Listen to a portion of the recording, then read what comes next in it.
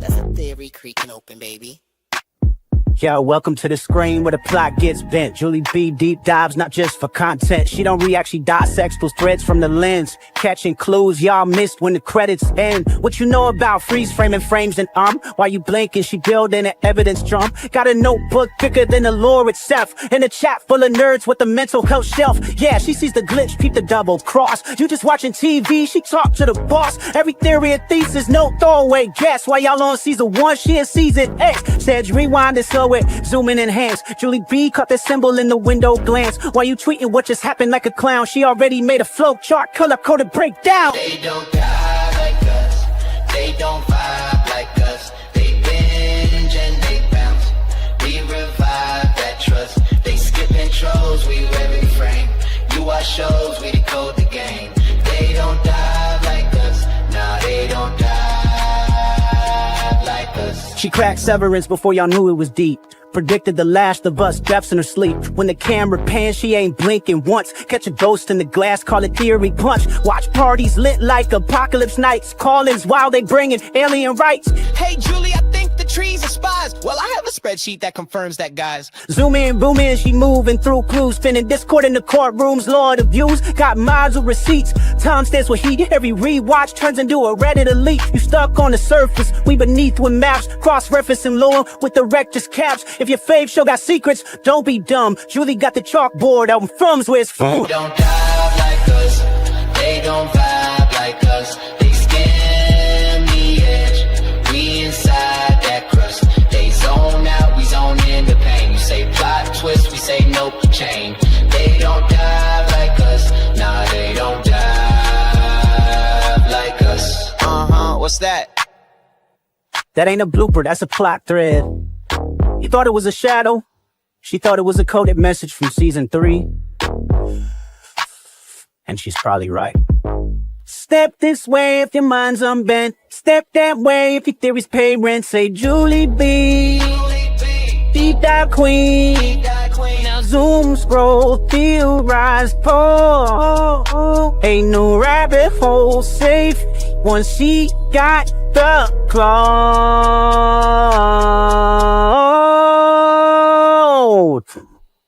They don't die like us.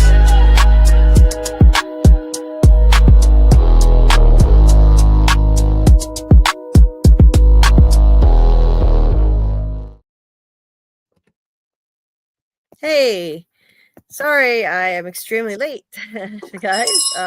Hey, Scarlett. I'm awake. You're awake. There you What go. about the rabbits? What about that platypus? What? What? I was having the strangest dream. Platypus and rabbits. What? And you were in it, and you were in it. And Doug Hughes was in it. Doug Hughes was in it. Oh man, that's funny. All right. So we are live for FROMacademy. I'm sorry about the lateness. I swear my streams are not going to continue starting at 1 a.m. all the time. Next week I'm going to get back on track. But yeah, nice to see everybody. We're going to be diving into the nightmare creatures, aka the monsters, tonight. And Doc should be joining us anytime now. I hope I remember to send him the link. Yeah, I sent him the link. Okay. So Scarlett, were you just sleeping? Did you just wake up? No, I was watching my boyfriend play a really interesting card game on Sony. I can't remember the name of it, but it's kind of crazy. It has all these different poker cards, and you can make different hands. You get some tarot cards going. They all have a theme. Like they have like pictures and the royal cards of characters from Stardew Valley and Fallout. And if anybody knows the name of this game, let me know. It starts with a B. Ends with an O. Okay. It looks really fun. I was just watching him play it, but I was playing a little bit of Blueprints because I got into Dare mode, and Blueprints is really hard. Oh, okay, yeah. Yeah, that's what I was doing while I was waiting. I'm bad at all games like that, but Really? I yeah. think you would be bad at blueprints. It's like a puzzle game where you draft rooms of a house. Oh, maybe maybe that I wouldn't be. That sounds interesting. Okay. Yeah. And there's a little story. Like there's little artifacts and little pictures and stuff that you read that tells a story. Okay. If cool. you ever played like Myst, I don't know if you played Myst. It's kind of like that where you kind of just explore and there's clues and things like a mystery, but there's no attacking. You don't battle anybody. Okay. No, I've never played anything like that actually, but that sounds like Yeah. fun. I think I'd enjoy it. And we've got Panda here joining us. So how are you doing? How are you doing? I'm doing fantastic. How are you guys? Doing great. Doing awesome. Now the platypus is left. Yeah. So Dieter is here and would like to call in. So I'm gonna add him while he still has the opportunity. So we've got Dieter here. Hello. Hi, Dieter. Can you hear me? Yep, I hear you fine. Hola, Mr. Sexy Voice. Yeah. But now it's double trouble for all the ladies. Yeah. How are you, Dieter? Not so good, actually. Oh, I'm sorry. I'm sorry to hear that. So, are you what day is? I don't even remember what day this is. Oh, you don't have work tomorrow, so that's good. I mean, today for you, at least you don't have work. That's a break. Yeah, it's Saturday. Yeah. Well, I hope you're able to do something fun with the kids, maybe. So what's up? What's up, Dieter? Oh, Doc is here. Let's add Doc too. Well, that'll be a real party here now. Yeah, it is a party. Party it up. Greetings, dear denizens of planet Dirt. Greetings. Hey, Doc. Sorry for the lateness, Doc. I apologize for that. No worries. Okay. So Dieter, what's on your mind here? What's up? So lately I've been dealing with a lot. You know that. Yeah. Things are slowly getting better mentally. Okay. I just need some time. I can't handle change very well. You probably noticed that yesterday. Yeah. At home. Things are getting better. I'm just very busy with the kids and all other stuff, the car and whatever. Right. And at work, it's also very hectic. So probably I'm going to need to spend a bit less time in your chat. That's all right. Yeah, but honestly, it breaks my heart because I really like you guys and spending time with you all. It's okay. I know. I know. I know. But you got to do what you got to do. You got a lot on your plate. It's okay. Yeah. I joke a lot, but yeah, behind the laughter, there's a lot of sadness and darkness also. So I have to say to you people, if you are struggling with your mental health, reach out, seek help. We all deserve kindness and happiness. Helping others makes me feel better, especially helping you, Julie. Every time I get a DM from you, it lights up my day. Yeah, I know it sounds strange, but it's true.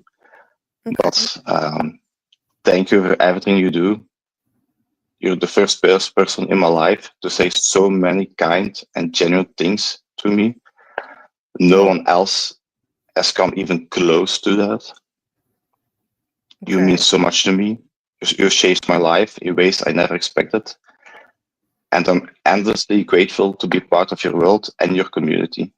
Because of you, I've met some truly amazing people, amazing friends.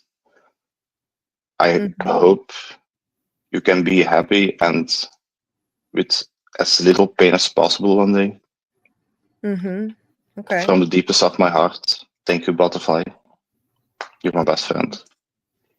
Oh, Dieter. I don't.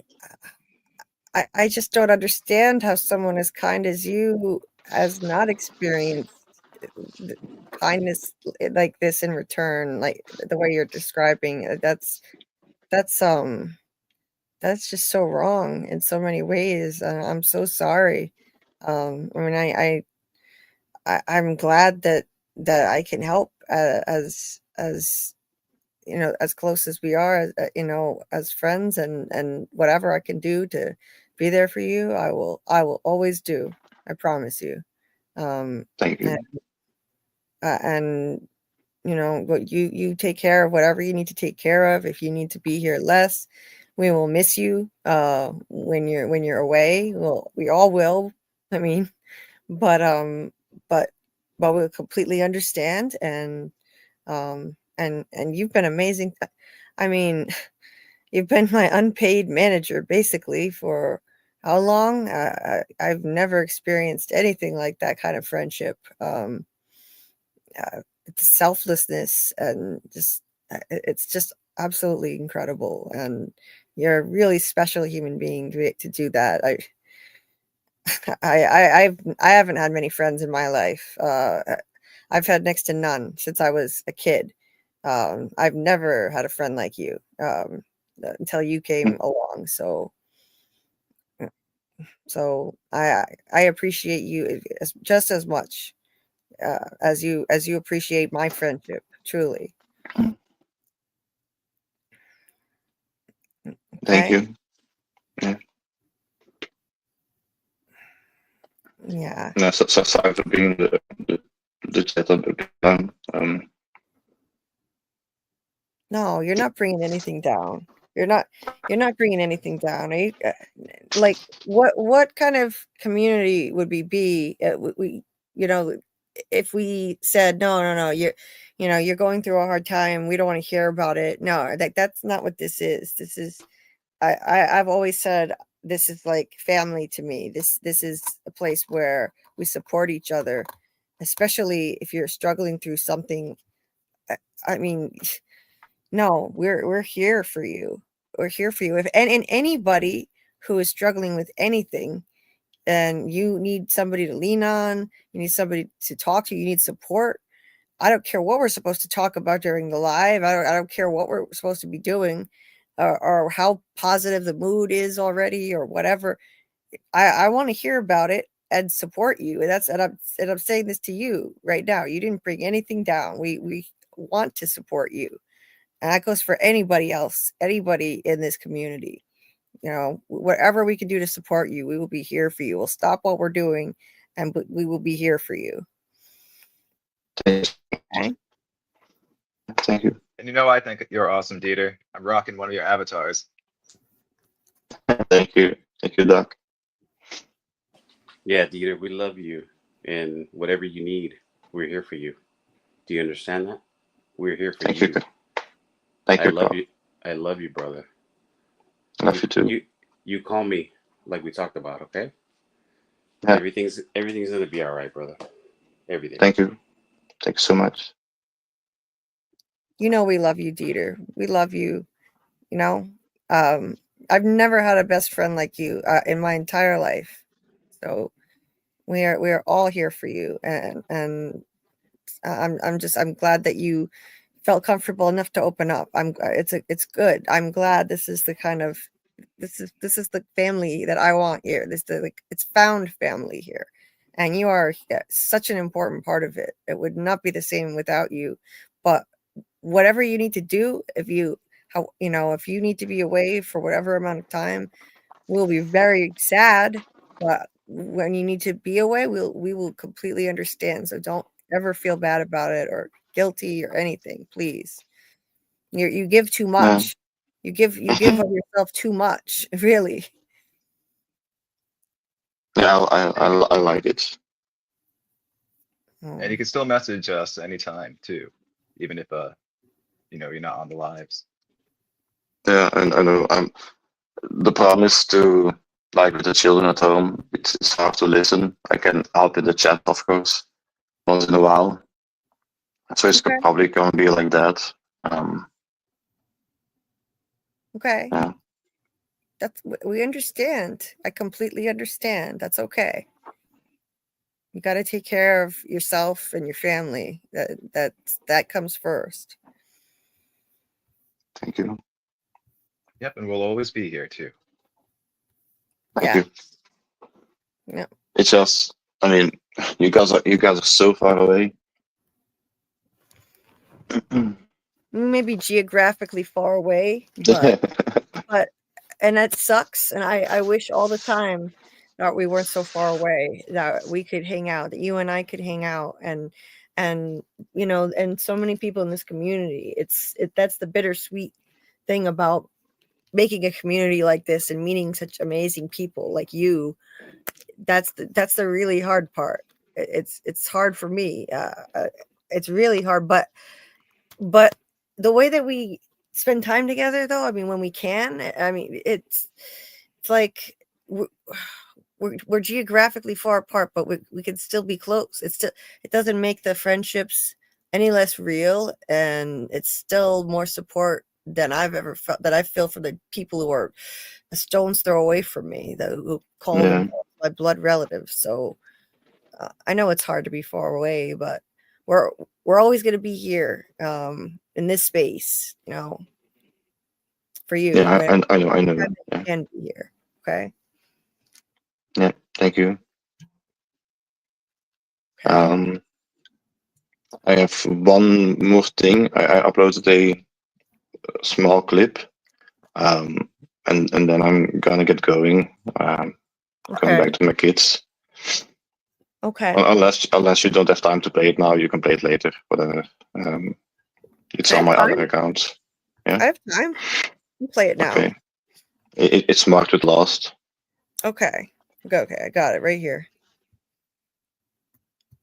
What's up? It's Mark Pellegrino, otherwise known as Jacob from Lost. I'm so happy to watch people discover a show for the first time, or rediscover a show even that has become so iconic, and you're discovering Jacob and Lost for the first time, and I can't do that anymore. So it's awesome that you can. It's right. You give somebody a great book, and you sort of are jealous of the fact that you can't read that book for the first time, and you get to go through the adventure of season 6 for the first time, and it's going to be a wild ride, man. I just wanted to let you know, maybe Jacob style, I'll give you a little piece of advice, because I understand you're in chronic pain, because Dieter told me so, and Dieter seems like a great friend to have. And when you're in chronic pain, there's really almost nothing better than a good emotional support system, especially if they can't find the root of the pain. They don't know what the heck is causing it. That's got to be totally frustrating. But you persist in following your purpose irrespective of that. And that is so heroic. Now, that doesn't necessarily help you deal with the pain. But I'm hoping that when you're in the middle of performing your purpose, you can forget a little bit about what you're experiencing on a 24/7 basis. Sometimes when I'm working really, really hard and really focused, I forget about things like chronic pain, because I've had issues with that myself, with my back, and I had a heart thing that I needed surgery for that plagued me for 7 years. I had Meniere's disease, so bad I thought I was disabled forever. That was a nightmare. I know what it's like to go through health nightmares. And all I can tell you is, not knowing what the diagnosis is, that what you are doing now, pursuing your purpose and keeping your eye on the prize, on your worldly happiness and the thing that gives you joy in the world, right? Making YouTubes for video and making YouTube videos, stuff like that. That's extremely important in keeping up your mental health, which you need, because chronic pain can drain you of your mental health and your desire to keep going. But I have confidence that they're going to find out what's going on. And I have confidence that you're going to find that an even better means of coping with this stuff. Right? So, Julie, I wish you the best. And I know I will see you at a convention. You're in Rhode Island. I got to get out there sometime. It's the only one of the only states I haven't been to, so I have to go. Right? It's the home of the free, the truly free, established by a guy who got kicked out of Massachusetts, right? Because he wanted to be free. Sounds like my kind of place. Anyway, Julie, you hang in there. You hang tough. You're doing great. And let me know if you need anything in the future. Peace.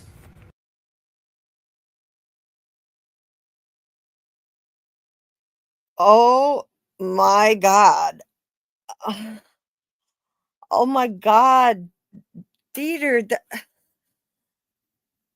that was incredible. That was absolutely beautiful. I wish you could see me. If I wasn't such a mess, I would have turned my camera on. I've been sitting here with my hand over my face, like in complete shock. I was not expecting that. Oh my God, that was incredible. I don't even know what to say. I mean, I'm discovering Lost for the first time, and I just got introduced to this character I've been dying to find out about for all of these episodes, and that he's freaking there on the screen talking to me and talking about my pain, and what an uplifting, beautiful, personal message that he had regarding my pain, and sharing his own struggles. And I mean, I- oh my God, that was just so lovely. I'm at a loss for words. I'm stuttering. I can't even begin to express how much I appreciate you, Dieter. That you are too kind. You really are. Like, you give so much of yourself. That was a beautiful thing to surprise me with. I especially now, you know, that just recently I had what is basically the last remaining test that I know of that I haven't had, Yeah. that once again came up with no answers as to what's causing my pain, and it's made me feel more hopeless than ever that I can find an answer. And so to hear a message like that from him now, the timing of it couldn't be more needed for me to hear that, when I've really been feeling completely hopeless about that. And I, I can't thank you enough for that, really. You're welcome, Julie. You're an amazing person. I just feel so lucky to have met you, and to have you in my life at all, in whatever capacity you can be in, with whatever time you have. If it's less because your family needs you, your work is stressful, I completely understand. I'm just so grateful for you. And I'm grateful for you. I mean, you guys are awesome. Oh, you're awesome. You're awesome. You're the GOAT. That's why you got the name. You got the title. Oh, wow. I'm in shock. I'm gonna have to watch that a few more times to even believe if that was real, what I'm looking at. I was wondering if Jacob was real on Lost, or if he was just some fake thing, and up until just like last week when I watched it. Oh my God. And it was magical actually seeing him on the show for the first time, and then to see him on my screen talking to me. And he knew how Rhode Island was founded too. It was founded by a guy. Wow. It was founded by Roger Williams, who got kicked out of Massachusetts because he was too tolerant of people and freedom. I'm very proud of the legacy of this state. We were basically like the home of the outcasts by the religious zealots who kicked them out of Massachusetts. Rhode Island took people in, formed our own community, the home of the truly free. He's damn right about that. That was amazing. Wow. Okay, I didn't know that. Yes, that's right. Oh, wow. I was born and raised here too. I'm very proud of that. Wow, Dieter, you're amazing. Incredible. Okay, Oh, I'm gonna get going. Back all to the right. kids. Okay. Hmm. All Um, right. Well, Thank you and enjoy FROMacademy. okay. Peter, I love you. Have a good night or good morning. Take care of Morning. yourself. Thank you. Bye, everyone. Bye, kid. We love you, Dieter. We love you. Have a Duke. Yes, Until we love later. you. We love you. Bye. Bye.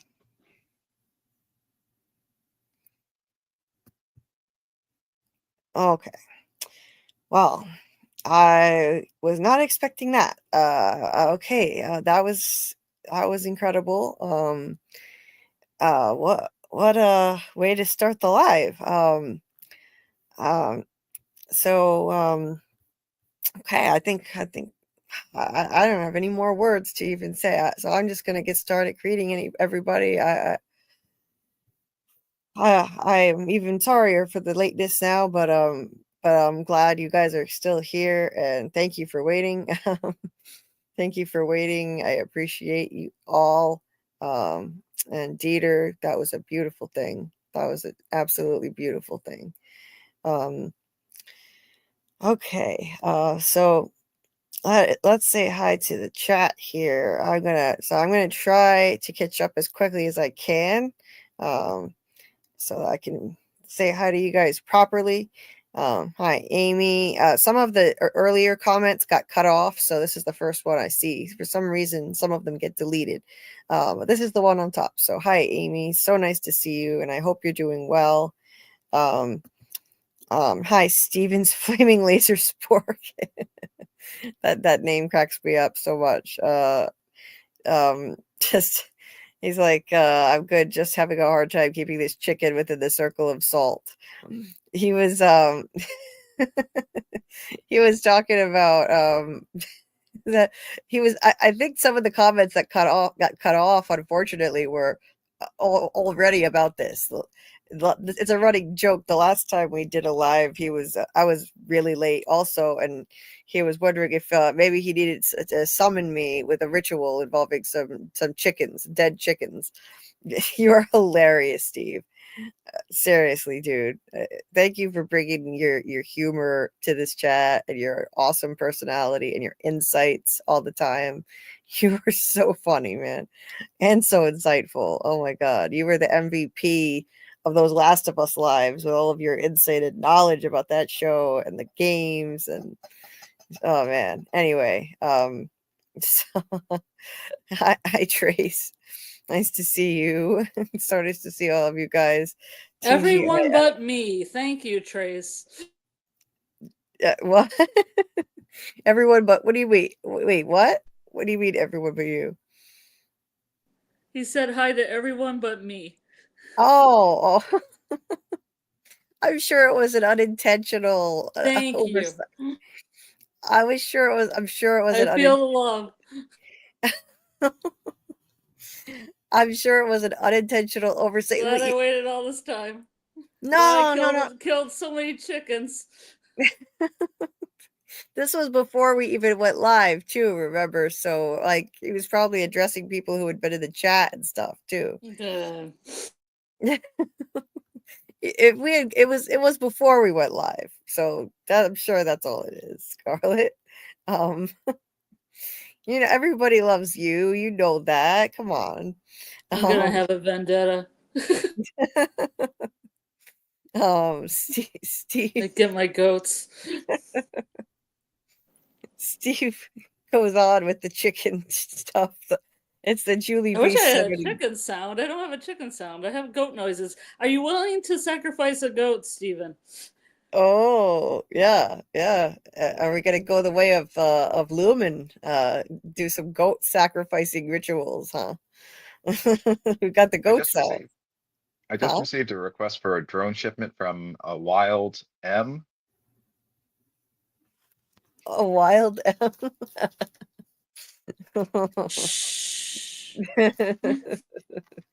Oh, we know who that is. Uh-oh. It's your alter ego. I was jerking your train, Therese. I'm sorry. We know. Bell for you. Let me get the goats.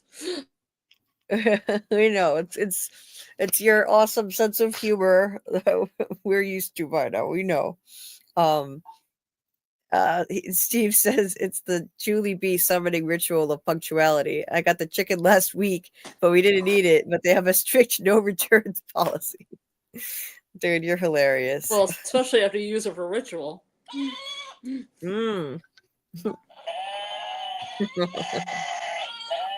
I think I'm getting requests. All the goats scream at the suggestion. Yeah. Yes. No. They want the chickens to go instead. I don't have a chicken. I don't have emergency chicken on here. I just got emergency goats. Yeah. Yeah, the goats got nervous. The goats got nervous. We don't want to sacrifice them instead. Amy's like hashtag free the chickens. Stevens was my father. You could call me Spork. Oh, okay. Oh, we'll call you. Okay.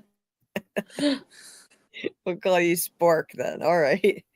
It's like, no, don't free the chickens. There's no refunds on this thing. Has no one been paying attention? Oh man, you're awesome. God, we love you, Steve. People released chickens in my school, my high school, on like the last day of class. Oh. Wait, are you? Yeah, people Are you- brought chickens to school and let them loose Why? in the building on the last day of class. Oh. my senior Doc, year. Are you serious? Because literally the same thing happened at my high school when I was a senior. I think it's a common prank. That's so funny. It didn't happen at mine, so now I'm confused to why. And I lived in the middle of the country, and you think there's some place that released chickens, it would have been my high school. But maybe people wanted to keep the chickens for eggs. Maybe. Those are good farming chickens. We're not wasting them. Yeah, sorry, no chickens in California, guys. Yeah. Yeah. Well, maybe it's a New England thing because Doc, did you grow up? It's a Rhode Island thing.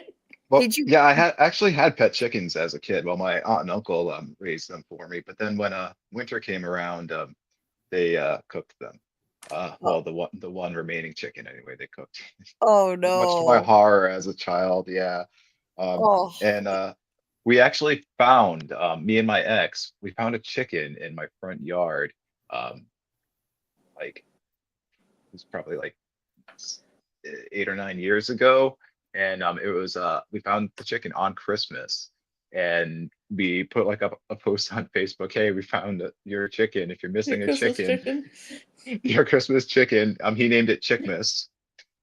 He wanted to keep it as a pet in the large dog crate. And I'm like, no, we're not keeping the chicken in the house. It's pooping on everything. He's like, but the animals like it. Your dog loves the chicken. I'm like, my dog loves every animal. My dog's weird. And so we found he had a relative that had a friend with a like farm, and the chicken went there. Okay. That's But, yeah. hilarious. We have a lot of Portuguese around here, so yeah, a lot of people raising chickens in the areas where they can. So you grew up there? Is that you grew up in Fall River or near there? Yeah. Yep. Okay. Born and raised here. Yeah. I was born and raised in Rhode Island, just one town over from where I am now. And yeah, at the last day of high school, some of the seniors, not me, I wasn't involved, but some of the seniors did release some chickens as a senior prank, and you know, did some other stupid shit like greased, like put a bunch of oil on the stairs near the third level. It's dangerous. Which is extremely dangerous, and a pregnant teacher almost fell on it. Jesus. That could have ended really badly, but the chickens were just funny. But were they Rhode Island Reds, Julie? I don't think so. No, but that is our state bird. Oh, it is. It's our state bird. Yes. The faculty was so not it's just state pride then. Yeah, but they all got banned from walking the stage for graduation. All of the people who did those pranks. Yeah, so, sure. right at the last minute too. Yeah, that's so funny that that happened at your school. I don't think they caught them at my school. Oh, okay. Lucky them. I remember seeing the chickens like in the hallway, like what the fuck? Yeah. I thought it was hilarious, but I wouldn't risk something like that. Are you kidding? I worked my Yeah. ass off for 4 Me years. too. I wouldn't risk getting at the last minute, not getting to walk that stage. Hell no. Yeah. Yeah, I didn't see it. One of the teachers was complaining about it in like one of the later classes of the day. Wow. They thought it was like really cruel to the chickens. Yeah. Probably stressed them out. Yeah, I would imagine. Jeez. At least it's not risking harming a pregnant woman though. Jesus. That could have ended tragically. Luckily she was okay, but I think she tripped and almost fell. Yeah. Don't try that at home, guys. Or don't encourage your kids not to do shit like that. I'm sure no one here is in high school. Encourage your kids not to kill your teachers. It's a or their it's a nice unborn rule child. of life to have. Or Being their a unborn teacher and all. Please don't try to kill me in any kind of way at school, please. Now the school's over. Yeah. Yes, For now. Protect teachers. Protect our teachers. My mom is a teacher. Yes. Samuel. Hi, Samuel. Lilo and Stitch is fitting to make 1 billion at the box office. Jesus. I never even watched the cartoon because it didn't look interesting to me. That's Is crazy. it out already? It was fine. I didn't know why they had to make live action versions of everything, but the cartoon was fine. I would say it was funnier than most. Yeah, I've never seen it. Just didn't look Alien interesting. jokes are funny. By I the have to time bring it my came fiance out, then. what I have to bring my fiance to see it then. He loves Stitch. Yeah. I've never I was already getting too old for those kind of movies when it came out, so it just didn't look that interesting, so I never watched it. But yeah, He is kind of Gremlin-esque, Stitch. Yeah, Yeah, I think he's very funny. I think I watched Lilo and Stitch for the first time actually with him about 5 years ago. I hadn't seen it until then, and and then afterwards I showed him Gremlins because he hadn't seen Gremlins, and he absolutely loved those movies. And then I showed him the Short Circuit movies after that, Oh yeah. which he also loved. yeah. Yeah, no Is Johnny disassemble, Five? Doc. No disassemble. Johnny Five is alive. Johnny Five is alive. Who's Johnny? They said. I'm a theme pepper. song. I'm a pepper. You're a pepper. Don't you want to be a Dr. Pepper? I'm a 7-Up Tropical right now. That's what I'm drinking. 7-Up Zero Sugar Tropical. Yeah, Julie, that what I just said was in the movie. Have you seen Short Circuit or not? What is it called? Short Circuit? I'm assuming not. No. It's about the robot Johnny Five. Okay. He Yeah. becomes alive. And Yeah, yeah. Johnny Ali Five. Sheedy, if you like Ali Sheedy. Yeah, Johnny Five is in fact alive in that movie. Oh, okay. Okay. Yeah. Not It's a surprisingly. I've never cute seen it. robot movie. If you like cute robot movies. I like cute robots. I liked the CGI animated movie Robots with Robin Williams as one of the voices. That was good. So yeah. What's it called? Short Circuit? I'll have to watch that. Yep, Short Circuit. And the second one is kind of better than the first. Okay. That was Doc just said some blasphemy, but I'll let it go. And I don't think that they could like get away with the same style of humor that they use in those movies nowadays. What, Fisher though, 'cause, Stevens? Is this the Fisher Stevens thing you're going to be talking about? I don't know. It was like a little bit like the humor was a little bit racist, but it was like the Fisher Stevens thing. but it was lighthearted and still kind of funny. Yeah, It was really funny. It was kind of a lot racist. You got no. you got a Jewish guy playing Indian guy. Sounded like, Apu from Yeah. the Fisher Quickie Mart. Stevens, yeah. Oh, I didn't even realize that it was a Jewish guy playing him. Yeah, Fisher Stevens. I keep saying it. Hey, Scarlett, it was that probably is by the great way. as hour. Yeah, Scarlett. By the way, it was Fisher Stevens who played that role. Oh, thanks. Appreciate it.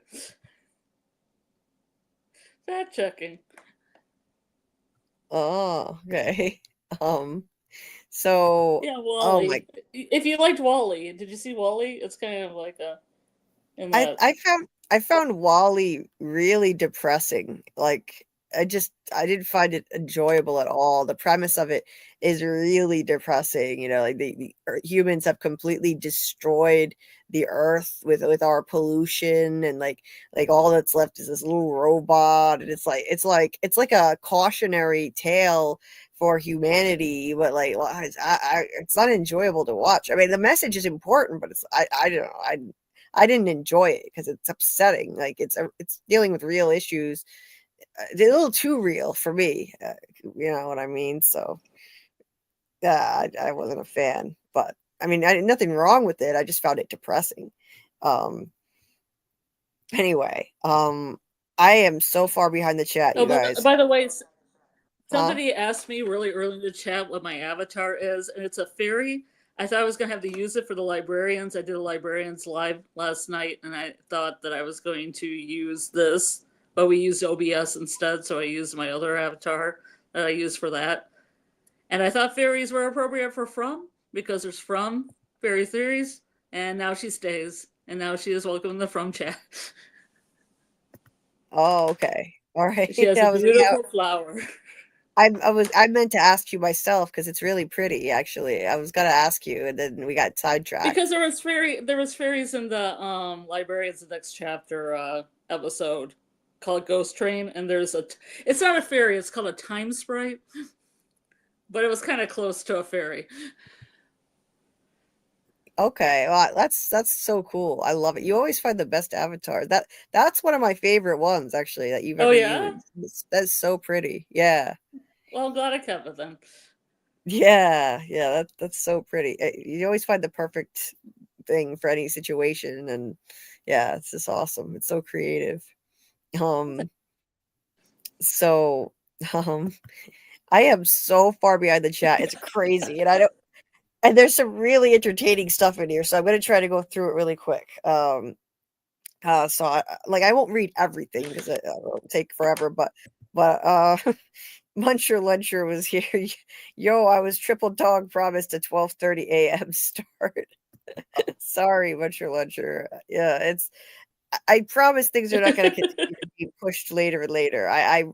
I'm trying to fix as a matter of fact, I think I might make some progress with part of it has been my sleep schedule has been really messed up, worse than ever, and I think I might make some progress with it with tomorrow because I got next to no sleep. I got like maybe 4 hours of sleep yesterday, so I'm gonna be more tired to go to sleep sooner. So that will push everything sooner, including the live times. That ripple effect of everything being dragged out will improve.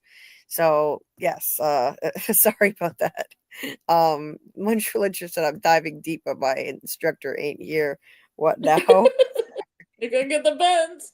Watch out. Watch out. Watch out. Smiley peach emoji or what, Dieter? Dieter said his naked bloody ass. Oh. From After Dark already. Because on the thumbnail for this live, I thought, oh man, I gotta have the best image ever of Smiley transforming into a monster, which was when, in my opinion, when Boyd, supposedly killed him.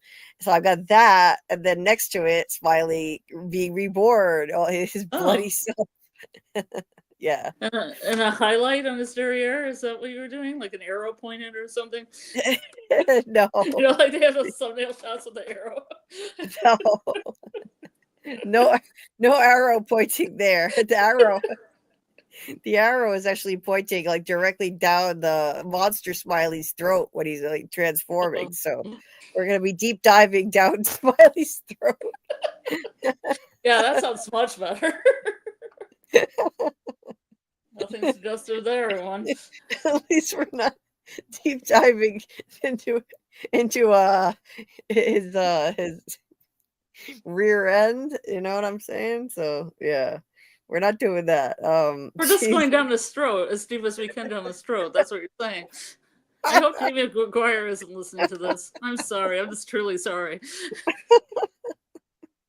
As one ginger to another, I'm truly sorry. my god. Oh, the imagery. God. That's hilarious. Oh my god. Anyway. Oh, and I know Dieter, the worst thing is for Dieter, if he hears this, he has like this perfect like visual imagery in his head. Like if you say something, he can see it in perfect like like he'll see it in his mind, like vivid technicolor, So sorry, Dieter, if you hear this for the imagery. Mantra Ledger said, again, this is quite strange. Julie is always punctual with her live streams.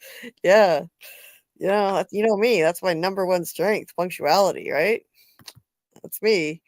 Always on time. Spork said we should have used the sacrificial chicken. I missed Doug Hughes. I am gonna have Doug to. came and went. I'm gonna have to send Doug a message because I forgot to. I was actually going to send him a link just in case he wanted to pop on and say hi, but I didn't think he'd want to pop on as late as 12:30 a.m. I sent him a message saying, in fact, I sent him a message saying, I'm sorry, I had to move the live from 11:30 to 12:30, and I said, I'm sure that's going to be too late for you. I'm sorry about that. I really hope you can join us next week, and that's it. So if he messaged me back after that, I didn't see it, so sorry, Doug, about that. Doug, who's already sleeping by now, I'm sure. But yeah, I'll be in touch with him and let him know.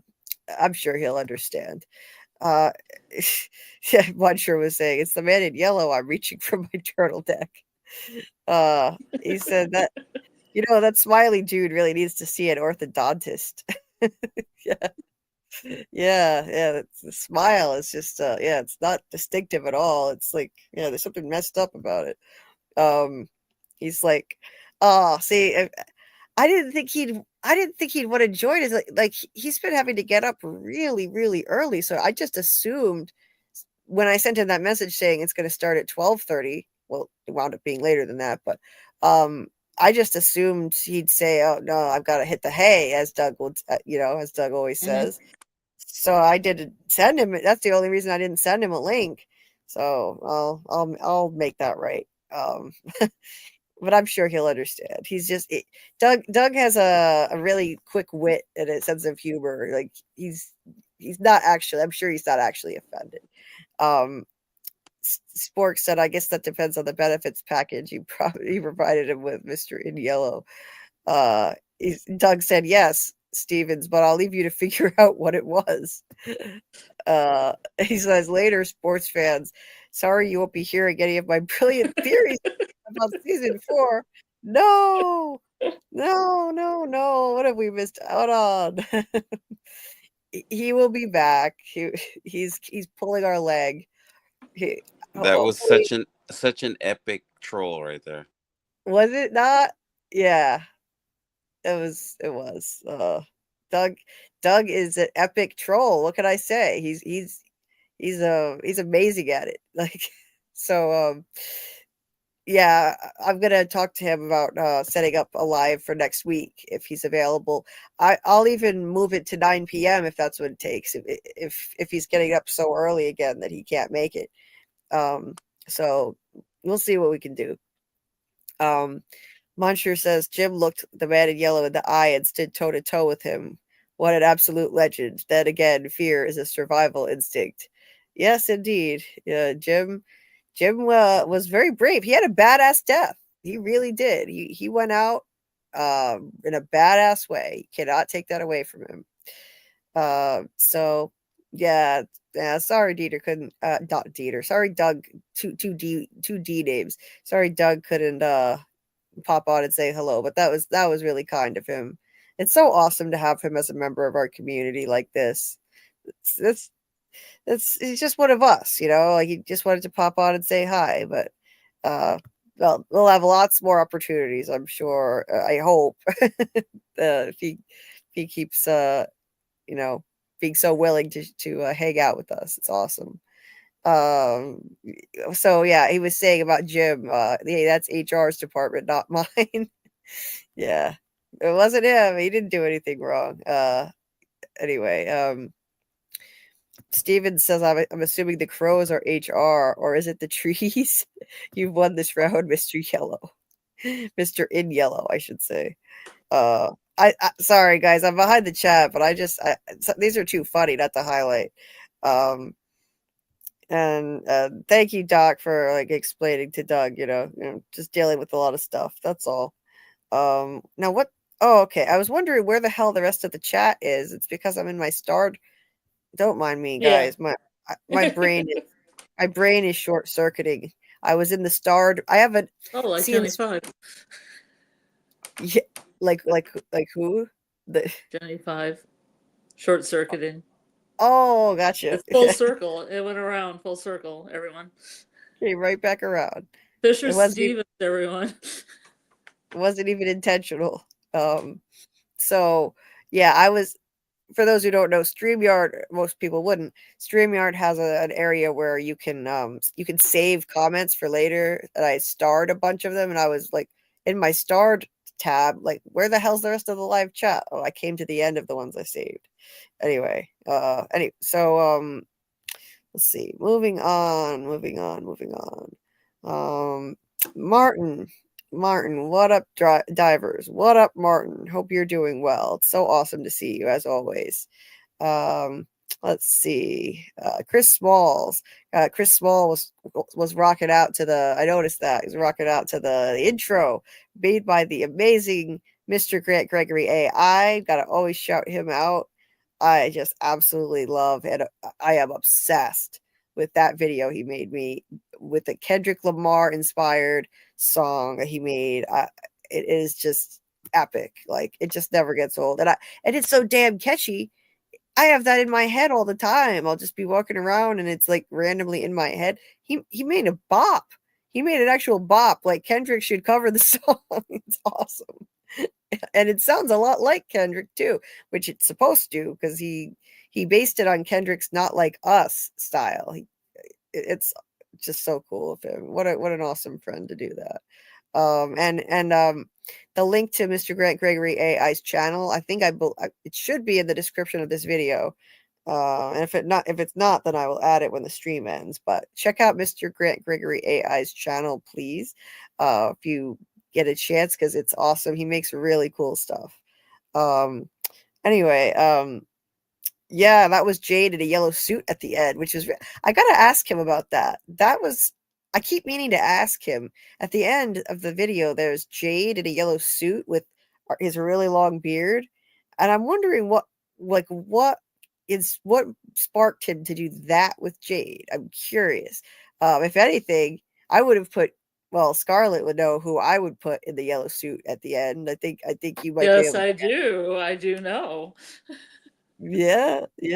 Certain little creep. It might take some aging, maybe a little bit of computer trickery. Uh-huh. Or it might be funny with just his normal head on top of his suit, but with a Dolores. that would be hilarious. Much better. That'd be so much better. Just Ethan's little head on top of the suit. Yeah, Ethan in yellow. So Julie, you're saying that it wouldn't be Fisher Stevens in yellow? No. Wait, who is that? Who is Fisher Stevens? Wait, who's that? Fisher Stevens. Who is that?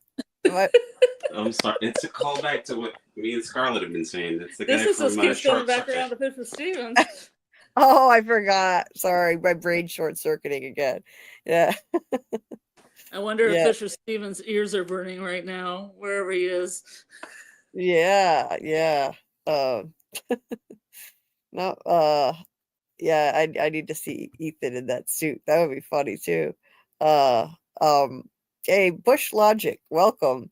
I don't know if I think I might have seen you in the chat maybe once before, but welcome. It's cool to see new names or newer names joining a live chat, at least on the way to work. That's cool. Caught me and Julie B live on my way to work. Well, that sucks. next time we'll be live earlier, so maybe you can catch more of it before work. But appreciate you joining. Appreciate you popping in the chat. Let's see. Hey, Bill Chill. What's up?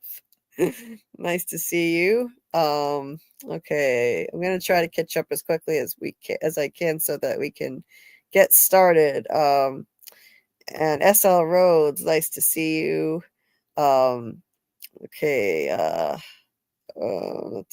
so we had lots of support for Dieter, which is just awesome. Lots of hugs and support. I saw this when it was happening too. So yeah, therapy works.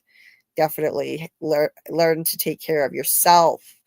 Dieter, yes, that is good advice. Dieter sometimes sometimes he always gives too much of himself. And if you don't help yourself, eventually you're not going to be any good for anybody else. If you're in a crashing plane, you put your oxygen mask on first before you put someone else's on. You've got to take care of you. So I hope that he practices more self-care, because it's really important for everybody to do that. Hi, Rose Jones. Nice to see you. Okay, just gonna scroll through. Real Cinema Therapy. Nice to see you, aka Lori. Expressing support, of course, for Dieter. And it's always great to see. It's great to see this family come together and support each other. This is all I wanted. This is mission accomplished for me, as far as I'm concerned. I wanted to create the kind of space that I never really had for myself. That supportive people have each other's back like this. This is just amazing to see. So many kind, compassionate people here. Like Michael. Michael here is another one. Of course, Carl is in the chat here, and Bill Chill, Commune, Fellowship. So that's interesting. Words for, yeah, you've been putting some interesting things in the chat here lately. Words for growing beyond the ego. Yeah, like there's a lot of this psychological stuff that you could apply to From, like the id ego, the super ego. David Agile is really into that analysis too. That I find that fascinating. So yeah, ain't got nothing if you ain't got your health. That's right, Michael. Mental health, etc. So take care and do what you need to do. We'll be here when you get back. Absolutely. I second that 100%. And Kelly, yes. Take care of yourself. And he may not be, I don't know if he's still able to listen right now, but he'll, I know he'll catch the replay when he can. So yeah, what lies in the shadow of the statue? That line is driving me nuts. Don't tell me, guys in the chat, though. I'm watching Lost season 6 for the first time, so please don't tell me. I want to be surprised as to what the hell that means. And I'm very much enjoying it. And this weekend, I'm gonna watch some more Lost during one of the watch parties in the Discord. So yeah, I'm really enjoying that. And it might be Fisher Stevens. I mean, you never know. yeah. Did you know he was married to Michelle Pfeiffer? I mean, wow. Really? Amazing. He's also in a lot of Wes Anderson films. I forgot to put that little factoid in there. Interesting. Yeah. Okay. And everybody in the chat was just amazed, of course, by that extremely generous thing that he did for me, getting me that beautiful cameo. I see all of that. That's beautiful. Trace says, I'm grateful for Julie and Dieter. Oh, you're so sweet. You're such a sweet, kind person. We're grateful for you being a part of this community. All of you guys, every single one of you, just amazing people. Hi, Ms. Crafty Capricorn. Hi, Shadow Skulk. Hope you're doing all right. And Dieter, I think this was when Dieter hopped off. Said again, thank you guys. Sorry for the hold up. Gonna spend time with the kids. I'll hop in once in a while. Thank you for all the kind words. You guys are awesome. Well, goes without saying how awesome you are, Dieter. You hear this on the replay. We all love you. We're all here for you anytime. Now, so Jacob got more expensive. So the guy who played Jacob, Mark Pellegrino, got more expensive after the one he got. Good timing then. The price actually just went up after. So now it's starting from $50. There's the link if anybody wants to get a cameo, a personalized cameo for you or for somebody else. So anyway, yeah, Trace did say sorry, Scarlett. That was before the live started. Yeah, Hi. but how about hugs in the chat for me? Hugs in the chat for me. Hugs in the chat for me. And also this. Yes, hugs in the chat for you. Thanks, Carl. And Bill sent hugs too.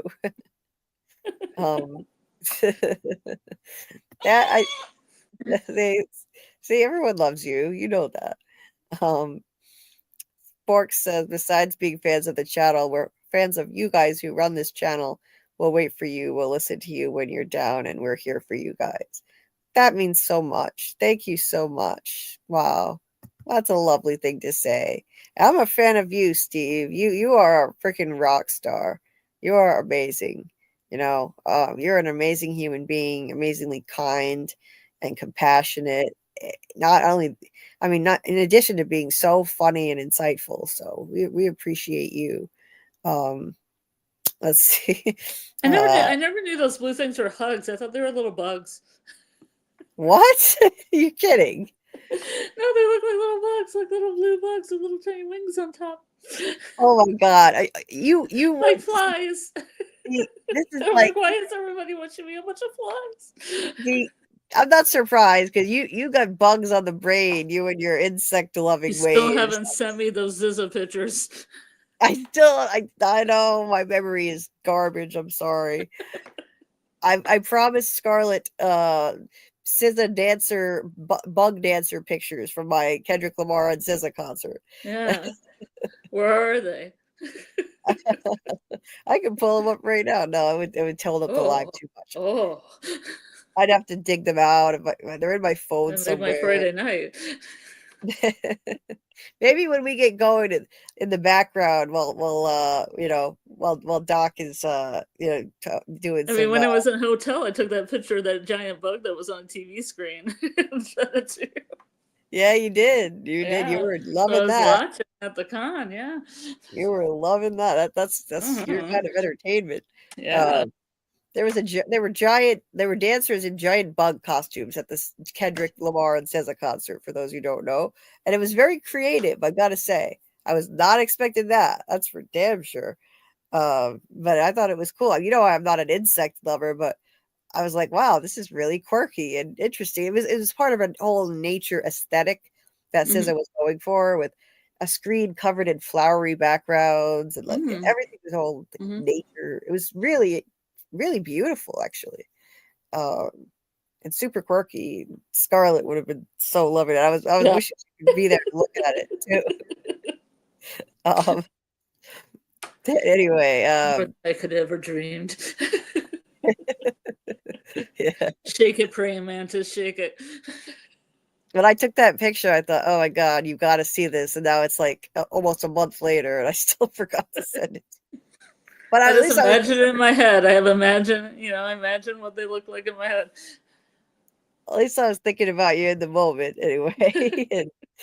And Steve says, depending on the situation, different sacrifices work for different things. Oh no, sacrificing a goat only brings more goats.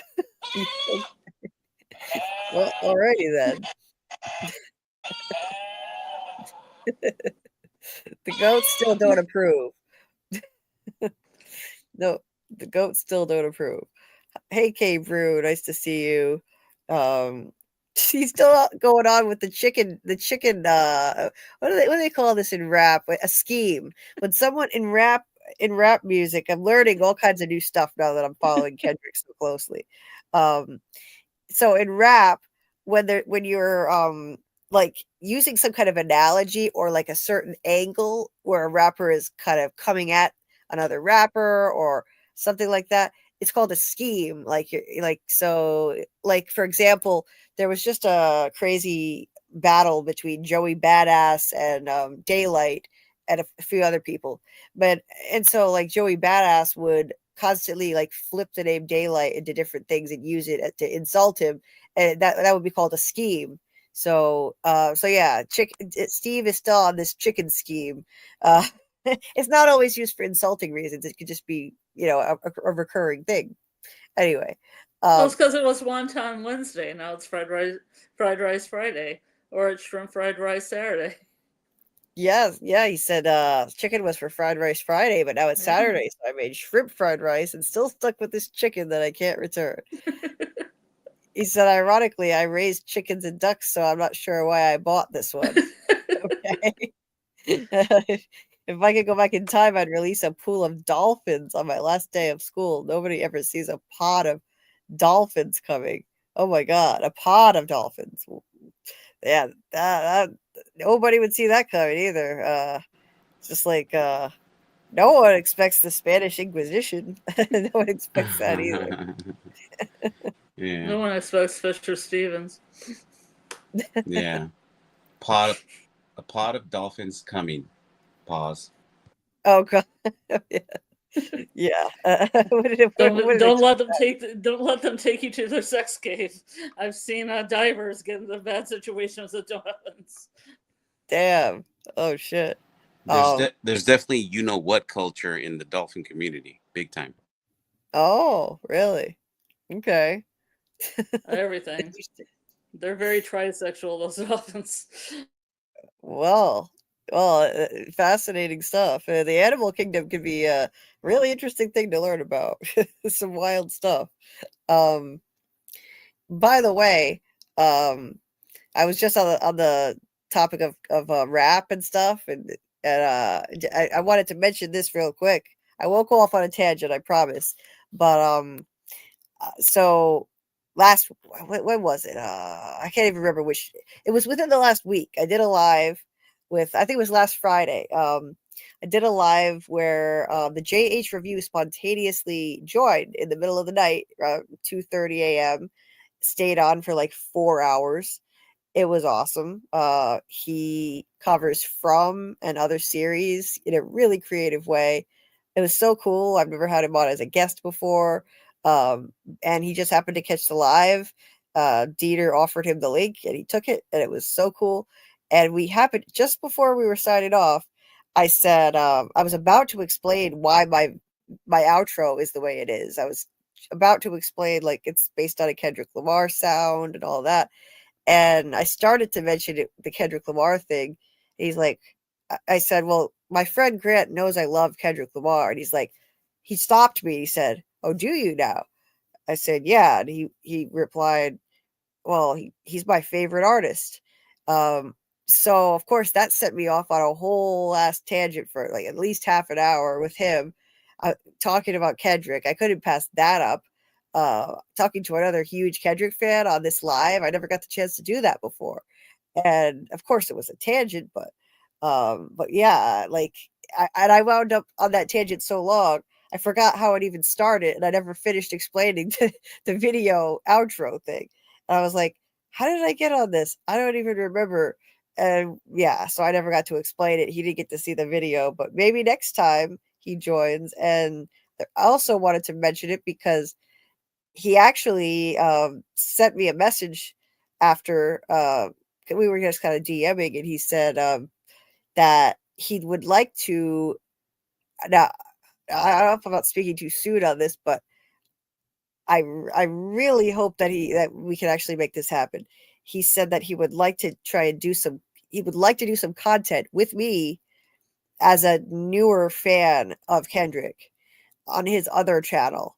He has another channel because it's important for the health of your channel to stick to one topic. He has another channel where he covers rap and stuff like Kendrick, and he actually suggested we do some content. So I'm kind of freaking out over that because I would love to do that, and I think Dieter would. Dieter, if you're listening later, I'm sure you're thrilled because Dieter's been trying to get me to do Kendrick content for like months. And I said, look, I want to, but I'm too inexperienced. I'm a new fan. I don't have enough knowledge to speak on that by myself yet. I wish I could, but I can't. And it would be bad for the health of the channel. The algorithm would not recognize me for shows possibly if I start doing a bunch of rap content too. That's why the JH Review has a separate channel. And so I really hope we can make that happen, because I would just love to do that. And I just need someone who's knowledgeable about it. I can't do it by myself. And he's been a fan of his for probably ages, since the beginning. So yeah, I'll keep you guys posted on how that progresses. But I'm really psyched about that. And I know there are a bunch of rap fans in this community, including Kendrick fans. So I just wanted to mention it. But I'm not going to go on a tangent anymore. Let's keep it moving. Let's keep it moving. Samuel's DJ Deep Dives coming soon. DJ Deep Dive. Yeah, maybe. Yeah, let's hope. Let's hope we can make it work. I wrote him. I immediately wrote him a response like, "Oh my God, I would love that." But then my absent-minded, scatterbrained self wrote the message, like, which is like 3 paragraphs long, and forgot to hit send. So that was yesterday, and then so I didn't respond for a day, but I think that's okay. It's not like I made him wait forever. It's only a day. I'm just chomping at the bit to have someone to talk to about Kendrick on a live, or a video, or whatever the hell he wants to do. I'll do whatever. Anyway, Samuel says, people pulled fire alarms at my school. Yeah, that's really bad. Like, that's, some person did it 3 times in one day. And yeah, that's terrible too. Oops, I already highlighted that one. Ms. Crafty Capricorn says, I was blown away when I saw a chicken hop a fence, run across the street, hopped another fence, and went into the coop. Oh my God, that's an athletic chicken. Well, impressive. Oh, speaking of rap fans, Alex was here. Alex is from the Koala T Reacts community. Oh, that's so sweet. She is a lovely, lovely person, one of many in that community who's embraced me. I just dropped in there last month for the first time, or maybe the end of April, and Koala T Reacts has been so supportive of me and my channel. And even though my channel has nothing to do with rap, he puts my channel up on screen, and I got a bunch of new subs because of him. And people from his community, even if they don't watch the shows I'm covering, they'll just drop comments in my chat, in my live stream chat on a regular basis, because they know that helps me with the algorithm. They're just such wonderful human beings. Wow. God, I'm so fortunate to be surrounded by such amazing, kind people in this community, on this panel, in Koala's community. It's just changed my whole life, honestly. My God. Amazing. Anyway, let me see. Let me see if I can catch up quickly so we can get started. Sorry, my StreamYard's lagging a little bit. So let's see. I'm gonna have to skip over some stuff, but I'm sure you guys understand that. Let's see. What? Oh, Martin said about Wally getting there. Just need smart shares to come out in a permanent pandemic. Oh shit, it could happen. It could happen. Yeah, that's a scary world that I don't want to have to contemplate. I never want to watch that movie again. I like to comment that I, like, for a long time when I lived in Scotland, ate a lot of Weetabix, and I really like it a lot.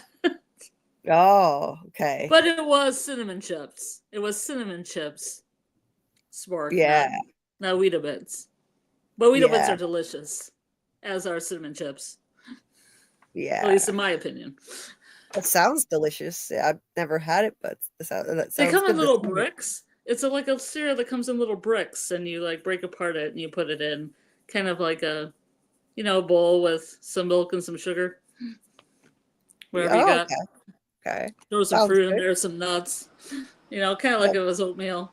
It's got a very non taste that you just add stuff to. Sounds good. Yeah, it sounds, anything that you say comes in a brick sounds delicious. Oh yeah. That's real. Well, I appetizing. almost bought a $60 tea brick when I was at the con from the tea sommelier, whatever the tea sommelier word is for tea, which I will get wrong. And he had these aged, like 10-year aged blocks of black tea, and they were delicious and they're smoky. And I'm gonna save up my pennies, so next time I go to TeslaCon in fall, I'll be buying one of these tea bricks for $60 because it's well worth it, and I'll probably make like 200 cups of tea, and it's delicious, and it's like smoke Pura, and it's great. Number okay. one. I just Okay. didn't have the money because I didn't know he had them, and I was like, I just don't have the cash on me right now.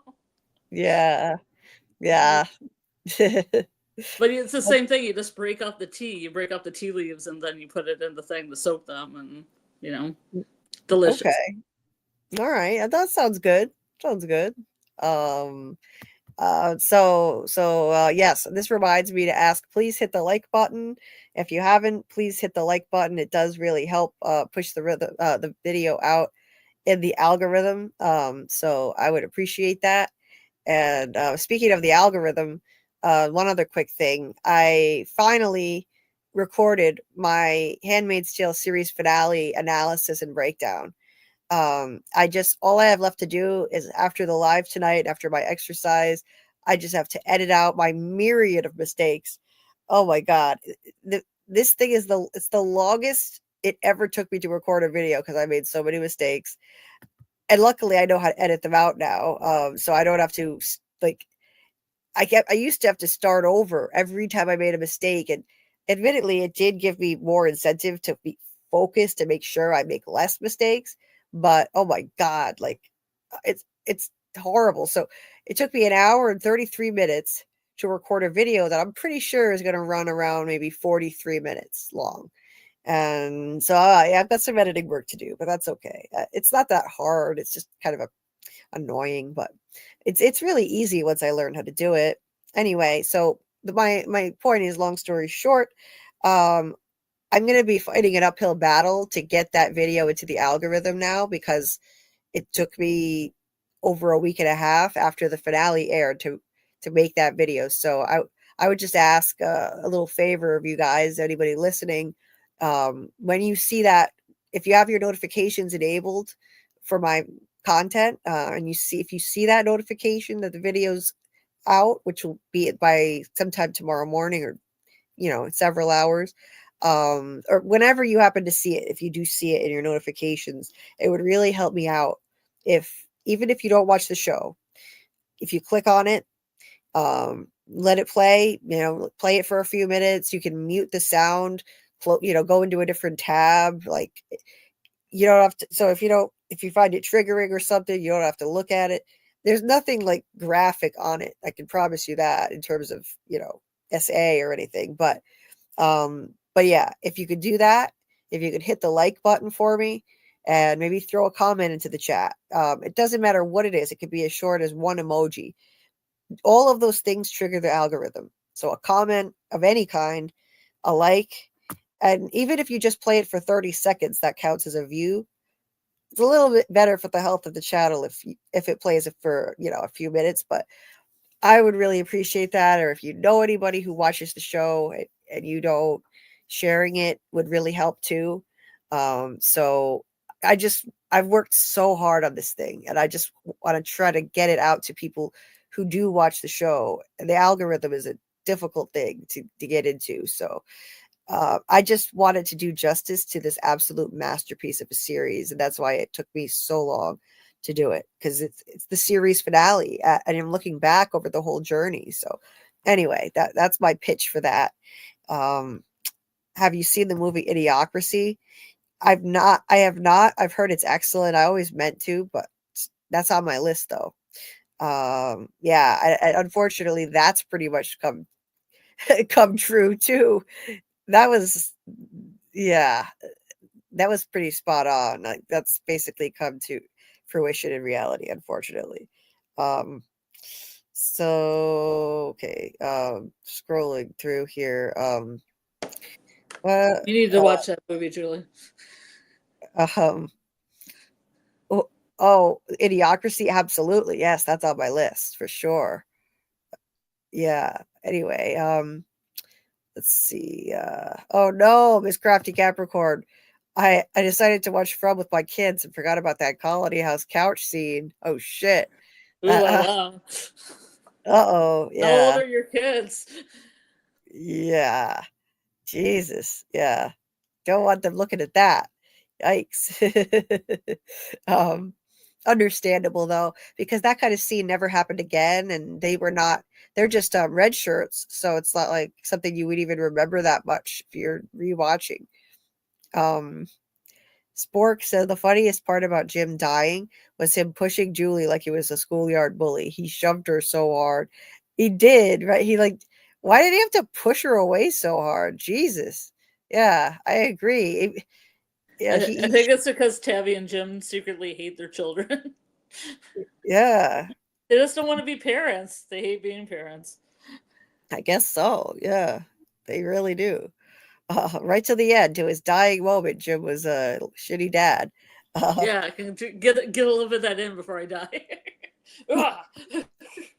I saw so many comments saying Jim died doing what he does best, being a shitty dad, being a lousy dad. That I'm was sorry. it. There's a Jim lover. I'm sorry. It's all in Yeah, good fun. it's Jesse, all it's in all good. in good fun. Yep, it's all in good fun. And also not listening, doing what he loves most, not listening to his kids. That's another one. Yeah. Sorry, Muncher Luncher. Um, Phil Chilson, 7 Degrees of Fisher Stevens. Hi, We David. could probably do it now. I know he's in all those Wes Anderson films. Yeah. Hi, David and Gilles. Nice to see you. Michael, what lies in the shadow of the statue? 6 pounds of sushi. Oh, okay. Yum. Maybe 6 pounds of sushi. Okay. I Let's told you I see. went to that sushi place when I was at the con that had it was a rotating sushi bar with everything on Oh, it rotated, like they had little like tracks that went around the restaurant and you could pick out like what sushi you wanted as it went past you. that sounds so fun. That's really cool.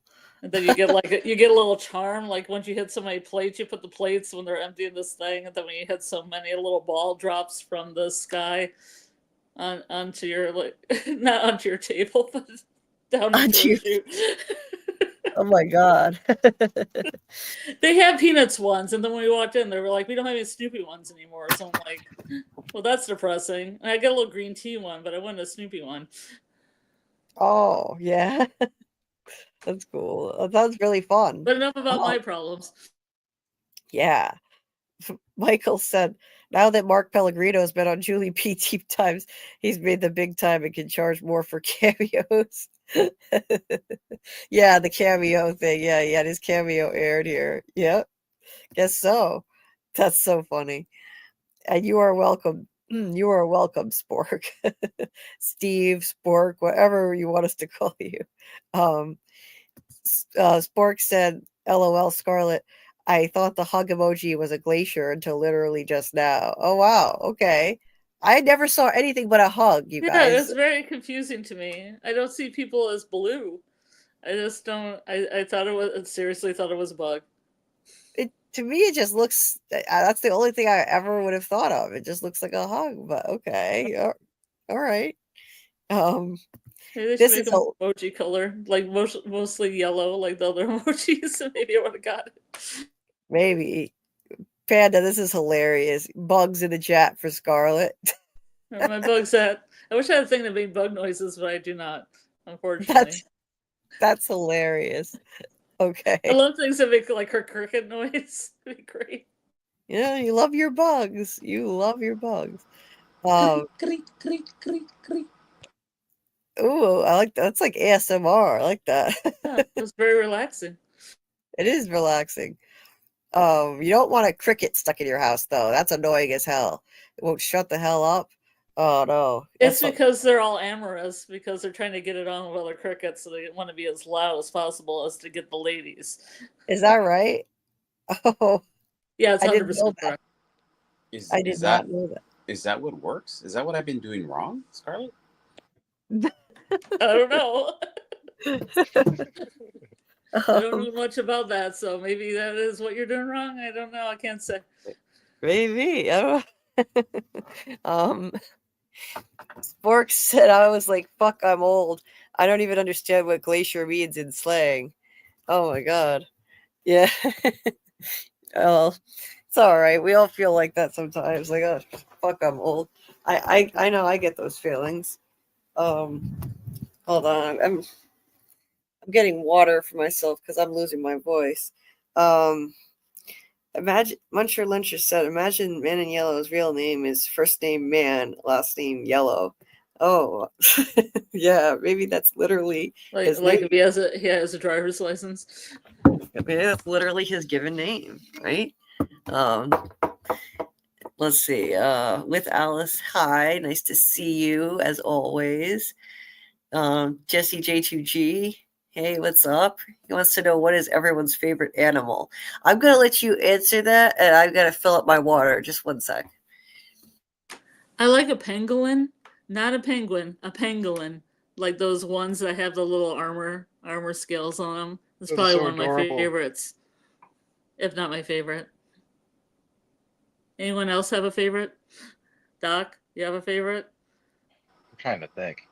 I like I'm- pandas Oh, because yeah, they pandas. don't, pandas, they don't give a fuck, as it were, because if you've got to as a zookeeper force them to procreate, right? Because they're like, Mhm. whatever, and Yeah. the female pandas, whatever. That's Mhm. pretty fucking cool. That's like, I'd like to be able to communicate with them. It's like, what's going through your mind, And they're like, yeah, we just don't give a fuck, They just like Is that to why you're eat. Panda Kalima? No, everybody calls me Panda because of, but it's actually Pan de Colima, which would be bread from Colima, because Oh. my grandfather, Ah. hello, delicious. My grandfather was a baker. He was very good, and in the city of Colima, Mexico, Colima. Mm-hmm. Get it. Yeah, that was the end. I don't know. That's So you just awesome. like to lay around eating bamboo all day and just be like, maybe I'll do it, maybe I won't. I don't know. You'll have to watch. Maybe China will come get me. I don't know. Because they have them at zoos, and then also like China says time for panda is over and they take their pandas back. Oh man. And they did Yeah, that they're San all. Diego Zoo. It's such a draw, and Anchorman even did something like a parody of like how important the pandas were. And one day China came back and said, time for pandas is over. We're taking the pandas back.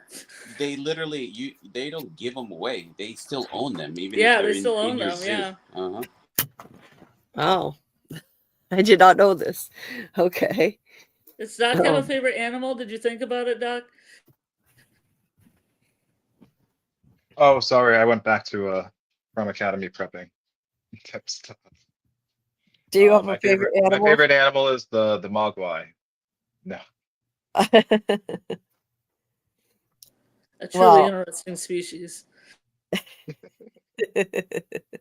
well, I would have to say, oh, God, it's really hard. Just I can't pick. Dogs and cats are equal to me. I can't pick, but it would be dogs and cats. There's just no way for me to choose. I love them both for different reasons.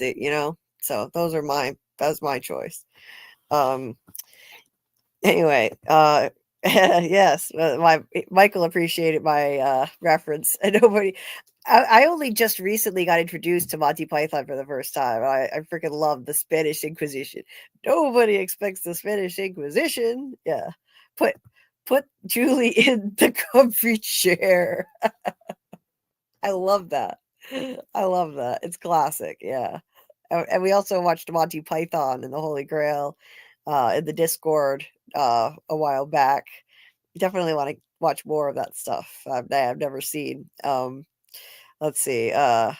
So, Jesse says a ferret would be the best pet to have. Oh no, ferrets smell bad. I didn't understand why some kid in my neighborhood had a ferret for a pet. It smelled awful. You can even smell it outside in fresh air. Ugh. Yeah, snakes also smell like oil. Yeah. Snakes Snakes and ferrets have that kind of really musky oil smell that permeates everything. Oh, yuck. That's weird. Yeah, ferrets are stinky. They're cute though. They are cute, indeed. So when I was talking about, Snakes are so cute. so when I was talking about, doing rap commentary, possibly collabing with JH Review, Jesse said start with J. Cole. Oh, I would love to do that. He and Drake, well, he basically stepped aside from the whole thing, and embarrassed himself. He'll never live that down. He dissed Kendrick, and then he deleted the thing really fast and apologized.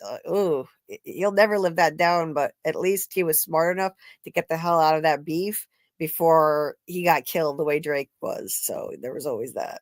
Anyway, Steve said, if Julie becomes DJ Deep Dive, can I be DJ Scratch and Sniff? What? Oh my god. Okay. Hey, our friend Real Cinema Therapy, aka Lori, dropped a new video for The Walking Dead, Dead City, Season 2, Episode 5. So you can check that out. She's awesome. She has such insightful psychological commentary on the shows that she does. She's done Severance and The Last of Us and Yellow Jackets too. So yeah, check her content out if you watch that. She also does lives with Sci-Fi Vision. I forget which night it is, but if she's in the chat, she can put that in the chat for Dead City right now. Sorry, I gotta take a drink. I am losing my voice for some reason. Just give me a second. I remembered my favorite animal. It's the koi wolf. It's the coyote wolf hybrid, well, coyote wolf and dog hybrid that has basically replaced all the coyotes locally. Oh, okay. Oh, Jeez. wow. A lot of like crossbreeding, no color lines in that community, huh? Yeah, they're pretty much specially adapted for urban life and like living around like cities and stuff and humans. Okay, cool. That's cool. Yeah, I apologize for my voice, guys, but I think it's gonna be stuck like this. I just I guzzled a whole bunch of water. It still doesn't sound any better. I'm losing my voice. What do you mean? It sounds very sultry. Well, thank you. It's I like it to sound a little smoother than this. It's just a little bit raspy or something. My Good my time for throat. you to sing us a jazz tune. Yes, a jazz tune, some kind of torch song. But what you should say right now is you should say, I'm not bad. I'm just drawn that way. I'm not what? I'm not. What is it? It's from Who Framed Roger Rabbit. And Jessica Rabbit, she says, I'm not bad. I'm just drawn that way. And she's all sultry and Oh yeah. Yeah. people in the chat will get that reference. Yeah, I'm not bad. I'm just drawn that way. Okay.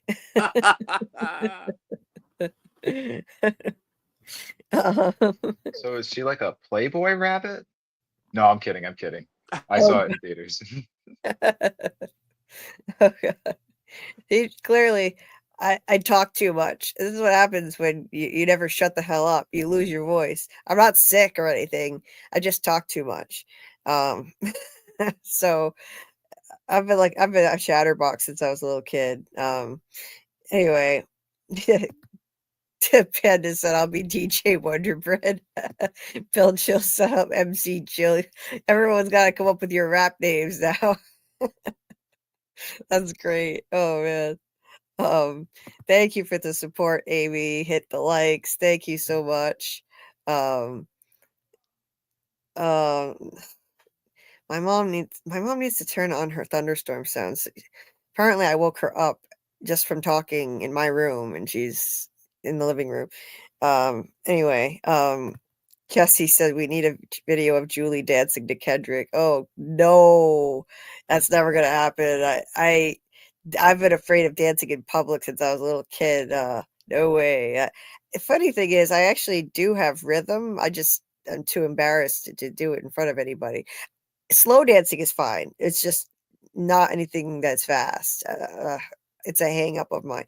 But I actually do have rhythm. I'm not like I wouldn't be clueless dancing to Kendrick. It's no, that's weird. Um I bet Grant can make it happen. yeah, maybe. Maybe you could. Thank you, Kelly. Looking forward to watching your Handmaid's Tale video. Thank you so much. I'm almost caught up with the chat. I really appreciate the support on that, Kelly. Thank you. Hey, Ryan. He said, "Hey there, Fromally. I have my girlfriend Elizabeth here with me in screen share." Hey, Elizabeth. Nice to see you. Welcome. That's awesome. That's so Hi, Ryan cool. and Elizabeth. Hey, yeah, awesome. Hello. Yeah. The more the merrier. Glad she could join. Bell Chill says, hashtag stop the Jim hate. I don't hate Jim. I don't hate Jim. I like to joke about it because it practically became a meme. And I do think that his parenting skills were lacking, but I actually have deep empathy for him. He was messed up like that because they just lost a baby 14 months before the show events. So I don't hate Jim. I don't hate Jim. I just like to make jokes. It's almost Father's Day and y'all still hating on Jim. Oh, I swear I didn't mean it. Really. Not me. I just, it's fun to joke about. Um anyway. Yeah, he said, yeah, you can call me Steve. I was joking with someone else in chat. Okay, good. I thought you're still Steve about calling me Spork. Um SpongeBob 2 eternities later. Maybe we can get to some theory now. JK. I know, you're just I know. Sorry, guys. You've got so much awesome stuff to say. It's your fault. I want to read as much of it as I can. I don't want to skip over it. Um, Man and yellow in driver's license. Love it, Bill. Yeah, that's probably just his given name. Let's see, Michael thinks chameleon. Yeah, chameleons are awesome as hell. Yeah, they can blend into their environment. That's so cool. But also think trash pandas are cute. Oh, Oh yeah, and possums. I love possums. Or opossums, sorry. oh Julie, you know what a trash panda is, right?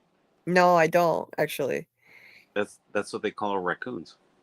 Oh, I love raccoons.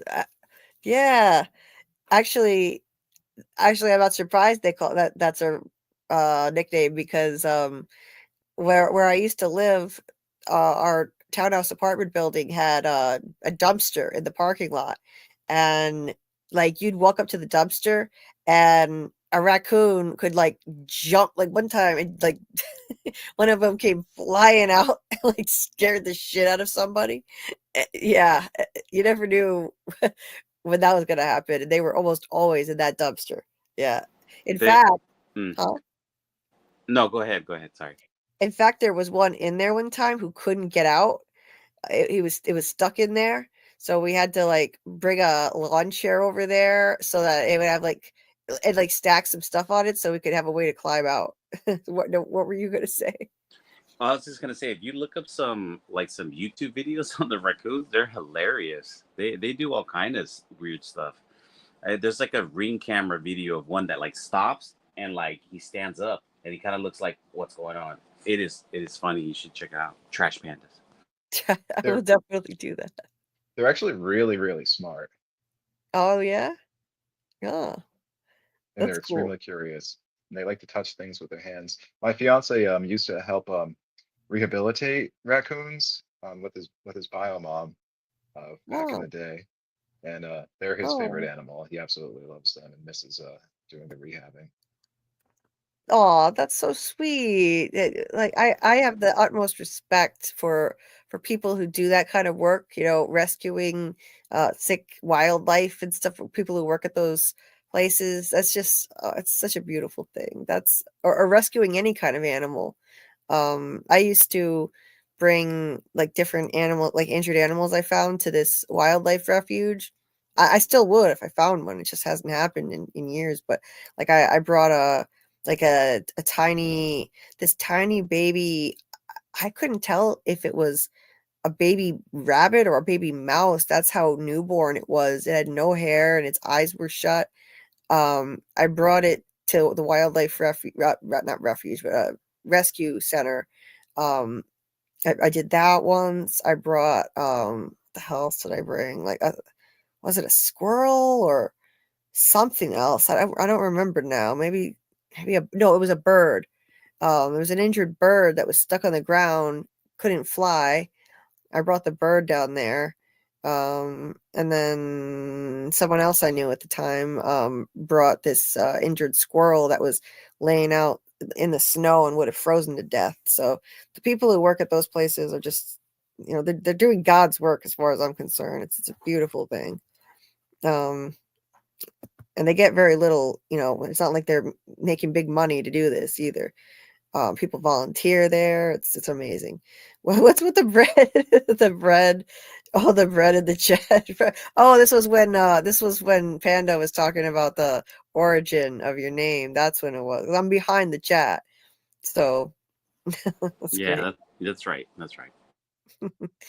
Nice, because I was still listening while I was getting the water. Okay. So yeah, dogs and cats living together, real end of the world stuff. Oh yes, they can coexist. Right now, we got a Chihuahua and 3 cats here, and the Chihuahua is on the bottom of the whole totem pole in terms of pecking order. He defers to all the cats, but it works. It's peaceful, relatively. Anyway, let's see. Yeah, please hit the like. Okay, I'm gonna scroll through a bit quicker now so we can get going. Hey there, Miss J's Reviews. Nice to see you. Please check out Miss J's Reviews channel, guys. She has an awesome channel herself covering TV shows, and so check out her channel. She's Mr. Grant Gregory's better half. We love Miss J. And Miss J, if you ever want to come back on as a guest, like you came on with Mr. Grant, you are always welcome. Just let us know. She said, I'd love it if he could come back, but only in a way that would make sense, like we see him during a time travel moment or something. Leah, like Jim. I think that's what you mean. Yes.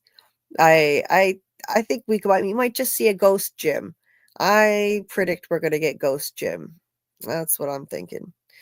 Yeah, Muncher said it somehow became cool to hate him. Seriously, give me one good reason. Well, I guess just because, he's always like, he and Tabitha are both always kind of like leaving the kids to their own devices, like dumping Ethan on Julie and it's stuff like that. And Jim hauled Victor out of the diner really violently, which was not necessary, in my opinion. All he did was give Ethan a picture he drew. Like, that was uncalled for. So, but I have empathy for the guy. And I told you why. I won't rehash that again. But I have empathy for him. So I don't hate him. Anyway, Amy's not a big fan of the Matthews. I've heard that about a lot about the mom and the dad. Yeah, Tabitha and Jim. I get you. All of the Matthews family seems to kind of suck. Bill Chill, yeah, I've heard some people don't like any of them, even little Ethan, but I think he's really cute. I like him. Julie accidentally brung home a baby badger. What? Oh, I'm almost caught up with you guys. Oh, maybe. Oh, you're talking about the thing I rescued. Yeah. Oh, Steve, you had a pet raccoon for years. They're like, what's so cute? They look like little bandits with like little black mask over their eyes. They're so cute. Its mom had died somehow. I think a predator, and I walked by, and there was one baby crying by it, and it followed me home. I had him for almost 8 years. That is so sweet. Oh, the poor thing. Oh, that's awesome that you got to take that in as a pet. You are so welcome, Miss J. You are so welcome. Oh, I'd love to come back on sometime. Yeah, let's talk about, like, if you want to come back on and talk some From, we can have you on and do that. I don't know if you watched Duster. I think you said you were going to check out Duster, but if you happen to like it enough that you want to talk about it, we're doing those lives on Mondays. But other than that, we've got 2 From lives every week. So let me see if I can find. I'm going to find the link to your channel and pop it in the chat here so people can subscribe. Let me see. So Michael, yeah, for a while there in later seasons, Jim was kind of a dick. He did kind of mellow out before the end. Yeah, he did. He made things right with his family, and he did. Yes, exactly. He flew off the handle a bit at Victor several times, etc. Yeah, and he also called him a freak and didn't want Julie to take Ethan to go see him, even after. Look, I understand that after Victor was out in the woods alone with Ethan, that looks really creepy and predatorish, but I think he proved himself when he saved Julie and Tabitha at the end of the season, pushing Julie through the tree, guiding Tabitha out of the cave, waiting days down there for her. So I feel like calling him a freak after that was wrong. Yeah. The raccoon was named Reginald Stink Whiskers the Third. That's amazing. Okay. That is amazing. Anyway, yeah, early on Jim was best, I think, at his best in season 1. I thought it was really smart how he wrote all those questions on the wall to try to figure out what was going on. That is brilliant. Everybody should have been doing that. Yeah, he was trying to figure out how to get out. Then he kind of gave up and stopped. Yeah, what happened is in season 2, he became paranoid as hell and linked up with Randall, which he shouldn't have done, instead of putting his head together with Tabitha. And in season 3, he was focused on trying to find Tabitha at first and deal with her disappearance. But after she came back, he was useless. All he did was just argue with her. Well, I take that back. Actually, I blame her for that argument they had where the monsters were yelling at them to shut the hell up, basically, because she got up and had a nightmare in the middle of the night. Jim got out of bed to comfort her, and she picked a fight with him. That was some bullshit. I would have loved that. I would have loved that, like, get out of bed in the middle of the night just to comfort me. I'm going to pick a fight with you. No, I was on his side. I get it, but like I've experienced that before too. Like I've done it myself, and my fiance's done it, but we understand. Like wake up from like a nightmare or something, like especially if it's about the other person, you might be a little like flustered at first and need, like in his case, a cigarette. Mm-hmm. I understand. Yeah, I get it. I think it's just a pattern, though, with Tabitha of not appreciating Jim and all of his efforts to look out for her and his family. And I just feel like I looked back and on the rewatch, I really could see like a pattern of that. It wasn't just that, but I hear you, Doc. Anyway. I think it's one of the reasons why I'm not really allowed to read too much H.P. Lovecraft anymore, especially before bed. Oh, no. Yeah, gives you nightmares. That's yeah, and it makes me really dark and irritable and moody. Okay. I can watch any horror thing, no matter how brutal or disturbing or whatever, and never have a single nightmare about it. I can watch I can watch slasher movies, whatever, right before I go to sleep. And I don't, that's not the kind of thing I have nightmares about. I have depressing nightmares about people I've lost. That's all. I'd rather have those crazy nightmares. Those were the kinds of nightmares I was having. It was all like real life type stuff nightmares. It wasn't like monsters. Mm-hmm. I think some of the worst nightmare that I experienced wasn't even mine. I was woken up by my ex-girlfriend beating me up for something I did in her dream. Now that's bad. Jesus. Oh my God. That's like something out of a sitcom. What the hell? I've literally seen that in a sitcom. That happened in I Love Lucy. Lucy dreamed that Ricky was cheating on her, and she woke up and started beating on him admittedly with a pillow, but still. It's like, what the hell? Yeah. Yeah, I would have took a pillow instead of what I got. That's really screwed up. What the hell? I'm sorry you had to deal with that. my fiance, when we started dating, I think it's because he had a traumatic experience a year or two before we started dating. Um, and but he would like punch and kick in his sleep. I remember one time he like, and he's like kind of like handicapped, mind you, not like fully, but he's got like a lot like severe pain issues in his body. They think it might be muscular dystrophy or some form of heads, EDS or something. But they're still trying to figure that out. But anyway, he like did this like jump flip thing on the bed and then punched the bed and then rolled over and went right back to sleep. Mm. I've been kicked in his and my sleep several times. Wow. But that stopped though, like a couple of years ago. Well, that's good. Yeah. That would be a problem for me. I'm sensitive. I can't be kicked in my sleep. With my pain and all. Shit. Yeah, you'd have to, with your partner, you have to create a protective barrier or something, huh? Make sure. Yeah. Yikes. Okay, almost caught up, guys. So yeah, Jim was a dick to Jade. Overall, I don't think he was that bad. Yeah, he was a dick to Jade, and Jade was a dick to him. And Jade was like, a pompous ass to Jim. So and yeah, Miss J, they gave Jim a redeeming arc just to kill him off.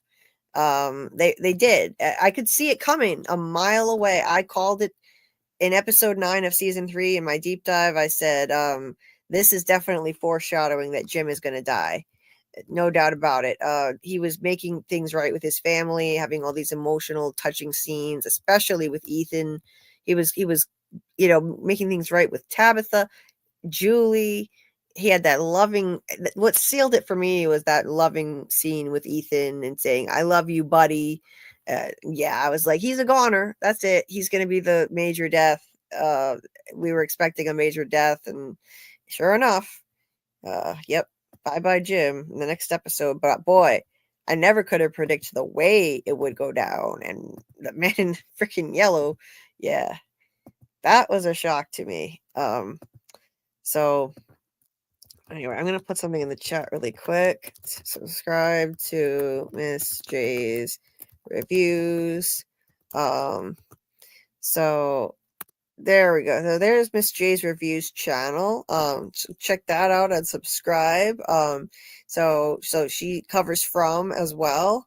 So definitely subscribe and support our lovely community member here.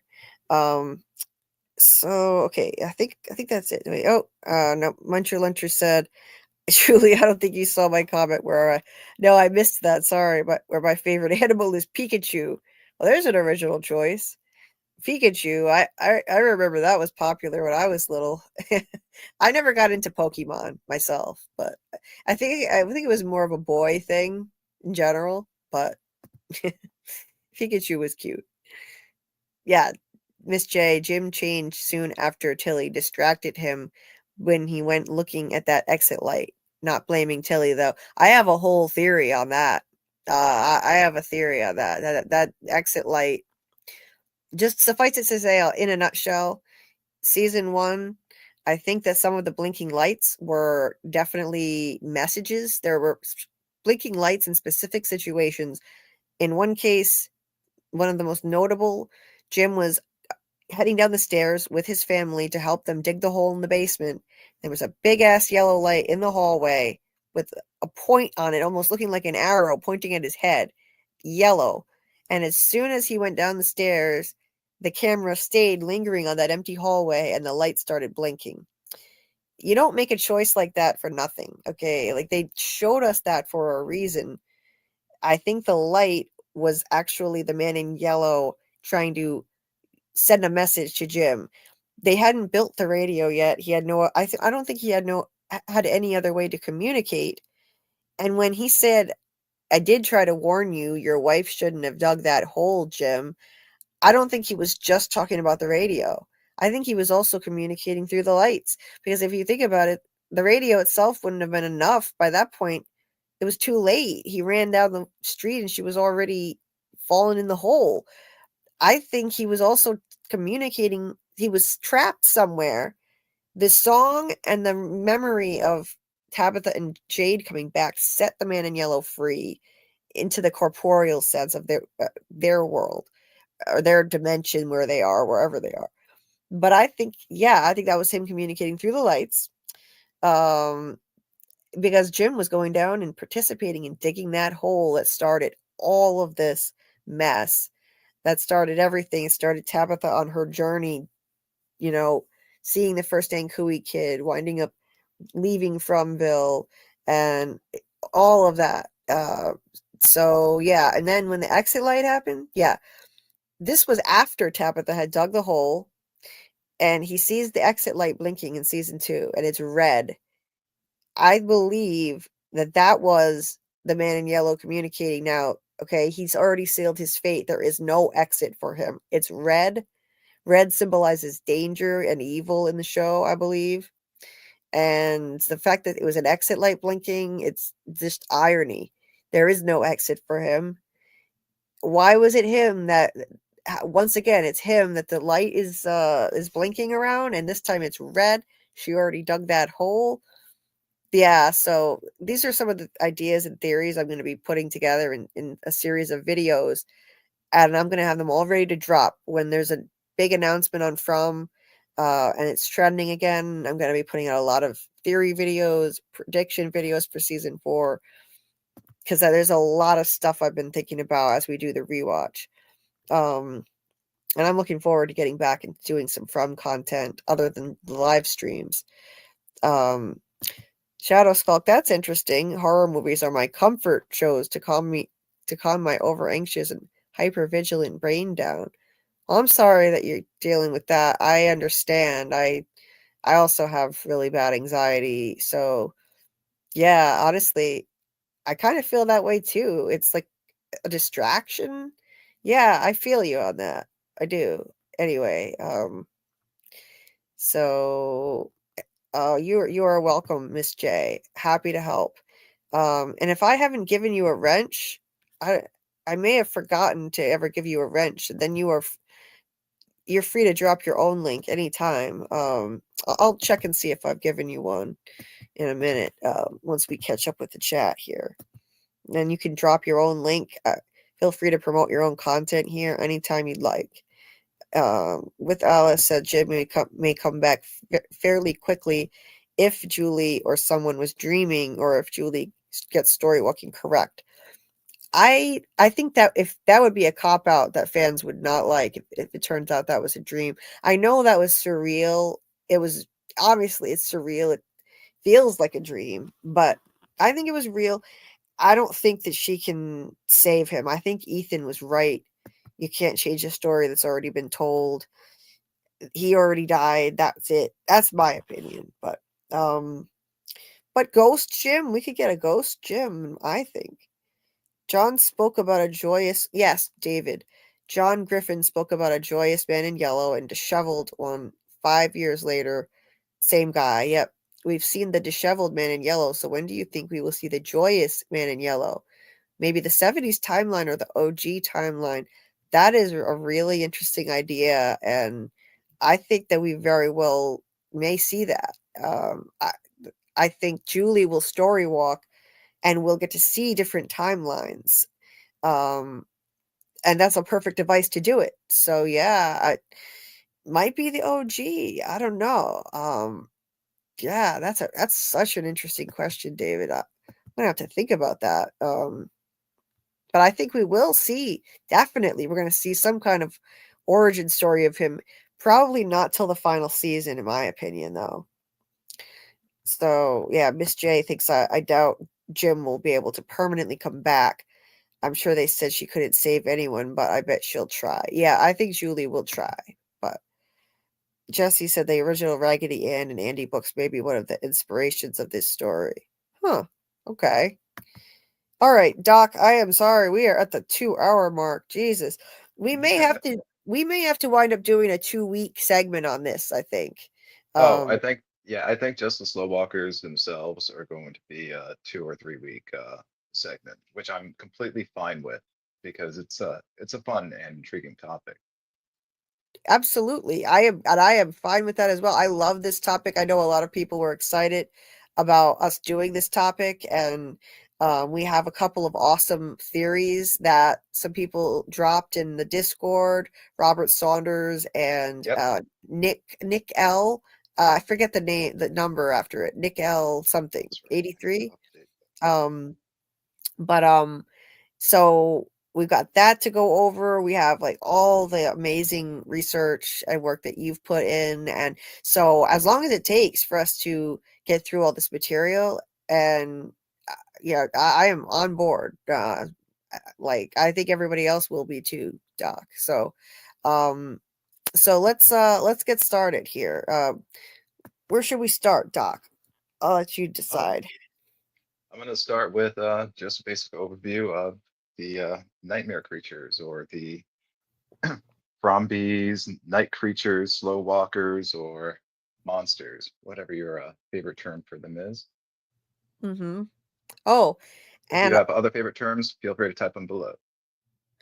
and also, I've just got to point out 53 people are watching right now. That is so awesome, even at 3 in the morning Eastern time. Thank you so much. Please hit the like button if you haven't done so.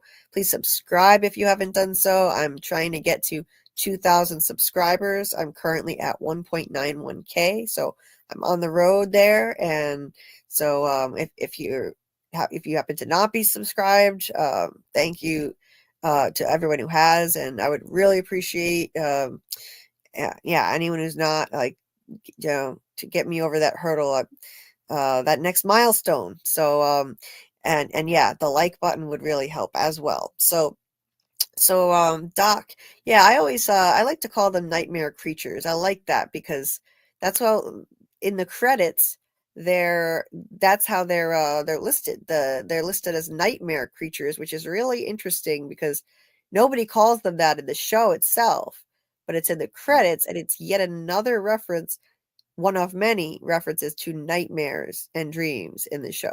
So I think that's significant. Oh yeah, I think it's probably the best name for them. My favorite though is slow walkers, but I like to call them the smiling slow walkers. Okay, I like that. I like that. And I like the slow walker one too. Yeah. For the whole covering the slow walkers, from academies, because I know it's gonna end up being multiple sessions or seminars, whatever we want to call these. I want to start off with what we know, branch out into likely inspiration, and then from there go into theories. Sounds good. And do you want me to start? Yeah, if you would, that would All right. my voice is so hoarse, maybe that I can hydrate more and my voice will come back a little better. All right, so the slow walkers, or the nightmare creatures, are, as we know, the primary antagonists, or the tip of the spear, as Martin likes to call them. They're very enigmatic and thrilling part of the show. They have that eerie presence, creepy smiles, and that slow, deliberate walk. So they appear completely normal a lot of the time when they're trying to lure their victims, or when they first show up and are taunting. But obviously, as we all know, they transform into those horrible forms at night. Um, and their main physical features were inspired by. Oh, do you have Can you pull up some images, Julie? Sure, Um, sure. Just tell me I where to sent. get them. Okay, I posted them to FROMacademy on Discord. There's Hmm. the image of Francis Bacon's interpretation of a painting by Diego Velázquez. Hmm. Okay. And now I know if you watched Jeremy Ice and Fire or Geek Academy, you've probably already heard this bit. But their main physical features were inspired by Francis Bacon's interpretation of a painting by Diego Velázquez. It gives them a bold, bluish kind of look. Um, the most distinctive feature in their monster form is the several rows of teeth. I'll talk a little bit more about the painting in a moment. Yep, I got it here. Just gotta You share got my it? All right. screen. Yep. Let me see. So let me make sure I got the right one. Is this it? Oops, I have to run back. Can you see it? No, not that one. It's a Oh, painting. It's got two paintings side by side. okay. Yep. I've seen Jeremy cover this one here. The Screaming Pope or something. Yeah, you were actually in the chat for the live that I watched for that one, and you actually announced your stream in that very chat. Did I really? Yep, Oh wow. that was and then I was watching another stream, and I didn't think that I was that I had seen it, but no, I was there in the chat for that one. Nice. Yeah, So Jeremy's had some awesome streams, and yeah, he was supporting my channel, helping me get started, so that's cool. So this is So yeah. the inspiration that we've been told by Jack Bender. There's more that we will get into later that we suspect or people suspect. But so just I'm gonna just go off of Wikipedia here. It's a 1953 painting by the artist Francis Bacon. It shows a distorted version of Portrait of Innocent the, of Pope Innocent X, painted by Spanish artist Diego Velázquez in 1650.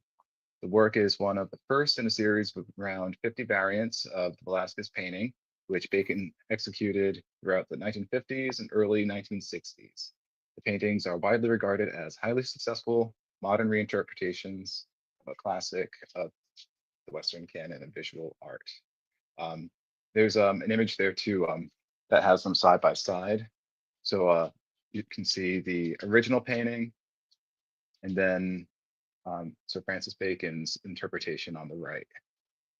If you look at Interesting. it, you can see some of the similarities a little bit.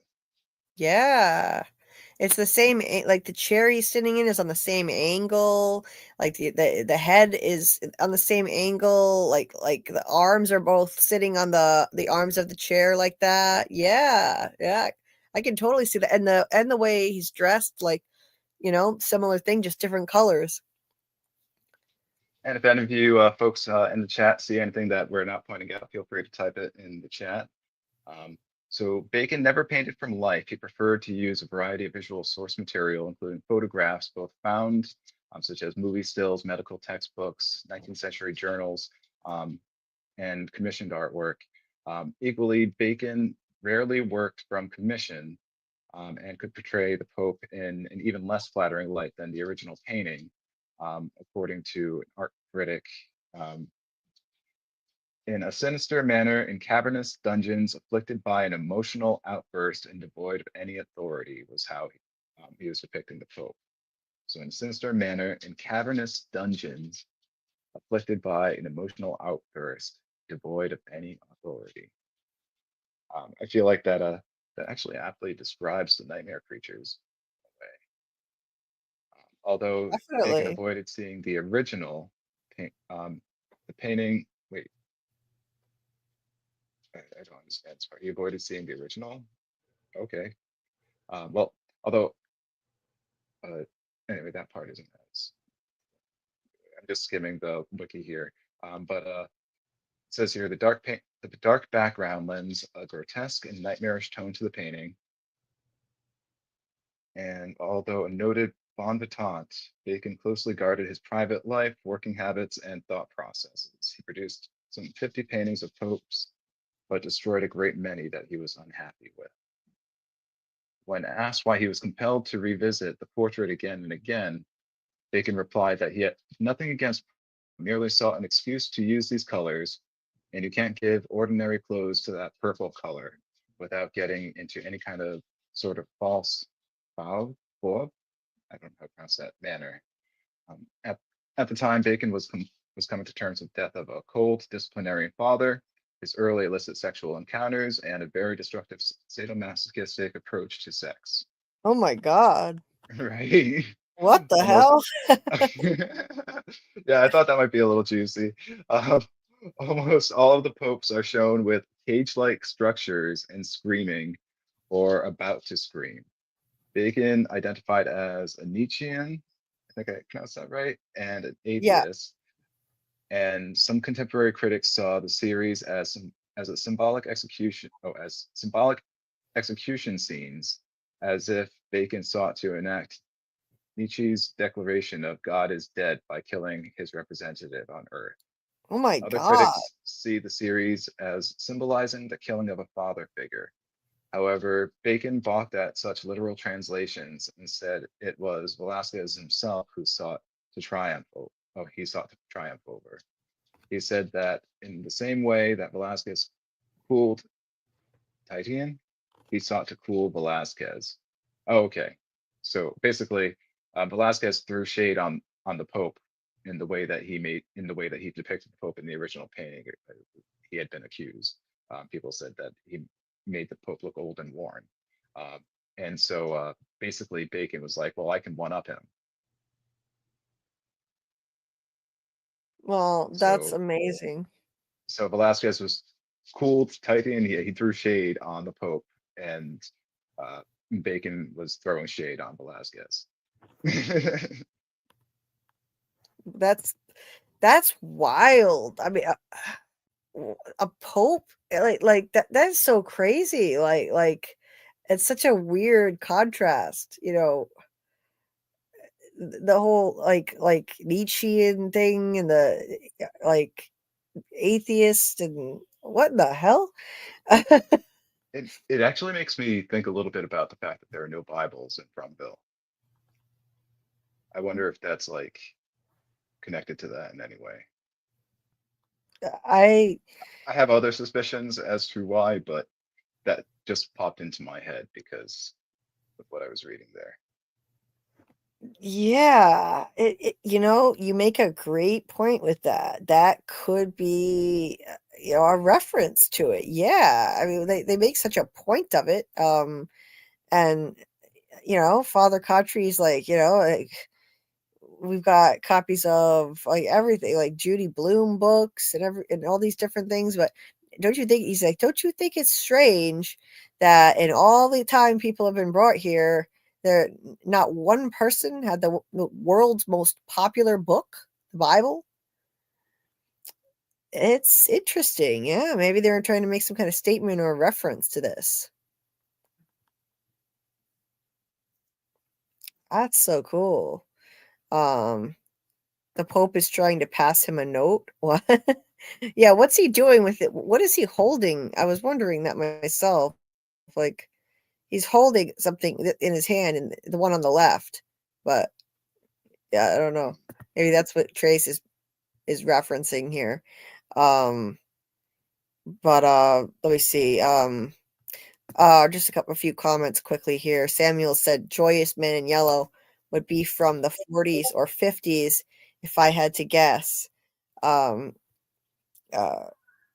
and with Alice said they can be called the yokai in Japanese lore. Oh, interesting with Alice. David Igiel said the monsters know everything about the townspeople, everything in their past, and everything they do in Fromville. Yes, they do. Jasmine told Kevin before she killed him. Not Kevin. Trudy. Trudy's like, how do you know my name? She's like, we know all your names, and they know how to get at them. They told you, like I mean, they know how to get in people's heads and trick them. Like Megan, Granny Monster said, you know, was pretending she was her grandmother, and she's like, you don't look like my grandma. And you know, that teen boy monster was saying to Julie, hey Julie, don't you recognize me? I think he was probably trying to get her to think that he was like someone she went to school with, like a friend. So yeah, they know how to get in people's heads. The cowboy monster told Boyd, you said this place couldn't break you. That's what you said.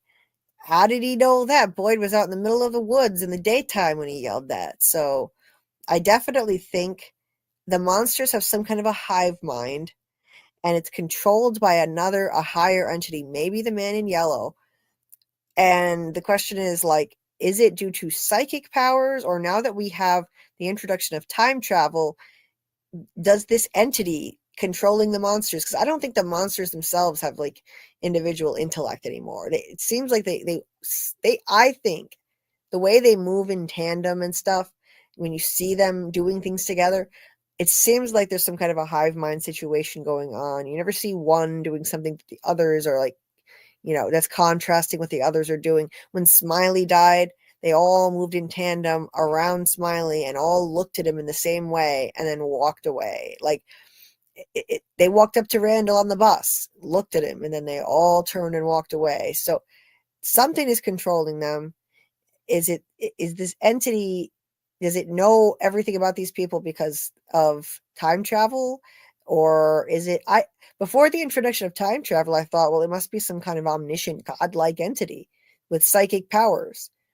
But now it could go either way. Anyway, that's a whole other thing that we can discuss as we continue to break down the monsters, which we're going to be doing more than just this week, because there's a whole lot here. Steve said the slow walkers in their true form remind me of the fish-like people in the book The Shadow over Innsmouth by H. Yep, we're going to get into that. Okay, cool. Okay, I have Steve. actually images sent over to you from that. Nice. But, all right. We're going to get into that actually after when we get into possible inspirations, likely inspirations. Okay, cool. Samuel said, I think Jim's spirit will be trapped in the lighthouse. That's interesting. Based on Tabitha's premonition dream of Jim hanging upside down in the lighthouse, screaming back in season 1. I just took that as symbolic of the fact that Jim was going to be in serious peril. That's another reason why I thought Jim was going to die in season 3. I thought it's time that they finally pay that off.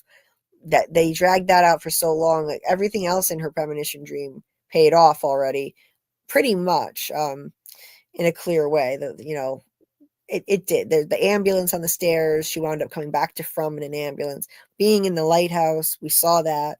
Anyway, the dates on the wall, I think, were probably dates when her past self died in different incarnations. Anyway, so yeah, maybe the lighthouse like traps people's souls like that. That's possible. Yeah, that's an interesting thought. So hey there, welcome, Sleepless. Nice to see a new name here in the chat. Just joined the live. What's being discussed? Well, I don't know if you watch From, the series on MGM Plus called From, but we are diving into a topic related to that. The nightmare creatures, aka the monsters in this place. Heavy spoilers. So yeah, if you have not watched From, there would be major spoilers, and I'd highly, highly recommend you check it out because I think it's the best current show that's on TV. So yeah, this is we cover From year round on here. So if you haven't watched it, please go check it out, give it a shot. Do the 7-minute challenge if you haven't seen it. They say if you watch the first 7 minutes of the show, episode 1, season 1, you're going to be hooked. Anyway, and thank you for popping in. David D said, what if the kid on the porch that knew Julie is Martin in some story walking way? Hey, anything's possible now with time travel. It could be. Totally possible. Could be.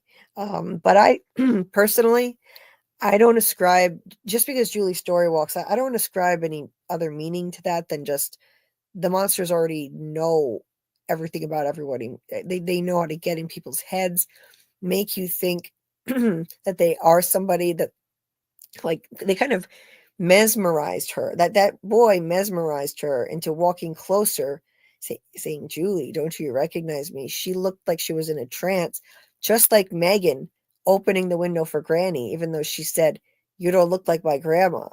So I think it's the same thing as what happened with Granny, but that's just my opinion. Yeah, so anyway, let's see. With Alice said, but why the lighthouse? Because of the premonition dream. I think that's why with Alice. Because Jim was hanging upside down in there. Let's see what else. The note Panda in the chat here said the note in the painting represents authority, literacy, and communication. Oh, okay. Interesting. Steve said, sorry about my voice, guys.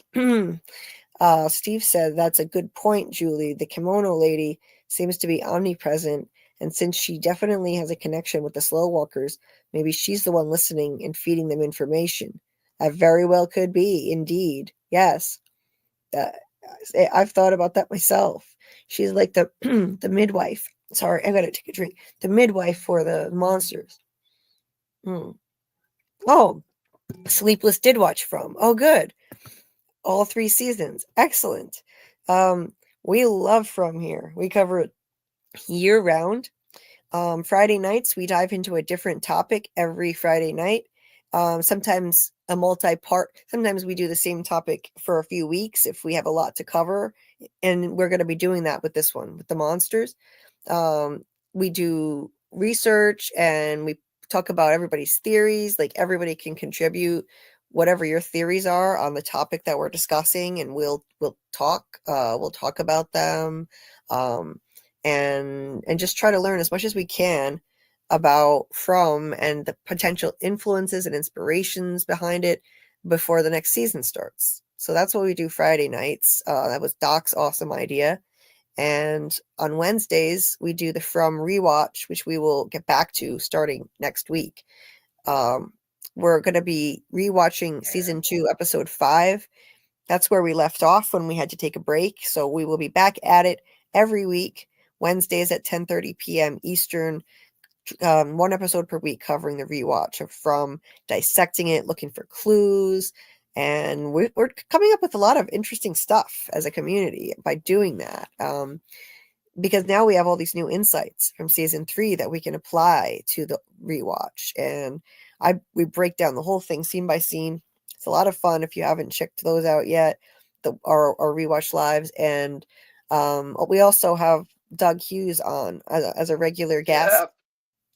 Yes, we do. He's an amazing member of our community, playing the man in yellow, and he graces us with his awesome presence regularly. We're so lucky and fortunate. Oh my God. He's an amazing guy. He has a long history as a theater actor and a playwright, and just a fascinating life. So he's full of really fun and interesting stories. If you haven't seen those lives, that's an ongoing series we do with him, and that will continue. Sometimes on Wednesday, sometimes Friday before FROMacademy starts. And yeah, sometimes we also do just casual From theory chat lives like we did on Wednesday this week. So if you want From content, you've come to the right place, because we do it year round, and I'll be putting out some new theory and prediction videos as soon as the show starts trending more again. David here said, from a Jungian perspective, nightmares that elicit fear, terror, anxiety, disgust, guilt, shame, or despair are symbolic manifestations of the unresolved conflicts and repressed emotions from your shadow. Yes, completely agree with that. It's how we kind of work through. The unconscious mind is kind of trying to work through these things while we're asleep.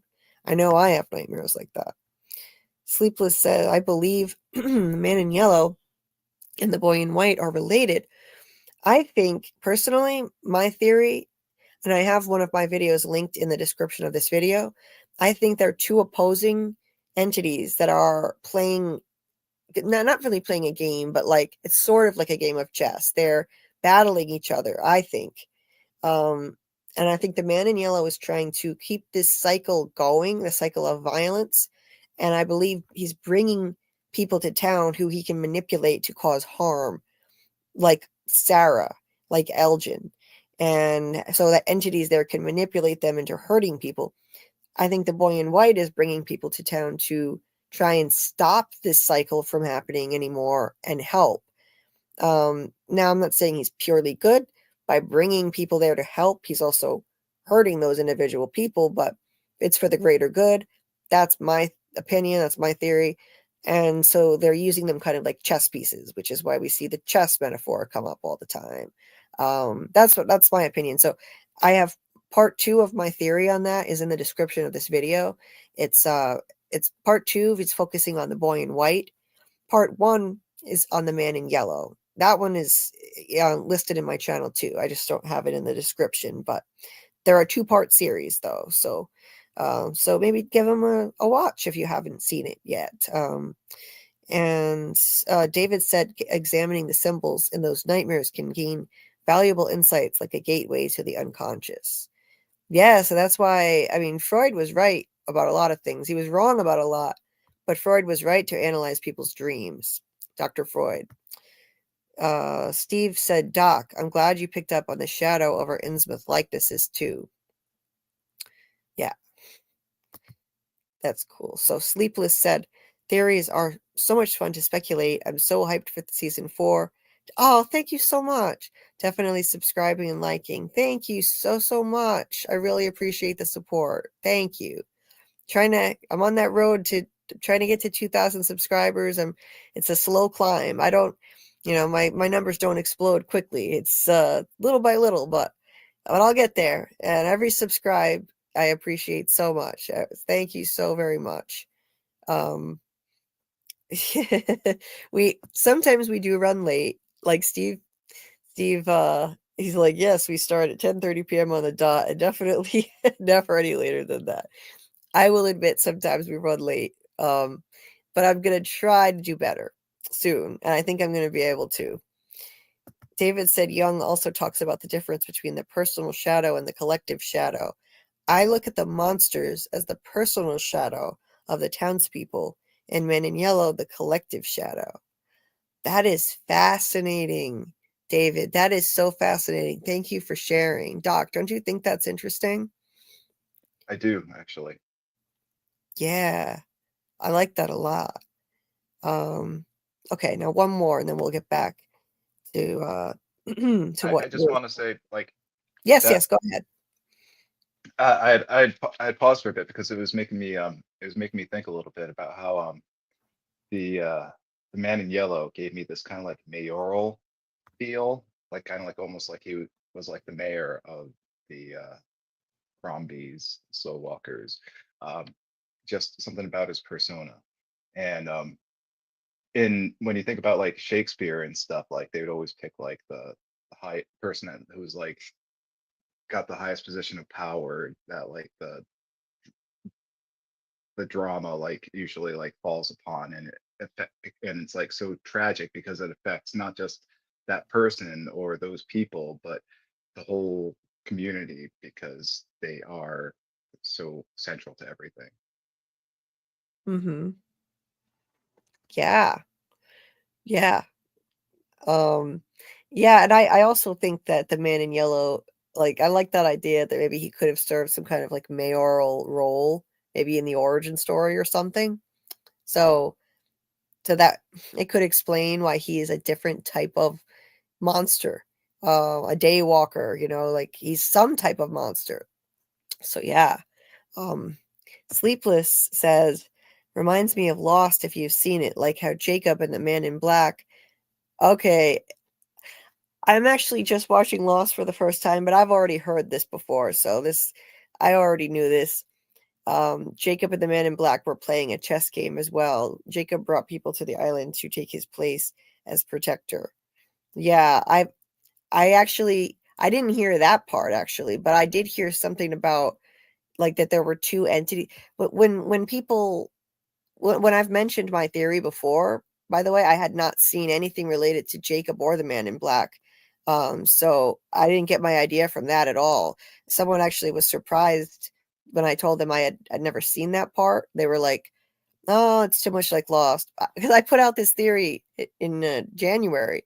Someone said it's too much like Lost, and I said, "Well, I haven't gotten far enough to even know what you're talking about."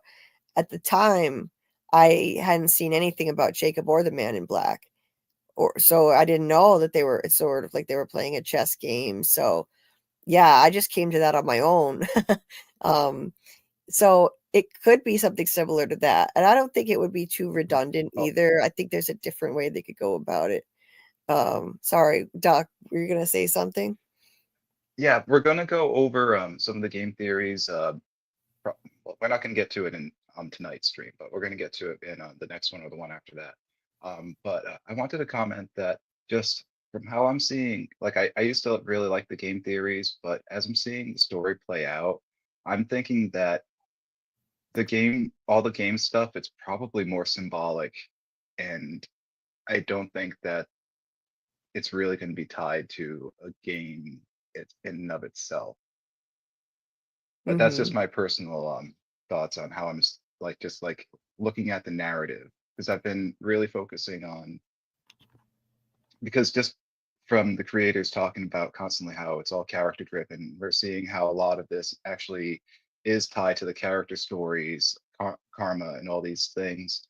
I feel like it's going to be the end and everything. It's going to be tied more to that. There hasn't really been a whole lot, like, I don't know. I'm starting to think that it's not going to be a game in the end. Okay. Well, the way I look at it is I don't think that it's a game for entertainment's sake. Some people have thought maybe it's like two entities playing a game for fun. In my opinion, it operates like a game in that I think people are being brought there to be manipulated for specific purposes. So it's Yes, like a game of chess, but it's not literally like, oh, these two entities are just playing each other for sport. I think exactly. so. I think the way I'm looking at it, it doesn't detract from the fact that this is more character driven and a character drama than anything else. Because what's happening is these people, like these poor people like Sarah and Elgin, who just want to help, they're being brought there, I think, and exploited due to their unique characteristics that make them easy targets. Like Elgin's deep faith was exploited. He was tricked into thinking that Kimono Lady was an angel.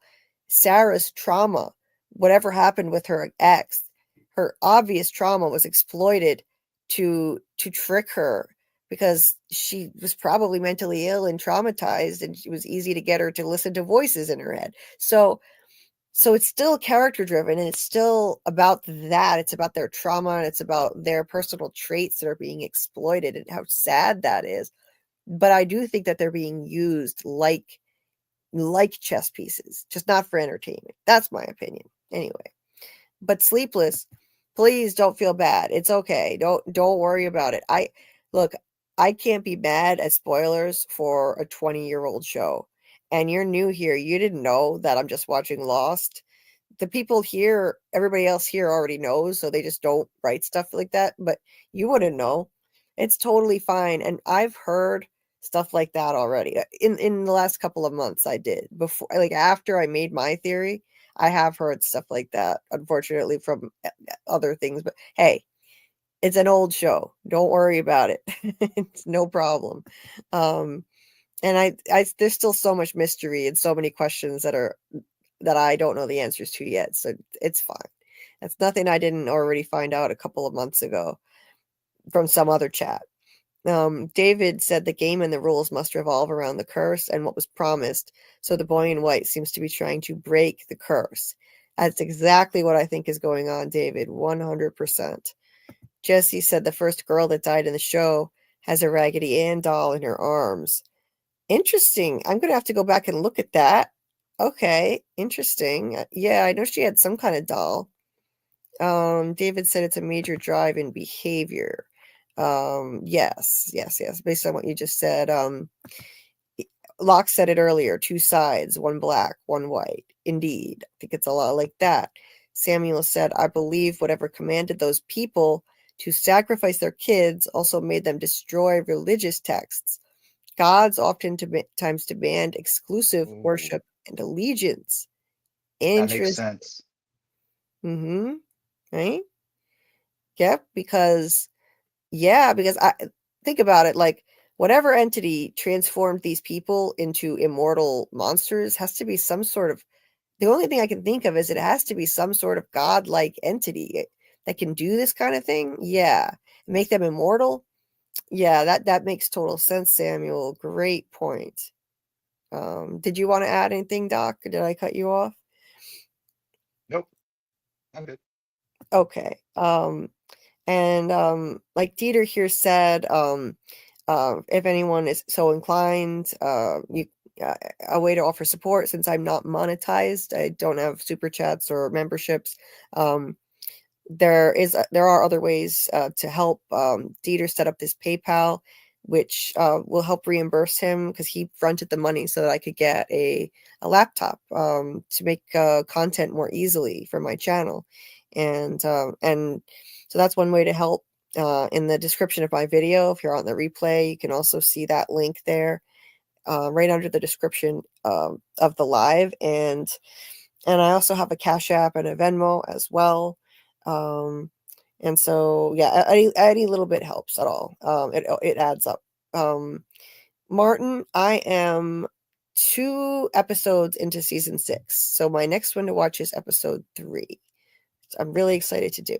So David said the game is also like escaping a bardo, a place where they are trapped in as monsters, but also created by sacrificing their children. Yes. Okay, David, I completely agree with you. And I was just recently only exposed for the first time to bardos by Severance, that whole concept in Buddhism. Yes. So I think that when they were created as monsters, when they were turned into monsters, that place was created. That they were in a regular town before that, and then that place was created as part of the curse because they sacrificed their children. In fact, I think it's possible that the hope of the children may have actually caused the monsters to be trapped in the first place. That we were told that the hope of the children seems to have created the bottle tree. They poured their hope.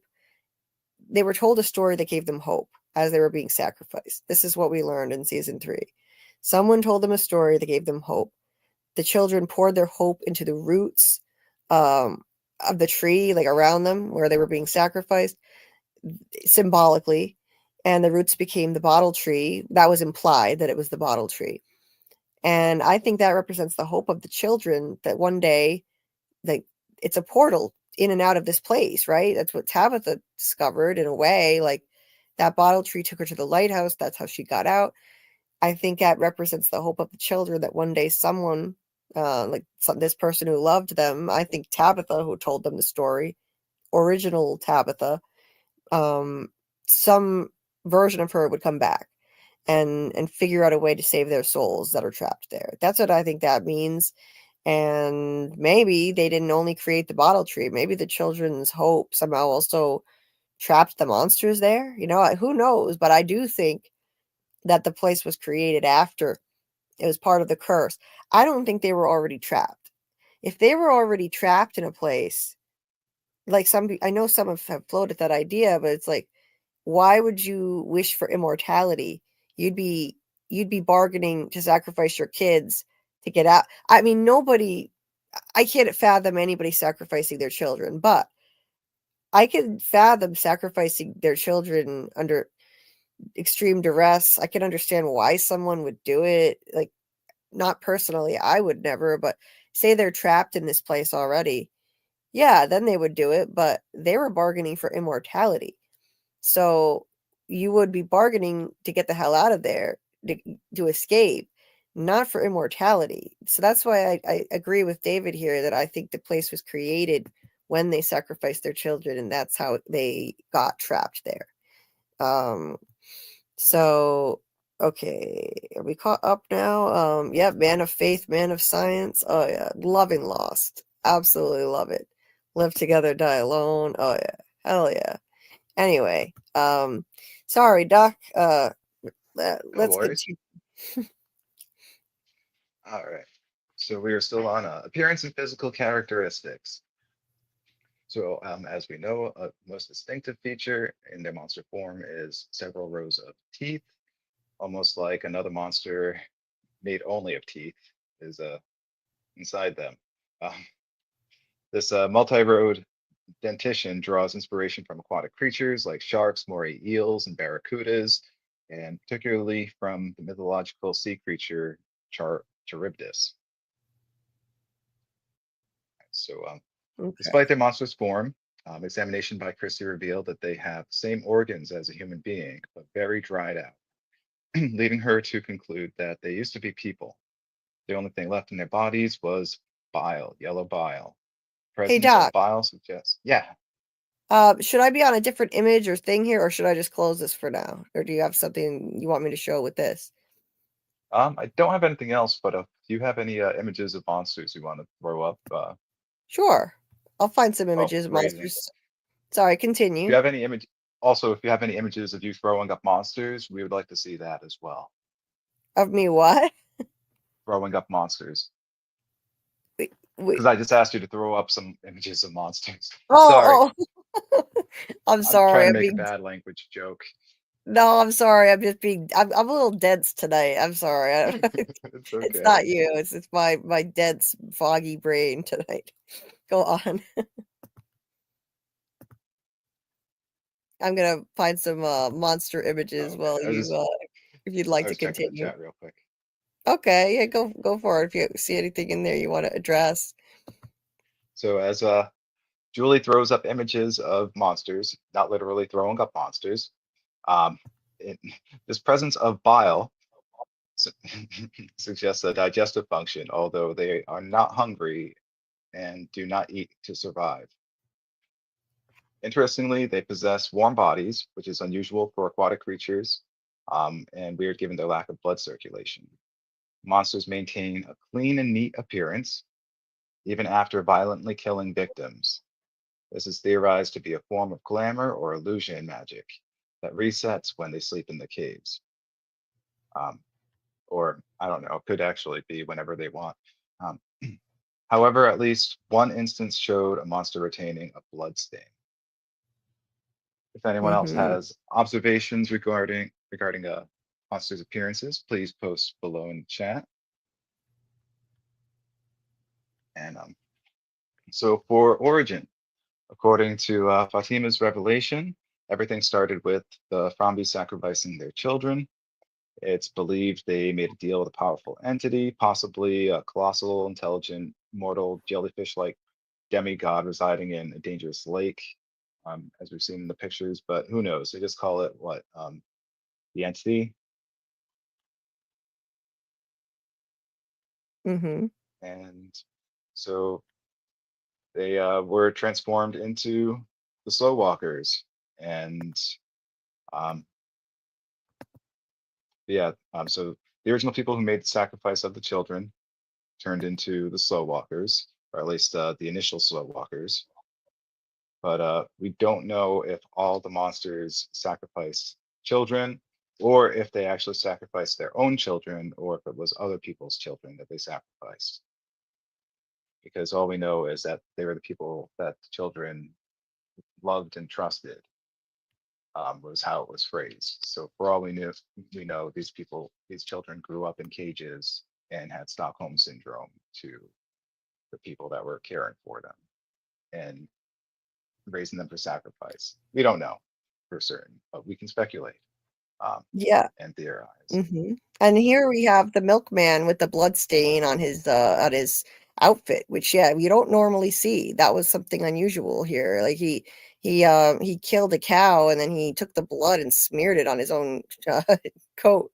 But normally they do look pristine, like these guys here, even though clearly they've definitely killed before. The cowboy, the nurse, her outfit is maybe slightly dirty, but not bloody.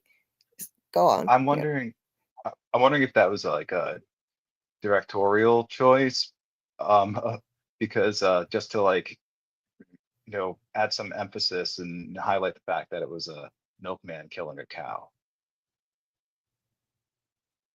Maybe. Yeah. Yeah, because of the irony. Yeah, because of Yeah. the irony. Maybe they wanted to Yeah, highlight it I think so. literally with red. Yeah.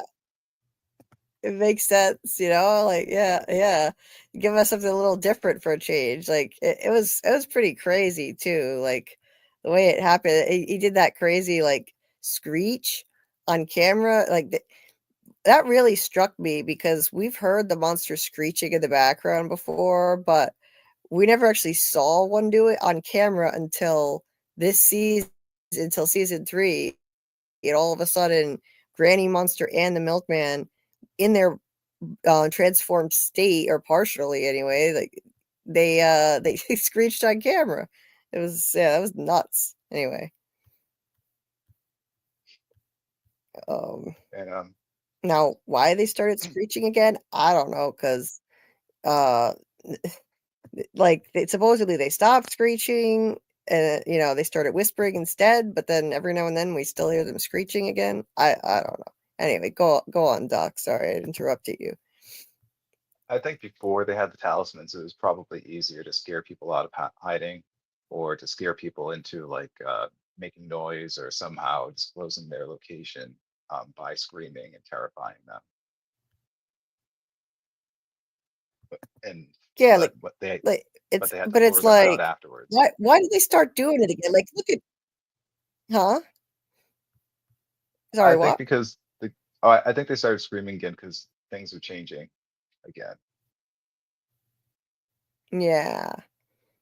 Yeah, like this thing on camera, and you could see how he was wiping the blood on his. You could see his hand just did it, wiped the hand mark on his jacket.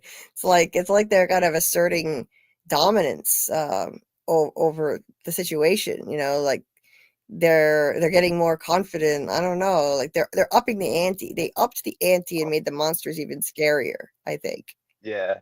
And I think too, like I think they could always scream, obviously, at all the points, but I think they will still scream when they get frustrated and different things, regardless of Hmm. tactics, Like or when when they want to be Jim and extra scary. Tabitha wouldn't shut the hell up. Like in Yeah, the middle of the night when Jim and Tabitha wouldn't shut the hell up with their screaming argument, and the monster shrieked like, "Shut the hell up!" Yeah, maybe that was that. That was why they did that then. Anyway. so for behavior, the creatures are creatures of habit, typically performing the same actions each night unless they have a specific plan. They hide during the day, come out at night. While some sleep in the caves, we don't know if it's mandatory. Um, they hunt and kill for pleasure. Not, we don't know if it, we don't, I don't think that it's necessarily for sustenance. There's no indication that they would need to eat because they're immortal. Um, and it seems like they either completely devour their victims or they do something else with the insides and take them somewhere else. Um, they appear to be curious about the world around them.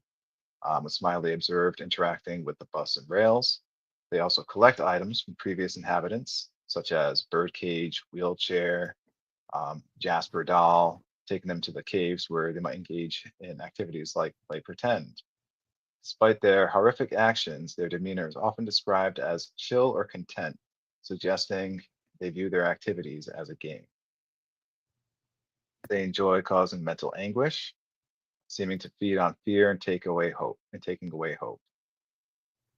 The monsters Mm-hmm. sometimes adopt clothing styles from the 1960s and 1970s, perhaps out of curiosity or by taking clothes from victims.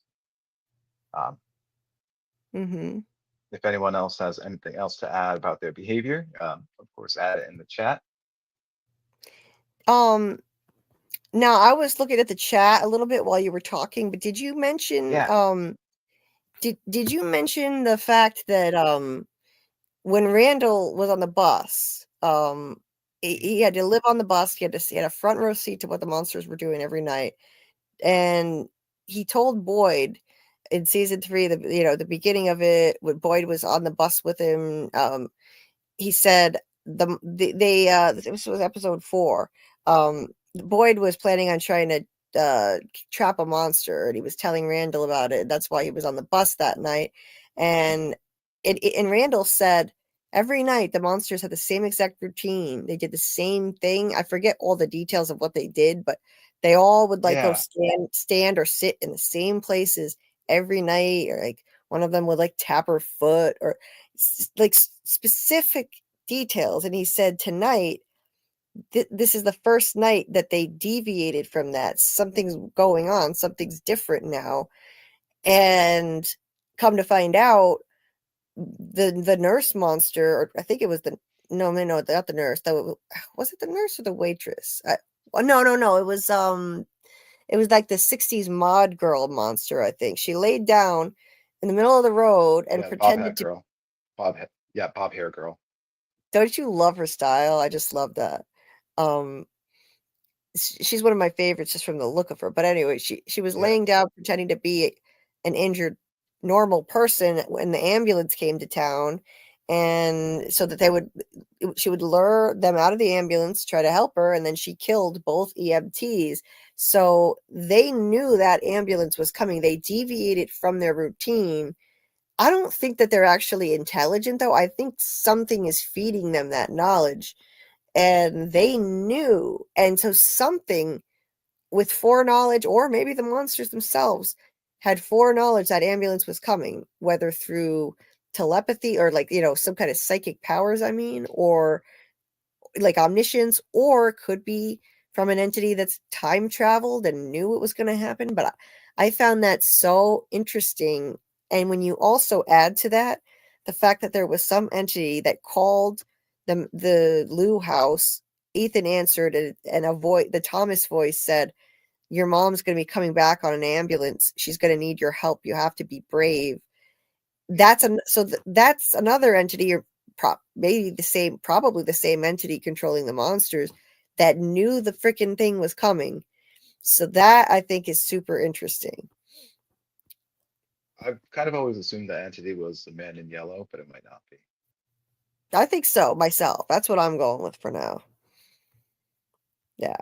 Because we were mentioning before about the light flickering in that scene. And I had assumed, at least at the time when I was watching it, that that was connected to the phone calls that the Matthews family was receiving. Mm-hmm. So, I mean, it might not be. It could be completely separate because you know how the show is. right. Yeah, I think that may have been I don't know, like that may have been the man in yellow changing his voice. It may have been. I'm still trying to settle on a definite theory of what I think that was, but whatever it was, I believe that entity definitely was trying to get Ethan killed, and has been trying. Whatever the entity did that, I think also wrote that on Sarah's arm, "Kill the boy" in season 1. I think this place has been trying to kill Ethan from day one. He's had way too many near-death experiences. Some entity made sure his favorite goat wandered by the house another night, so Ethan ran outside at night. Anyway, but I digress. Makes sense. Yeah. Do you think are you going to share sort of your idea about why maybe somebody's trying to kill Ethan, or are you saving that, Julie?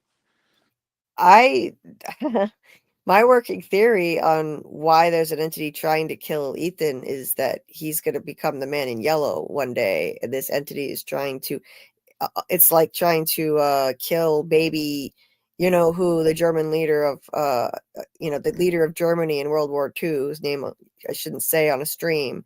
It's like that age old concept. If you could go back in time, would you kill that person when he was just a baby? I think that's what it is right now. I think Ethan is probably going to become the man in yellow. Sort of like, kind of like, not quite story walking like we saw Julie, but something similar to that, right? Like they know whoever knows what he's going to become, and is trying to influence these people to take him out, right? Basically. That's what I think. Yeah, and I think so. It's possibly not even an evil entity at all. It's maybe trying to stop him from becoming, an evil entity. That's just my working theory. I'm not like married to it, but yeah. That would definitely subvert expectations. It would. It would, and it would not be the first time that a show like this depicts an innocent young little boy who grows up to become an ice cold, stone cold villain who kills his own father. They literally did it. Spoilers for Lost. They literally did it on Lost. We just saw it the other way around. We saw him as a villain first, Benjamin Linus. Then we saw a flashback of him as an innocent little boy, and later a flashback to when he killed his own father. So it could happen. Just saying. Yeah. Anyway. But I am going to be making a video on that. That's one of my videos I have. Just waiting. I'm gonna make it, a bunch of my other theories and predictions, and then whenever From starts trending again, I'm gonna just start dropping them like crazy. Yeah. So we've got some comments in the chat here about the monsters. Let's see. So sorry, I'm trying to catch up with where the ones that I starred that I haven't read. So okay, I'll be right back. Okay. So David here said as they were transformed into monsters, they kept reincarnating and coming back to From, cycle after cycle, repeating until now, until they remember that they are the monsters. Okay.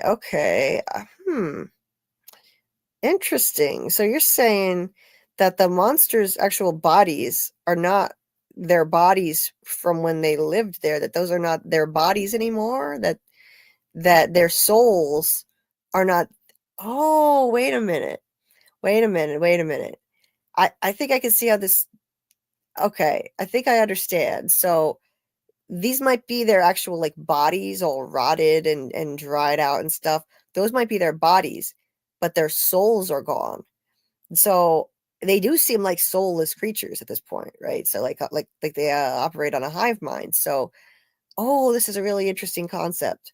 So like those are their bodies, the bodies of these people who sacrificed their kids, and they're all dried up and transformed into monsters. Their souls are gone, and their souls could be reincarnating into live people who are brought back there cycle after cycle, repeating until they remember that they are the monsters. That's an amazing theory, David. That's really interesting stuff. I love it. See, this is so cool. I love when people bring all their theories to the table here. We have these kind of discussions. This is awesome.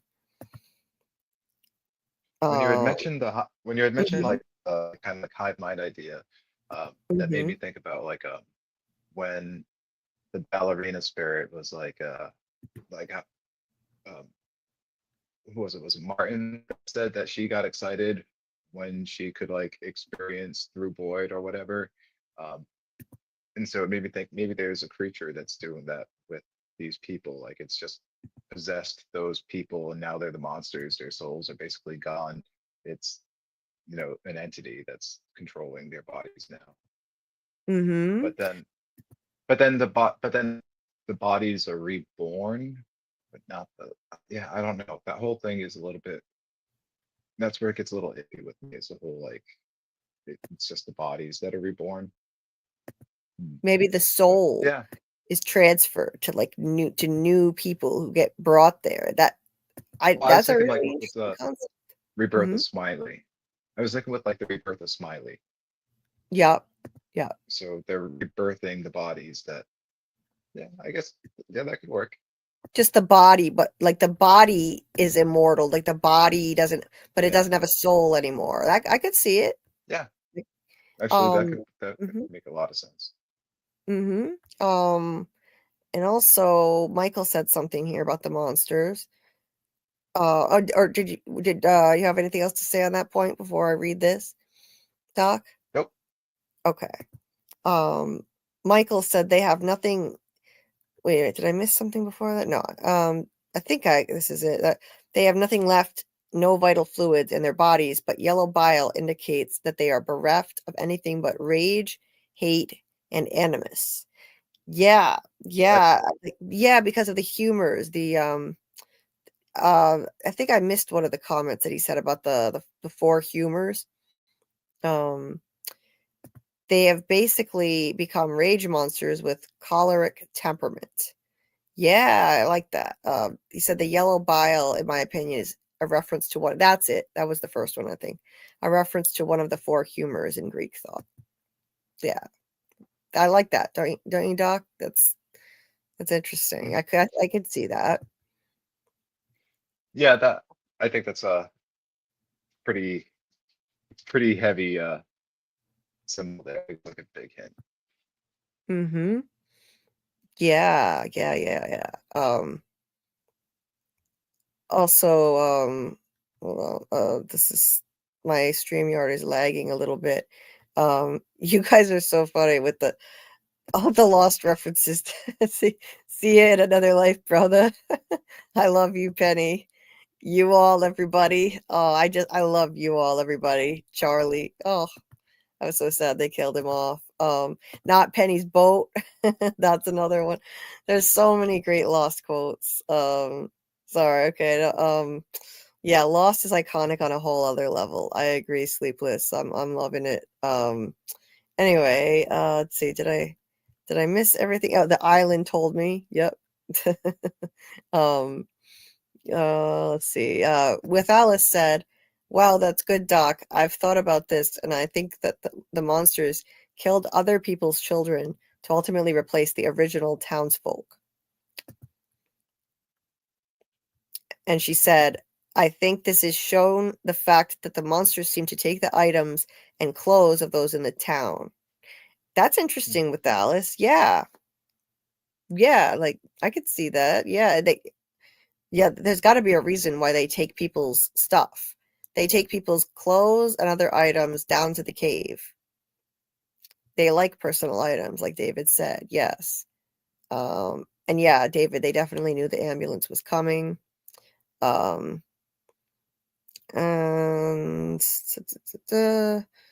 David said Ethan could be a story writer instead of a story walker.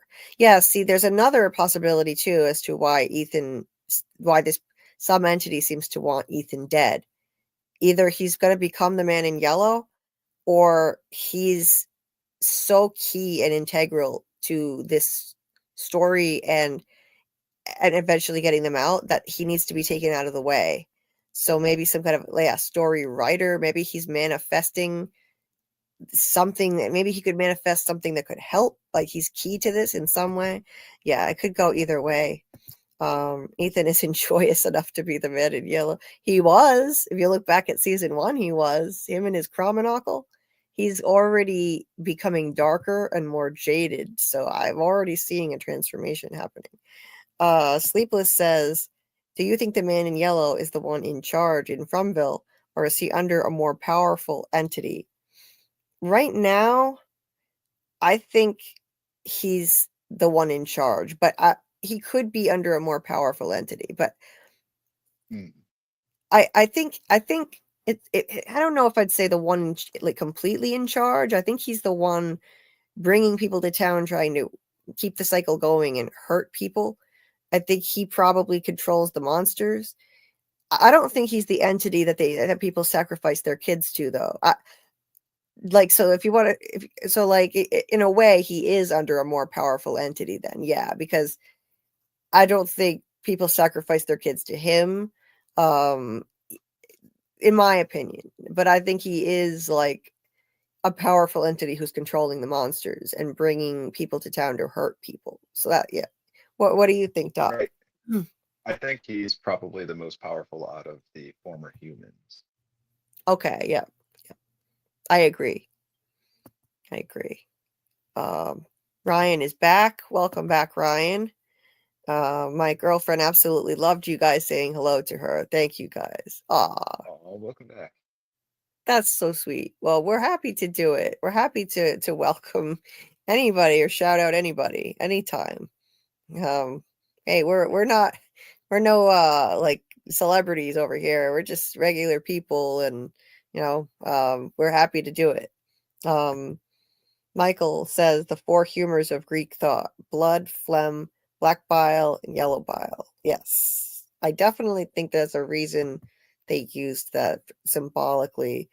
David said, yes, the curse would basically be they are reincarnated cycle after cycle as different people while ultimately trapped as monsters. They kept failing to break the cycle because they didn't remember. I really like that theory a lot. I really like And that. there are theories that the boy in white represents phlegm. Oh, okay, really? Or the color, because phlegm is represented by clear or white. Okay. Gotcha. Interesting.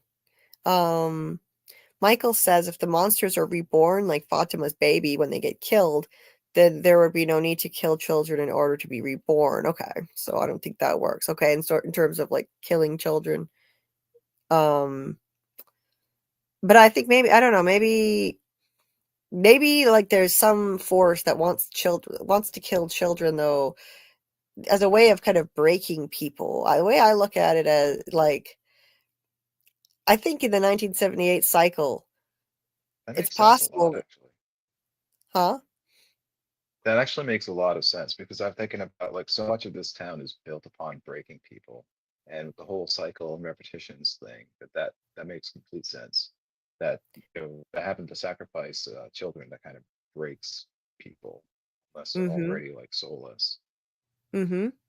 So I think that a cycle, it might be that the way a cycle ends is, enough people are convinced that sacrificing children is going to be necessary to get out of there.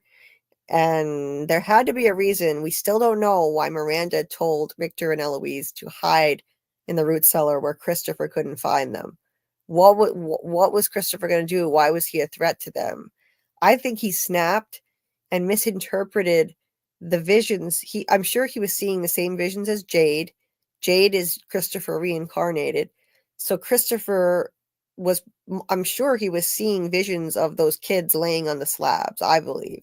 And he may have misinterpreted what he saw and thought, well, sacrificing kids is the way to get out of here. So I think he was going to sacrifice or try to sacrifice Victor and Eloise.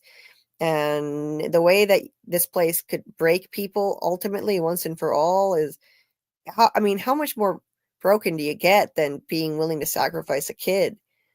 It breaks their character, breaks their spirit, like because like we Right. already have been introduced to the concept of metaphorically breaking someone with Boyd. Remember in the season 3 finale, Father Kadri, the ghost Kadri, warned him not to torture Elgin because he said that you said you were going to let this place break you or something like that. Like this is how it happens. Things will never be the same again if you do this. So breaking someone, it's like a metaphorical thing based on that. So the worse things you do, the more broken you are, and nothing is worse than murdering children. Sorry, Doc, were you gonna add something to that? Yeah, I kind of have started to feel like, and I could be completely wrong, but that the whole point of the game, so to speak, that the creatures are playing is that they aren't trying to just slaughter every town. I feel like they're trying to break them down to the point where they will sacrifice children. Mm-hmm. Mm-hmm. And then, of course, that further breaks them down to become susceptible to whatever the entity is or wants. And of course, it probably turns them into monsters. Yeah. That's what I think. I really think that because if this place wanted to just murder everybody, it would do that. Like in the Colony House massacre, I mean, they could have just wiped out everybody. I really think it's not just about killing people. Think back to when there were no talismans. How come so many people were able to survive at all? Like they were hiding in holes and somehow some of them survived. I think the point of it wasn't to kill everybody all at once. It was to feed on the survivors' fear and pain after other people die around them. And then you just milk all of that fear and suffering, milk it as long as you can and feed on it. So this entity controlling the monsters is feeding on that and then trying to break people down to the point where they're willing to actually sacrifice children thinking they can get out of there. And then at that point, that's when a total massacre happens. I think that's what happened in 78. That's my opinion anyway.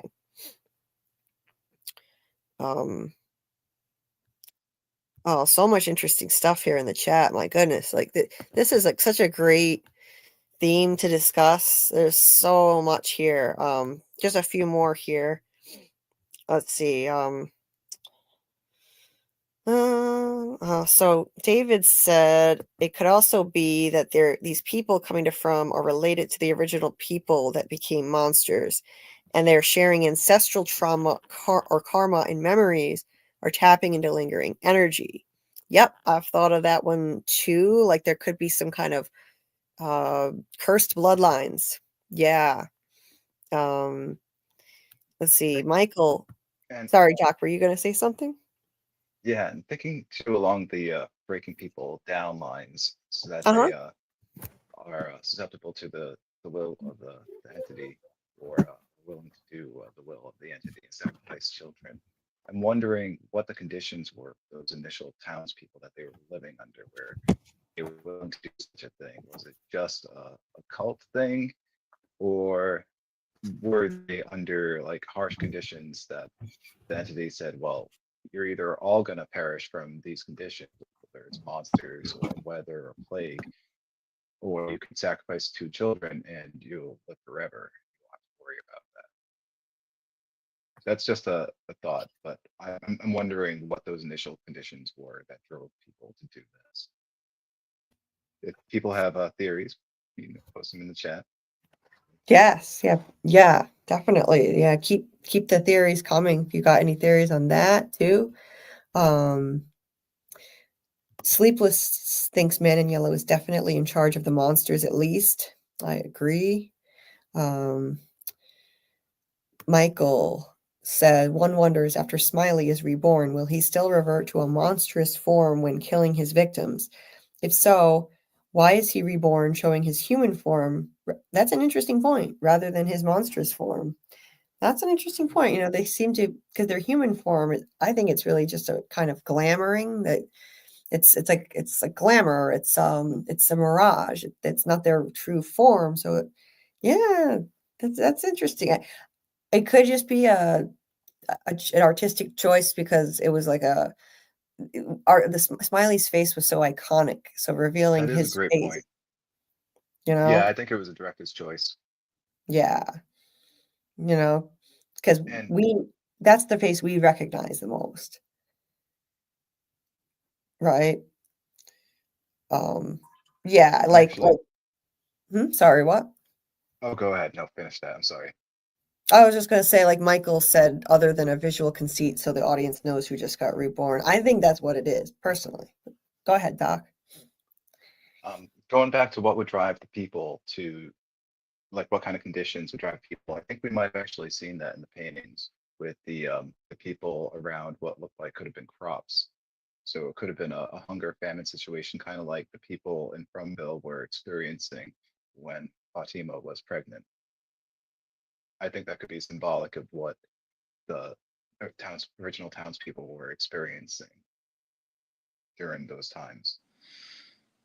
That's very interesting, Doc. Because if you think about it, what would drive just normal people to just like, oh yeah, let's sacrifice some kids, sure, bring them down.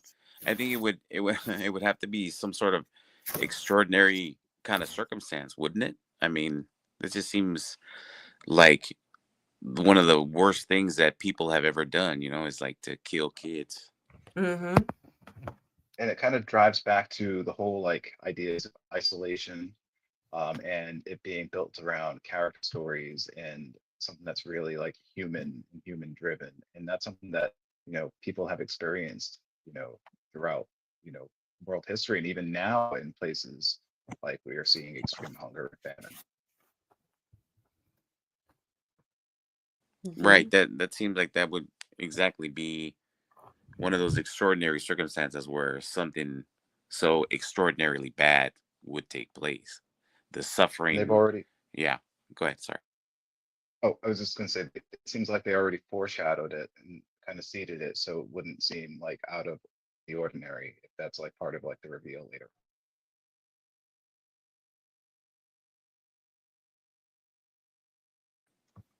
Sorry, I was just getting more water for my throat.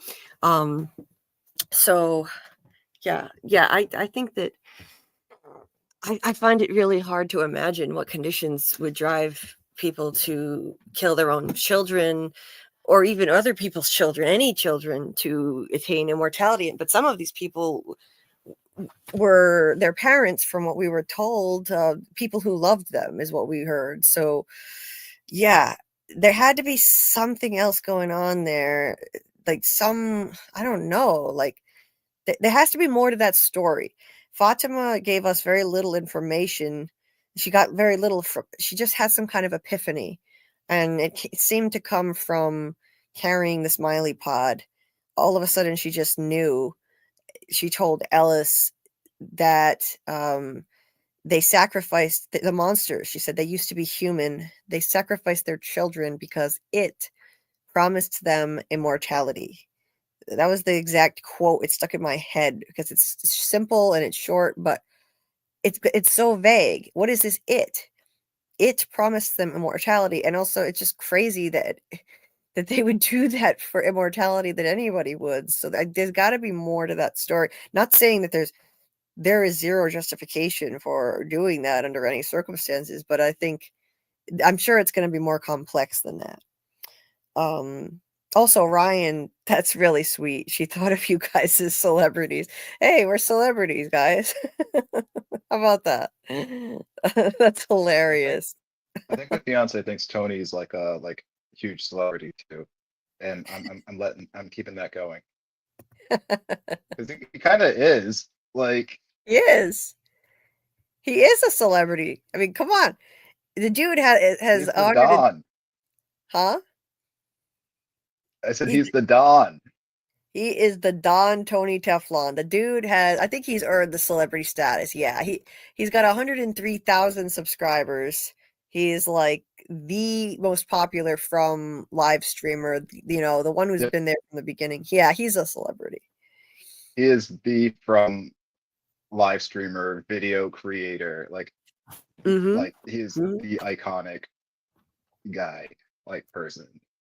He is. And also too, beyond that, he has helped start up so many other streams, helped so many other creators that he has literally become like the godfather of the Fromily just by helping so many people start up and giving his support to people. And so in that way too, he is a celebrity. Doc, that is so well said, and this channel right here is one of them that he helped so much. That, I mean, a lot of the people, there are so many people in this community who found out about me because of him, and like you. Oh my God, I didn't realize that you really. How did I not know that? Yep. That's crazy. You called in to one of his streams. I heard you talk, and I went and I followed you. Oh my God. I think you had just started up your stream and mentioned that he gave you a shout out, and I went and I subscribed and listened in on one of your streams, and I just felt like I connected with you, and I was like, okay, this is one of my favorite streams. And then there was a little while where I confused you with another stream for some reason. I don't, maybe there was an icon that they used that was similar, something I don't even know. But and then I found you again, and I was like, oh, I'm home. Aw, that is so sweet. Oh, I mean, thank you for the kind words, and I'm glad that you felt like at home here. Huh? What did you say? Oh, well earned. Thank you. I'm glad that you felt at home here. That's the idea. That's the goal. I want people to feel at home here, and that's amazing. I didn't realize you found me through Tony's channel, and we wouldn't be on here talking now if it wasn't for that. It's crazy how things take place, Oh, that's amazing. That's so cool. Tony is just a rock star. He's a legend in the From community, and I'm honored to call him a friend. No, I'm honored, and that's why I mean, he's welcome anytime. It's still an honor. Like, if you want to talk about celebrity, when he's on here, I put in my video, like I edit it to say, special guests. I consider him a special guest, like Doug Hughes. He's not just a panelist. Oh, yeah. He's earned it. You know, he's got his YouTube plaque, that 100K plaque they send you when you get that. He got that on Christmas. He hit 100,000 subscribers as his Christmas present, and it was so well deserved. I And get stars. Sorry. I have sorry, this no, habit of go ahead. jumping in. I'm so sorry. No, it's all right, Doc. Go ahead. I was gonna say I get starstruck whenever like I'm on the stream with him, and I have a hard time talking. Aw. It's Well, kind of the same when Doug's on the stream a little bit, but I've become more comfortable with Doug because we exchange voice chats on Instagram. yeah, yeah. Yeah, Doug loves doing that.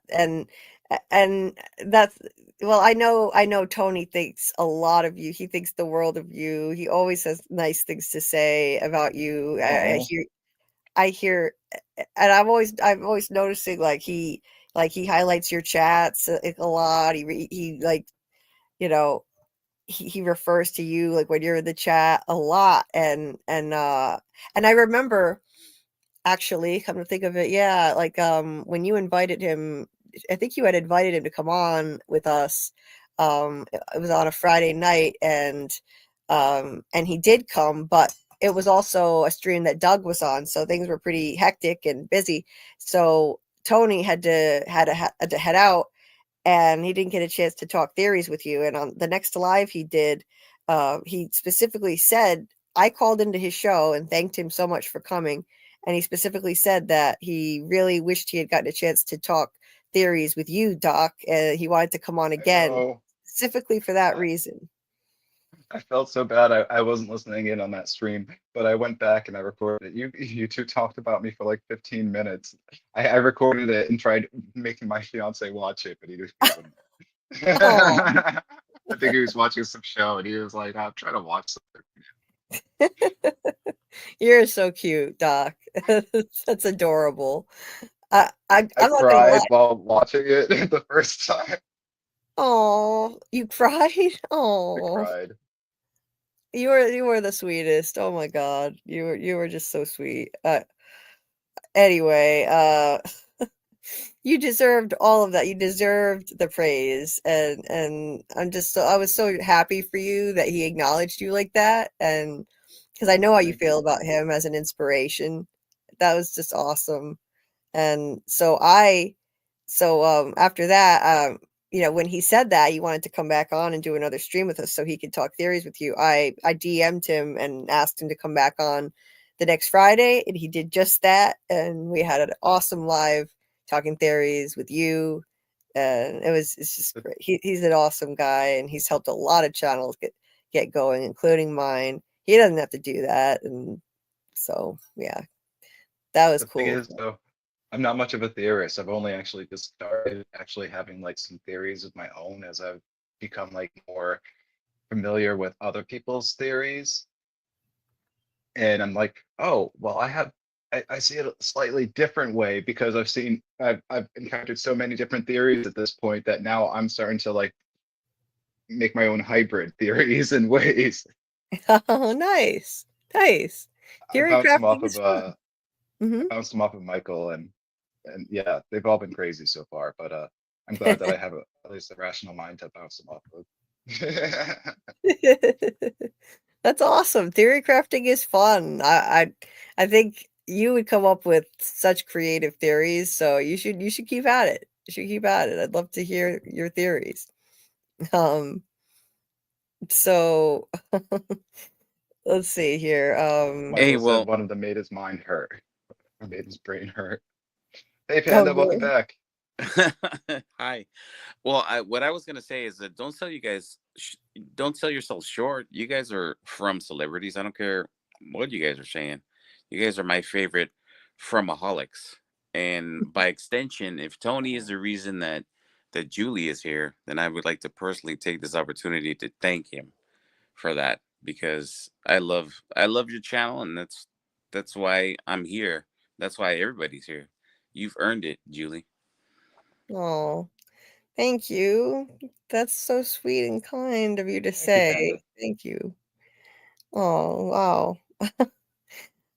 I I never expected any of this stuff to happen. I just wanted a place to share my ideas, and I never expected to get the support of Tony, a guy like him. It shocked the hell out of me, but I'm grateful for it, and I'm just grateful for this community, and it's changed my life in so many ways.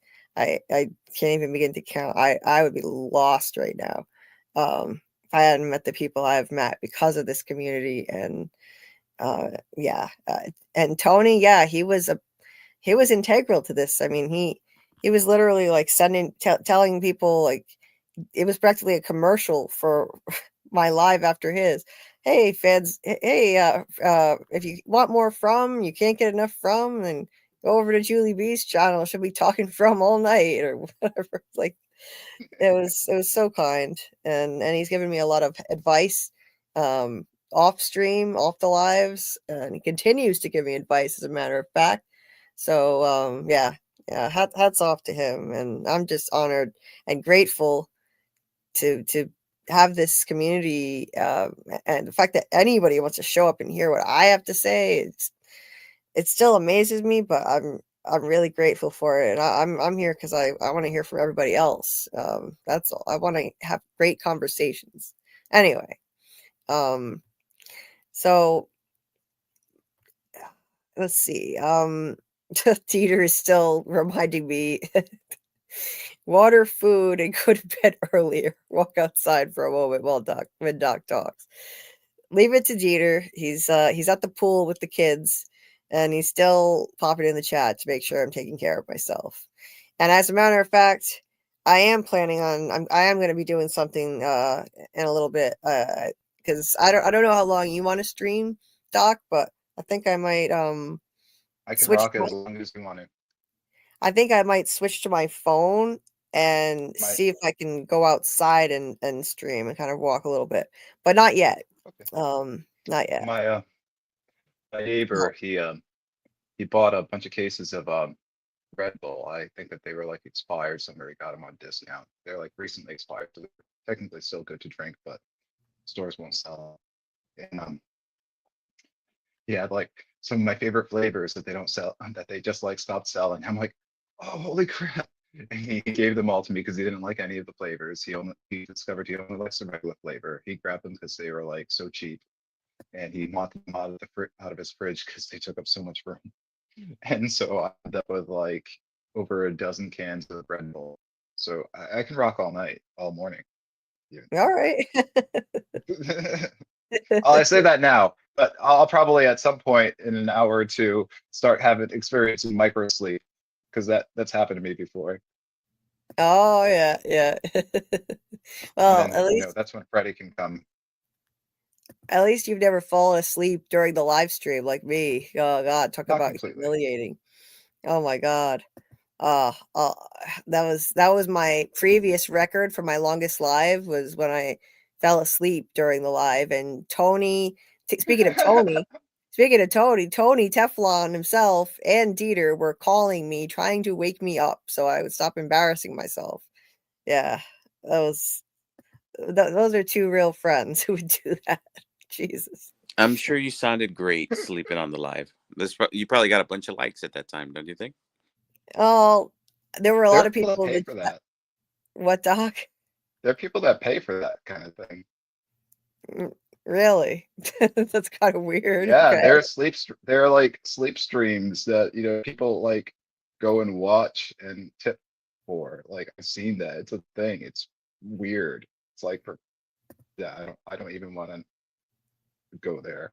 Think Yeah, that's about it's kind of creepy, It's like it's mega creepy. it's like watching one of those TV shows or something where, like, somebody wakes up and someone's sitting in the room just staring at them while they sleep. Yeah, there's something creepy about that. I mean, unless it's like your romantic partner who likes watching you sleep. Anything else is just creepy as hell. Watching somebody sleep.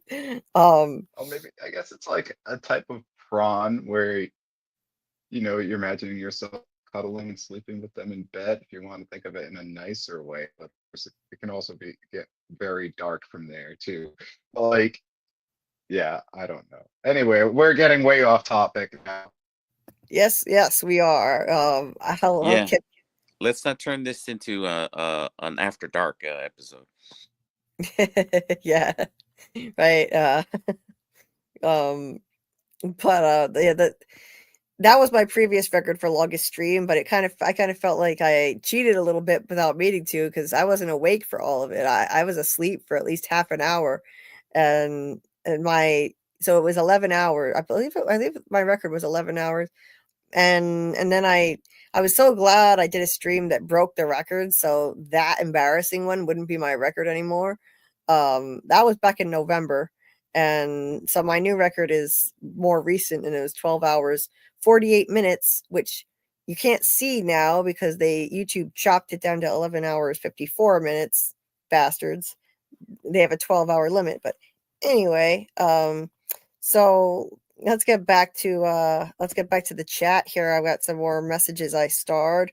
Okay, and if you Yeah. do end up feeling like you need for your personal health or whatever, you want to cut it off earlier after we go over the basics of the slow walkers.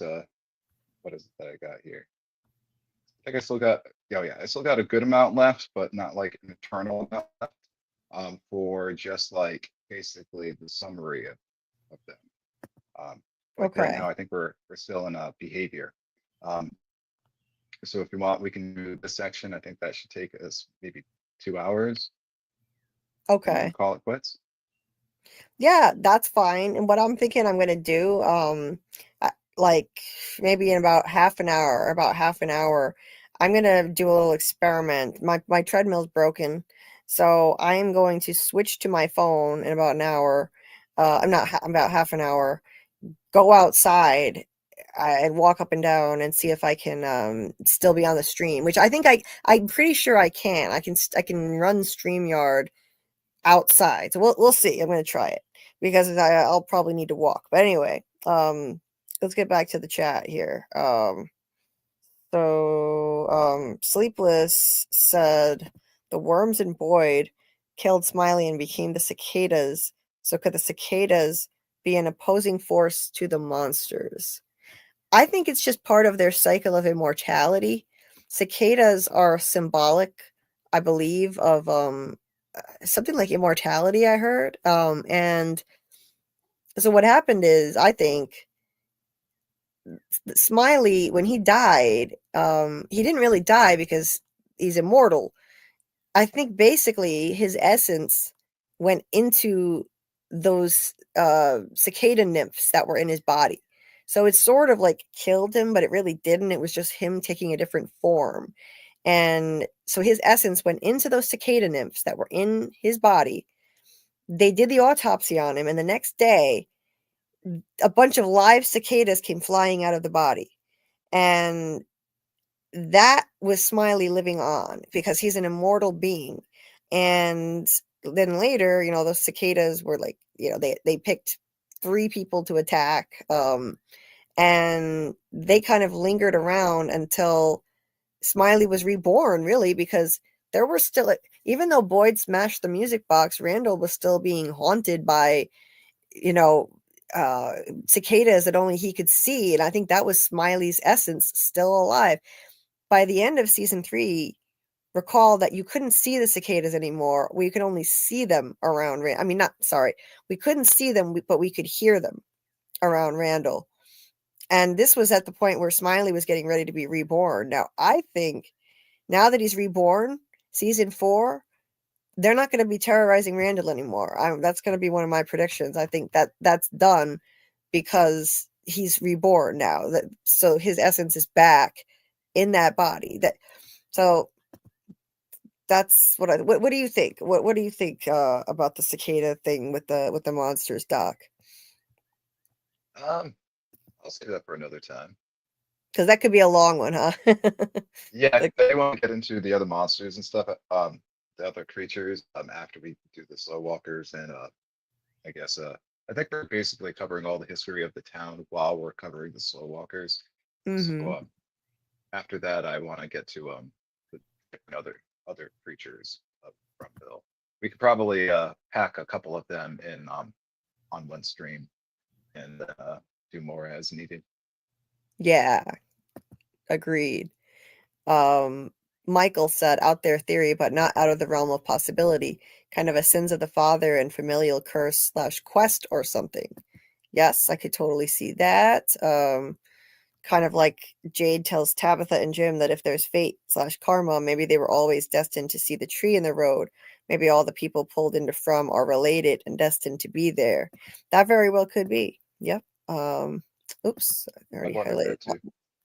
Hmm? I've wondered that as well. Mm-hmm. Yep. Maybe like ancestral ties. Ryan had said that is my theory exactly to me. It was like about half an hour ago. Probably when I was talking about what was I talking about? Like maybe how the cycle ends, and that might have been when I was talking about like people being broken down to the point where they are willing to sacrifice kids, and Christopher was going to do that. That might be what Ryan is talking about. Problem. That's a problem with being behind the chat. Sorry, guys. Jesse says Christopher is making people into puppets. He must be stopped. Um, I think the whole place is trying to make people into their puppets and manipulate them. And Jasper's symbolic of that. Michael says, I figure it's got what? It's got two. Either be one, they were specifically seeking immortality and some entity made a bargain with them, or two, there was some dire circumstance and they had to make a devil's bargain to survive at the cost of their firstborn. See, that would make more sense. Like, it's got to be some kind of dire circumstance. But I Yeah, mean, exactly. maybe in addition to the immortality, but like the immortality thing just throws me though. I would think that wouldn't be Well, part of the because bargain, huh? well, I think because it probably offered immortality, and they it would they would as a cure all Mm-hmm. for everything that they were going through. Mm. Yeah, it could be. Yeah, it could be. I could see that actually. With Alice said, I'm beginning to think Boyd may be on the side of evil. Really? Wow. A number of things happened because of Boyd. Boyd killed Abby to save his golden child. Boyd finds the talisman. Yeah, I never thought of that, but hey, it would be a wild twist. Or he could be, being used as a tool, manipulated by an evil entity, because we've certainly seen other good people. Like Sarah and Elgin are not evil people. They're people who wanted to help. Dieter pointed out that Mark Pellegrino, who played Jacob on Lost, gifted me that beautiful cameo from Dieter. Clip is still up on StreamYard, Julie. Okay, thank you. So there's the cameo page if anyone wants to order one for themselves. Tomorrow's Father's Day for you in Belgium. Oh, well, happy early Father's Day, Dieter. Happy early Father's Day. He'll probably listen to the replay later, so he'll hear it. Ryan says, I believe the town was not the same as it was back then as it is now. Back then, I think it was a real normal place. Yep. Okay, so this is what he was agreeing with me on. Okay. And the sacrifice manipulated by some being made it to what it is now. Yeah. I am totally sold on that one myself. Let's see. Michael said Boyd acted in defense of self and others to kill Abby. He wasn't doing evil. He was trying to do good and save lives and had to make an unthinkable sacrifice his own wife to do it. Okay. With Alice said Boyd gets violent when his grandbaby golden child is threatened with Fatima's disappearance and so on. That's true. This makes the entire family sus, with Abby being used to produce and or further the monster's cause rather. Well, hey, anything is possible. Not to mention his relationship with his son, and so they finally made up. Yep, Michael. Yeah, and the talismans are helpful. Yes. Hey, Taryn Matheru. Oh my gosh, you're still alive. Are you surprised? Is that a surprise? Nice to see you, Taryn. Chessie says I was there that night after dark.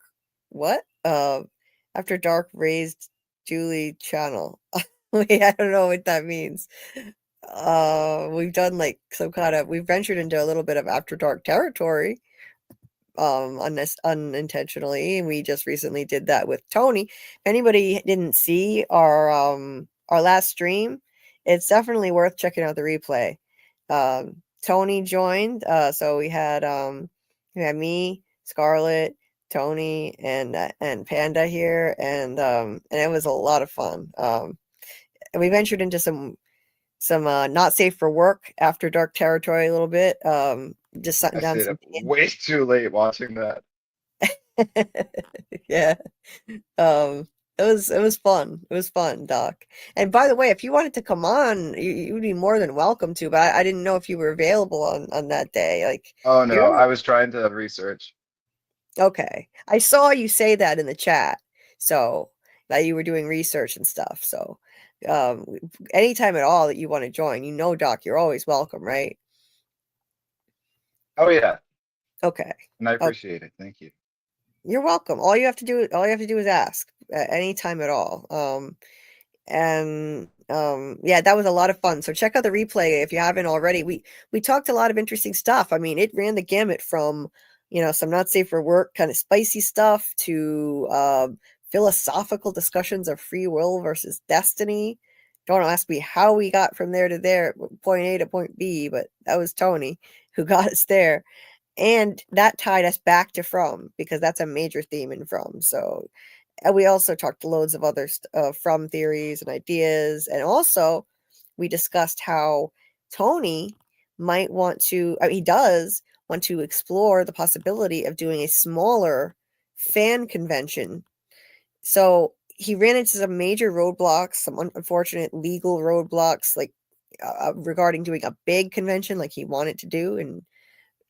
But he's looking at the possibility of doing a smaller fan convention without as many bells and whistles, not as fancy, not as expensive, but just a way Do we for know as when? many of us to convene as possible. What, Doc? Do you know when he might be thinking?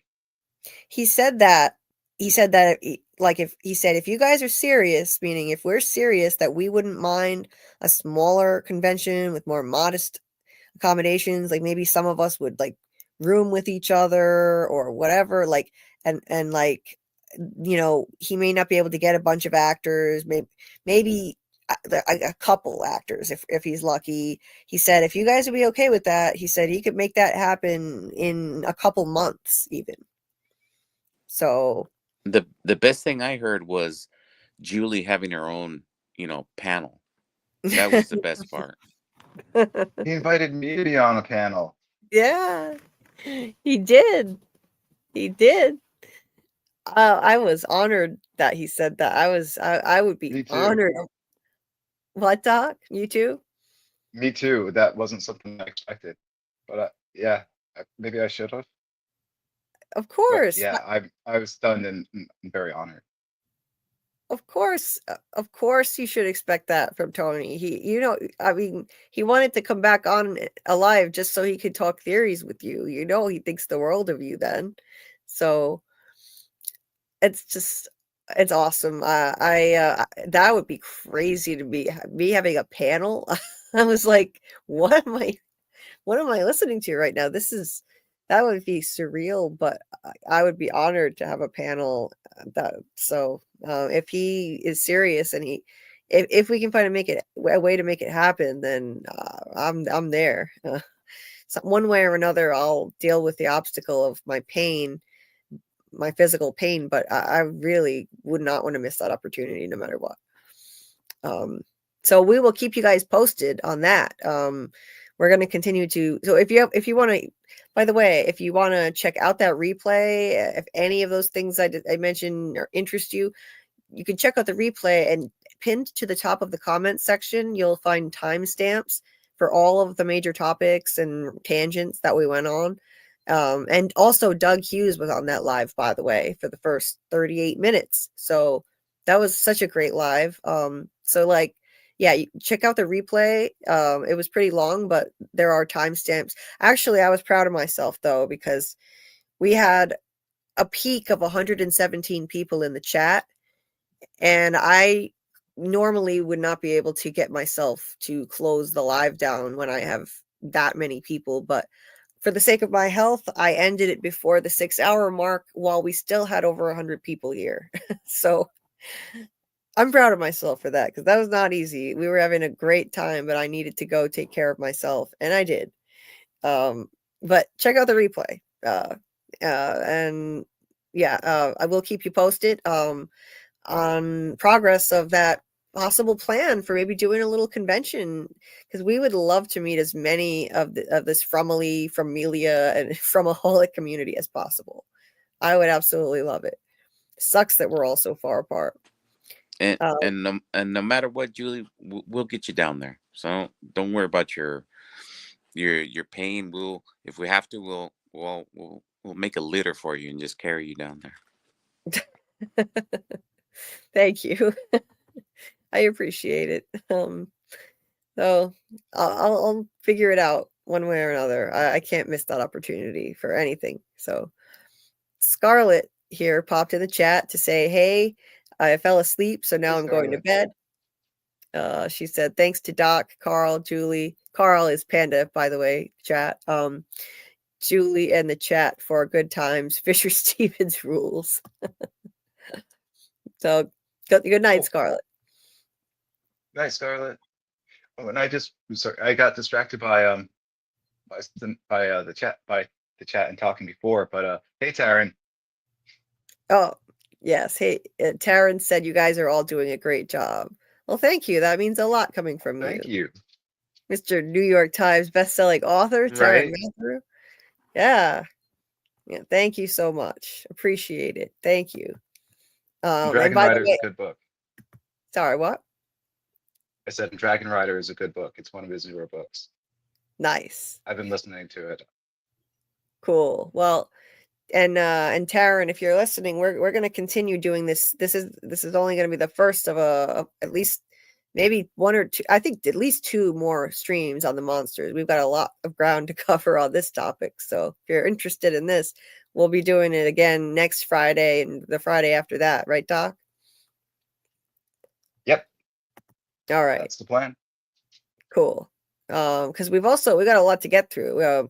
We've got Robert Saunders' theory and Nick L's theory. We've got all of the other stuff that you've researched and everybody in the chat brings to the table. So yeah, and I wanted to get Michael on here when we start talking about influences and theories. But right now we're still just going through like a basic summary of what we know. Mm-hmm. Yeah. So I feel a little bit bad because I had asked him to be here. But, well, my apologies, Michael. But you know how these streams go sometimes. Yeah, and yeah, we can, like, we're going to be doing another 2 weeks of this monster theme, so there's still going to be opportunities for Michael to come on and talk, and he's always a great addition to the channel. And remember, like, the whole mystery thing was only supposed to be like 1 or 2 streams, and that ended up being like a whole month. Mm-hmm. So the slow walkers could end up taking up quite a bit because we discuss a lot of things in the process too. Mm-hmm. But we love it, right? I do. Mm-hmm. Oh yeah, I sure do. So yeah, no matter how long it takes to get through this theme, we keep on going. I'm not gonna get sick of it anytime soon. The chat clearly loves the monster theme, and I mean, it's one of the most enjoyable, interesting things to make theories about. So anyway, let's see what else here is in the chat. Yeah, Taryn, the La Familia is strong here. Indeed, yes. Tony's Familia. I love that term he coined. Ryan. You like that, Doc? No, I hate it. No, Ryan said, I've been listening to Tony's podcast for a long time. I found his YouTube channel much later, your channel even later. Well, I haven't been around very long. This channel started last September, and Tony's, I don't even know how long. He's been around a while. He started with Game of Thrones, and it's been a long time. He's a veteran. I'm just a newbie here.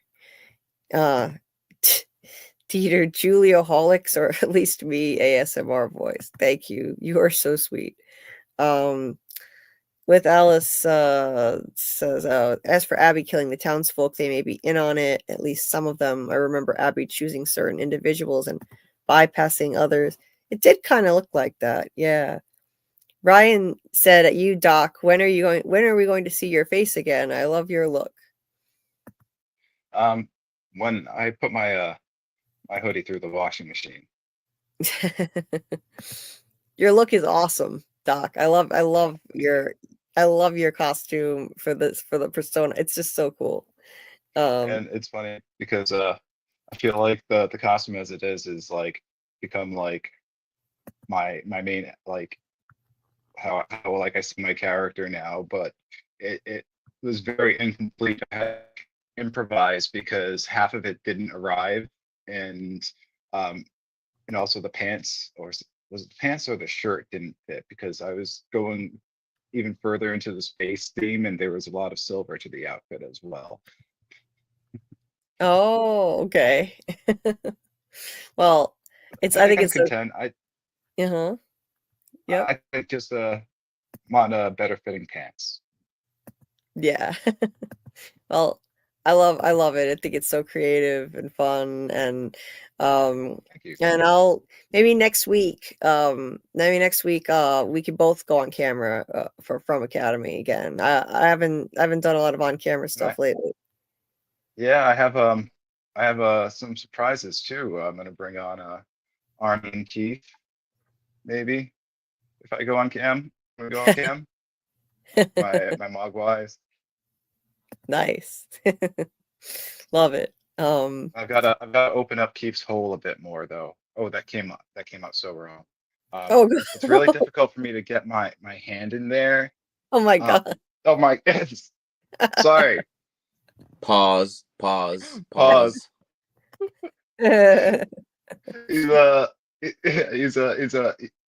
the whole puppet part of him was like kind of like a gimmick. Like, yeah, he's a puppet, but like he's more like an ornament, almost like a display piece, like a prop display piece. And so he's really difficult to work as like he normally would be as a puppet. And there's a video that I've been following on YouTube, very, very slowly and carefully because I don't want to screw him up. But I've been cutting out the parts of his insides that make him impractical, and don't really affect anything other than maybe his ability to stand upright with his shoulders looking kind of like puffed. I need to be able to like free up some space in there and take out some of like the rubber and stuff. This way I can actually get my fingers in there to maneuver his little arms and stuff and his neck. And yeah. Anyway, I'm going on a rant now. Yeah, it's just funny. The way you started made some good progress. Yeah, that's the way you started that was like a mega pause. That's so funny. I thought you were doing that on purpose too. I was. Oh, you were? Okay. It sounded like it. Okay. Ryan, that's sweet of you. Julie is a From celebrity doc too. Aw.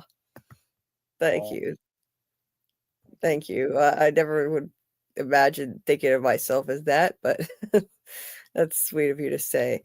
Jesse said the After Dark raid of Julie's channel was legendary. Well, thanks. I thought it was fun. We had a good time. Hey, why not? Like, I deserve a little fun and laughter in my life, and why not loosen up and, go off topic and get a little spicy sometimes? Why not? Okay, let's see. Let's try to get through here a little quicker. Ryan says Tony Teflon put me to sleep on Wednesday by talking about sheep. That part was a little bit crazy, Ryan. That maybe you were thinking about counting sheep or something. That part was kind of the craziest part. I don't know about that, but let's see.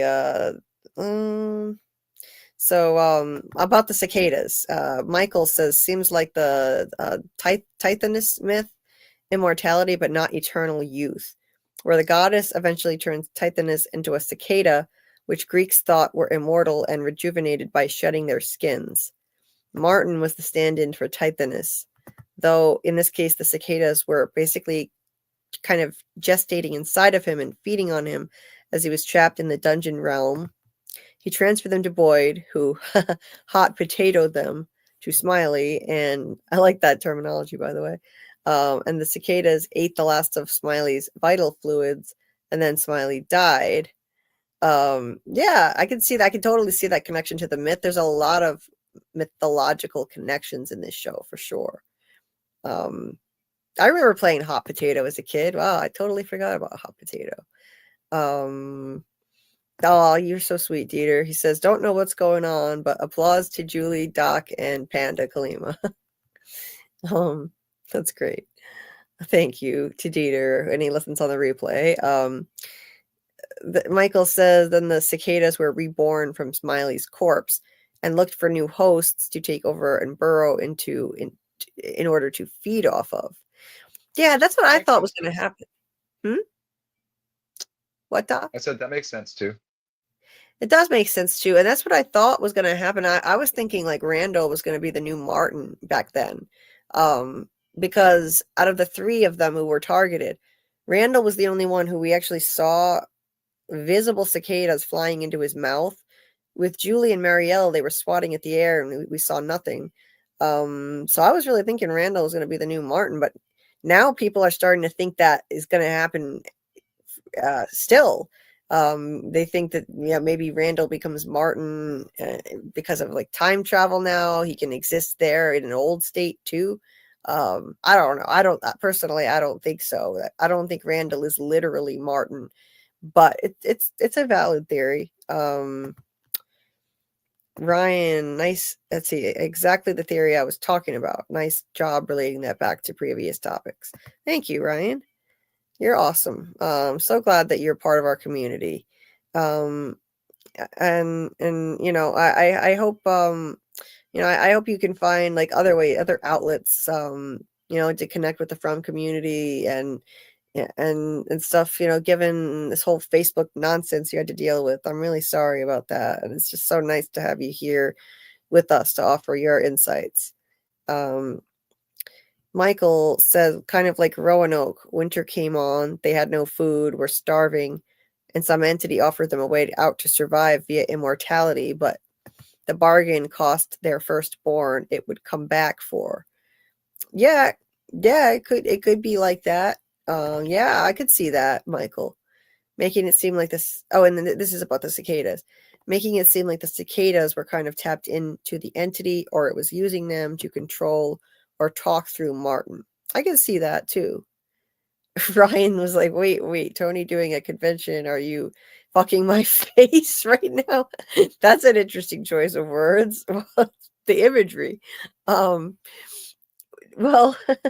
we're talking about, he's talking about doing a modified version of one, and this might enable him to finally be able to do it. Like Dieter said, take it with a grain of salt. He's been trying to get it done for a while, but I think this really might work though this time, because he said he never considered doing a smaller scale one before until he watched our live with Tabitha sharing her experience from the camp, where David Alpay and Scott McCord were, and it was a smaller affair. And he said he could totally do something small like that. And he was coming up with all kinds of ideas on how it could work. So I think this really could happen. So I'm hopeful that it's gonna happen.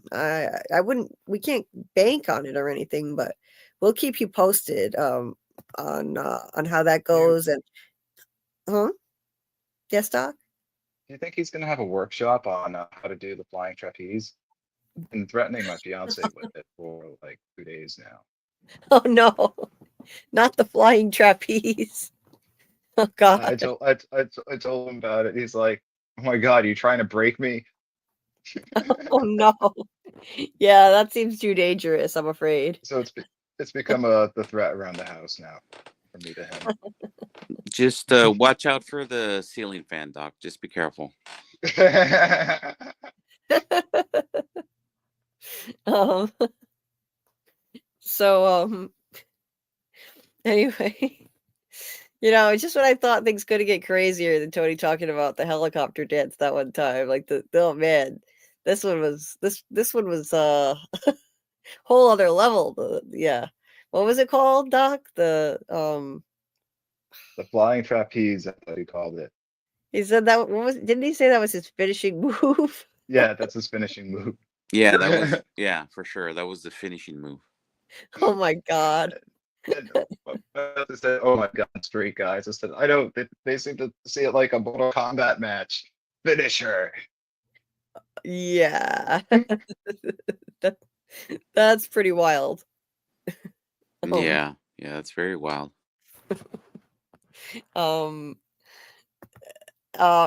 Michael said, and it seems like the cicadas are somehow linked to one of the entities, whether the big bad or something else, since it seemed like Martin knew things like Abby's dream theory. Oh yes, 100%. He said, what if Abby was right? What if it's all just a dream? To Boyd. He was fucking with his mind. It was all a mind fuck for Boyd. Trying to make him think he's going crazy, question his own sanity.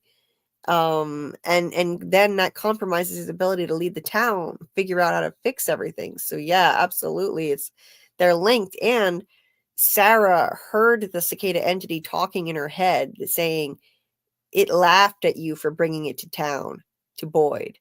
So yeah, they're linked to some kind of higher consciousness entity too. Probably the same one as the monsters, or maybe just a connected entity, but definitely plugged into the evil entity overall. Sleepless said the monsters themselves might also be pawns of a bigger game.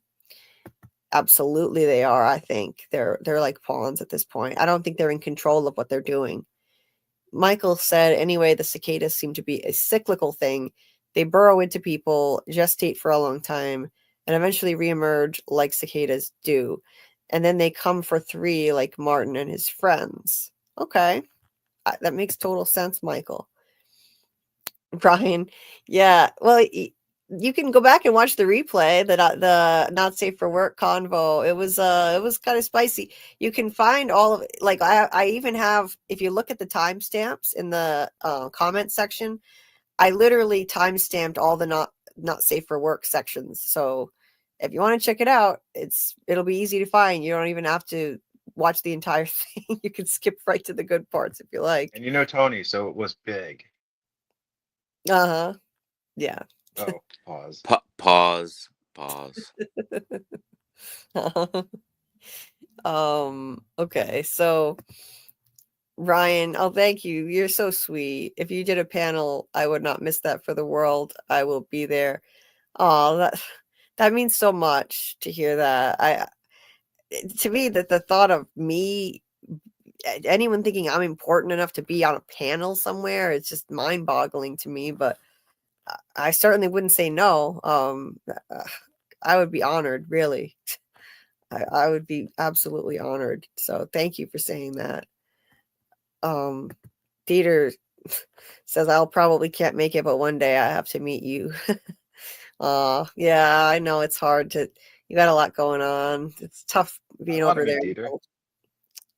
Yeah, we would all love to meet Dieter. But I'm afraid he's gonna have to come to us. I don't know if I can make it to Belgium. I'd love to, but I don't know. I wish I would do it if I could. Jesse said the After Dark raid happened long before that. Huh. I'm not sure which one you're talking about, actually. We've had a few kind of After Dark territory sort of things. Anyway, Michael went on to say the ballerina seemed to be a kind of hallucination or avatar of the cicada entity. Yes, I agree. Whatever it was or is. Some people think that might be a separate entity called the music box entity too, but connected somehow. They said since Boyd basically only saw her while he had the worms under his skin, though it also seemed. Oh yeah, it was definitely, she was linked to the music box. Doc, were you going to say something? Nope, I was just saying, yeah. Okay. Taryn said, "Thank you for listening to my book, Doc. I shall listen to the next 2 lives for sure, Julie B." Oh, thanks, Taryn. Oh, you're very welcome. I like fantasy stuff. I read a lot of Dragonlance books in my teen years, so I'm really into stuff like that. Oh, I forgot that you've read those. Yeah, I think I've read like something of them. Yeah, me, it's most like I think I had told you it's mostly the first 6, and then once it started expanding off, I just couldn't keep up with it. But I think I'm those including game books. oh right. For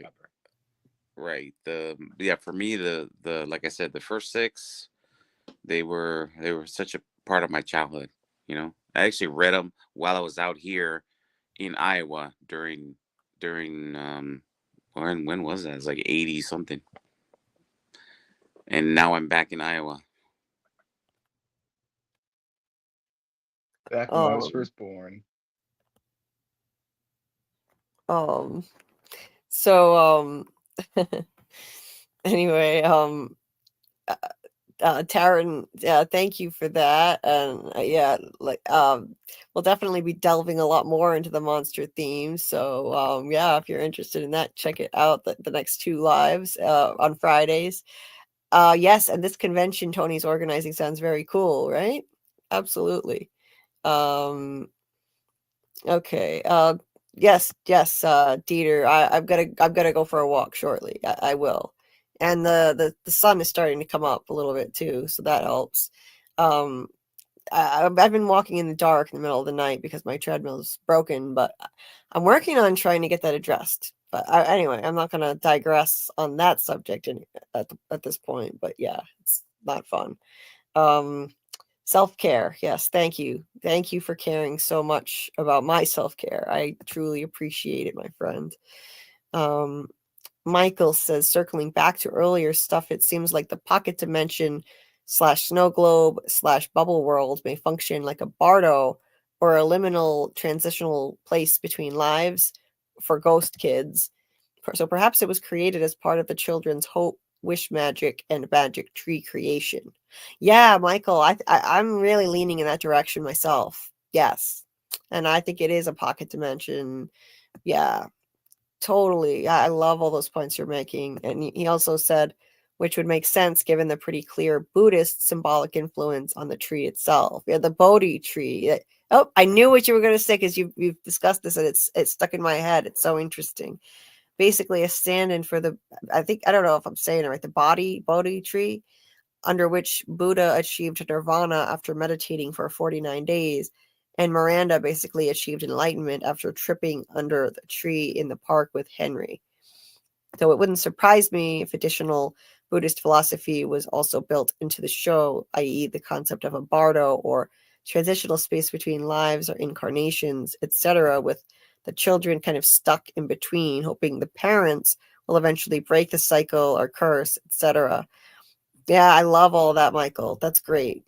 Love it. And Michael also pointed out, and I completely agree. I think we're going to see Miranda go on, not Miranda, well, Tabitha, same person, go on a trip, like a mushroom trip or something. I think that's going to have to happen in like season 4. Okay, yeah. I think that, yeah, because Randall mentioned that he was looking for those mushrooms in the woods. So I could totally see that, absolutely. And Jesse, what the hell? Time for Julie's morning tranquilizer dart. See y'all later. What? I guess I need a tranquilizer dart just to get me off of here and put me to sleep, huh? Make me sleep and get off the live. I hear what you're saying. Trace says I'm working and listening too. Okay, cool, Trace. Awesome. Appreciate you. Let's see. Michael said Randall may still be the next Martin since cicadas are still trying to get into or possess him. Yeah, that could be. It could be the next Martin. I don't think he's literally going to become the Martin though, like some people think due to time travel and stuff. Yeah. he was trying to ward him off by giving himself electroshock therapy with the defibrillators, which Marielle stopped. Yeah, so he could be the next Martin. That's possible. In fact, I think something like that is likely to happen because one of my predictions, which I've had for a long time for season 4, is that Randall, something horrible is going to happen to him because he has this deep dread of going anywhere near those ruins again. And Julie felt this inextricable pull to go there because she needed to complete that loop and throw Boyd the rope. She just didn't know it at the time. And Randall feels this dread. Why? I think something is going to drive him to go in there at some point, maybe to go after Julie and help her when she goes back in again, being the hero that he is. I wouldn't be surprised. It would be true to form. And I predict something bad is going to happen to him. Maybe he becomes the next Martin. He dies in there, but definitely that's one of my predictions. Jesse, I don't know what cicadas eat. David said the cicadas could be a metaphor for the cycle they are trapped in and the transformation they need, like in the movie The Beast Within, which has a man transform into a cicada-like creature. Oh, I bet Scarlett loves that one. The Western Mind is like... eat girls named Julie. Wait, what? Cicadas eat girls named Julie. Oh, Jesus. Yeah, I don't like bugs. The Western Mind is like a tuning fork calibrated to one frequency, the Christ story. Hit it with the right Christ figure and it'll just hum deafeningly in resonance. Antonio Garcia Martinez. Huh, I never heard of that quote, but that's interesting. And David said regarding why the hero savior story where the hero sacrifices himself resonates so well in Hollywood. Oh, Michael, thank you for doing this. He dropped the link to the prior live stream we had with Tony Teflon. Also, Doug Hughes was featured on it as well.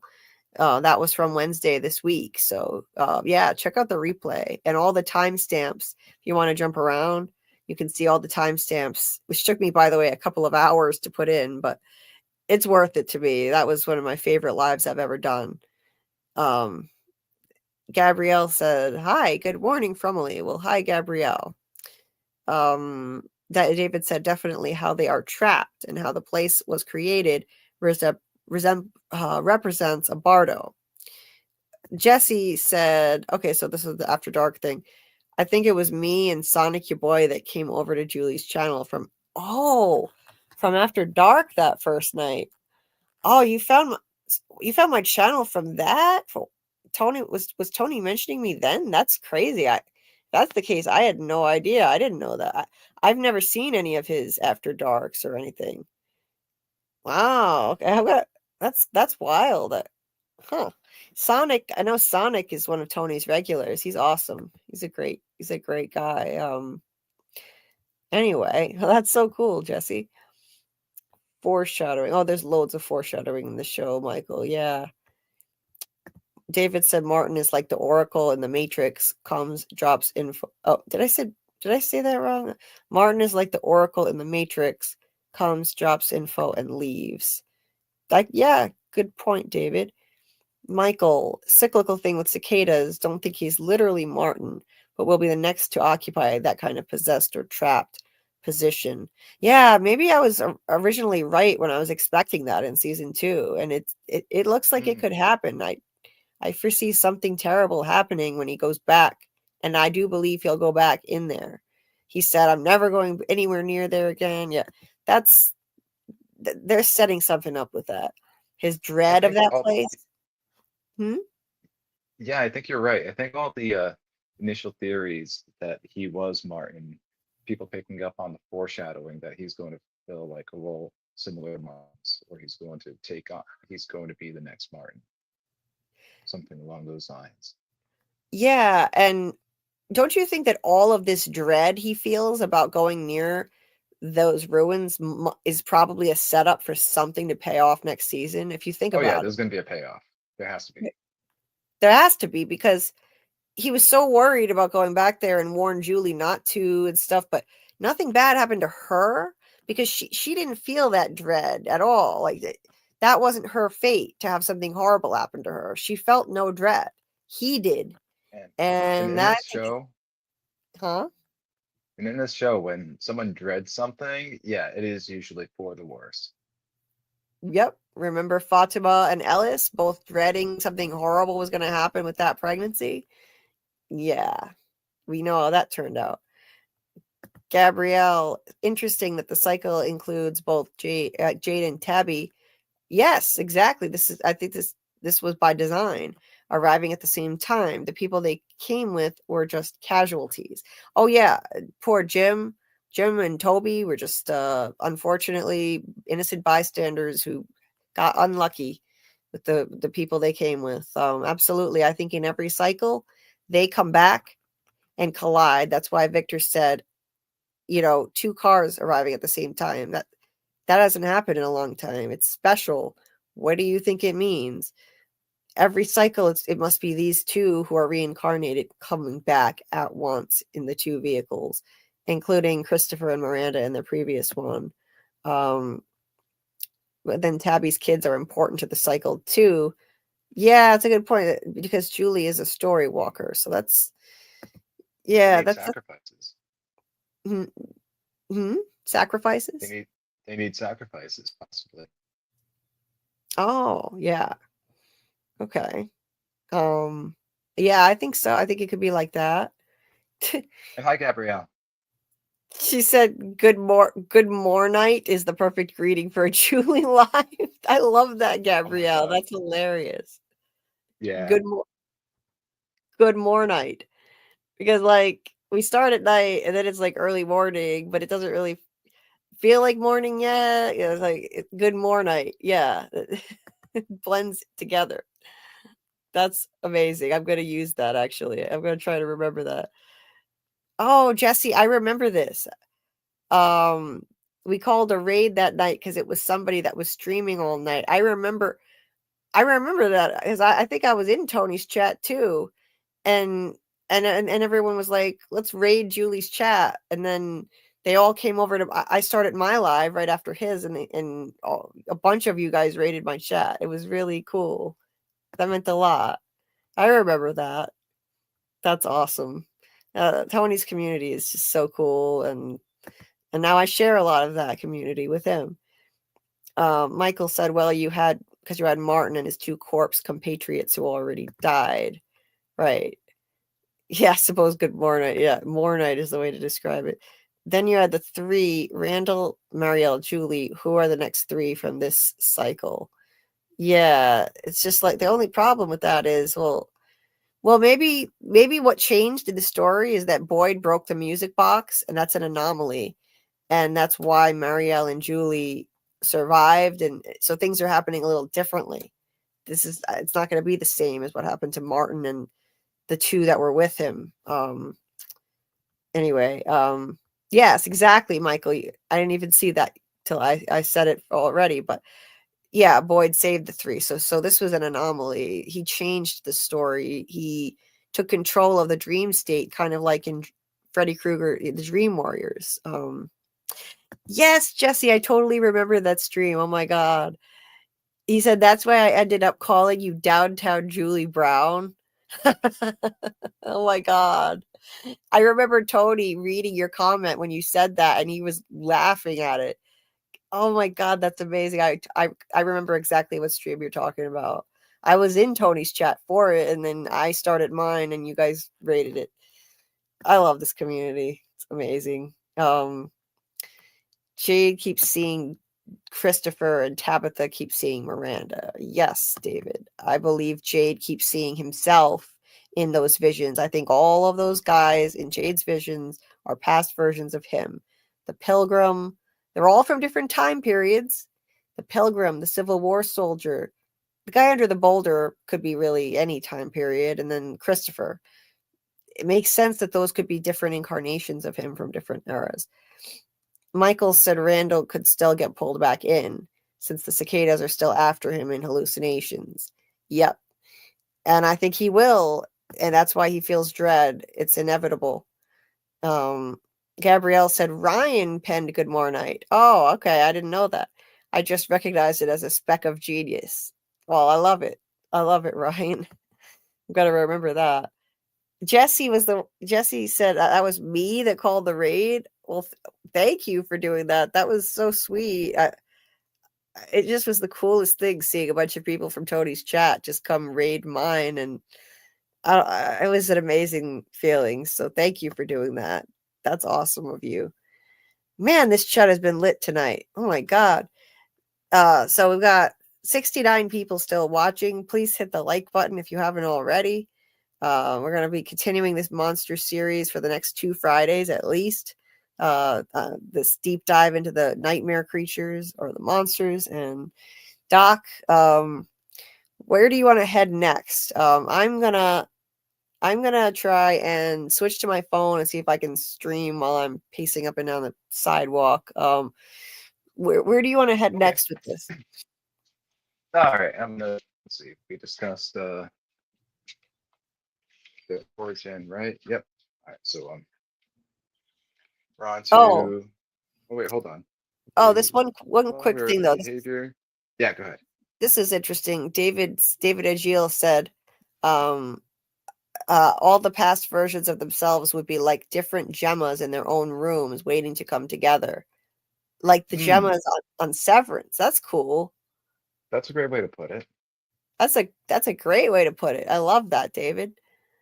Wow, you guys are amazing. Like, I can't stop reading your comments because the chat is absolutely lit with ideas tonight. Amazing. Pause on the chat count. 69. I got you. Yeah. 69. Yeah. Walked right into that one.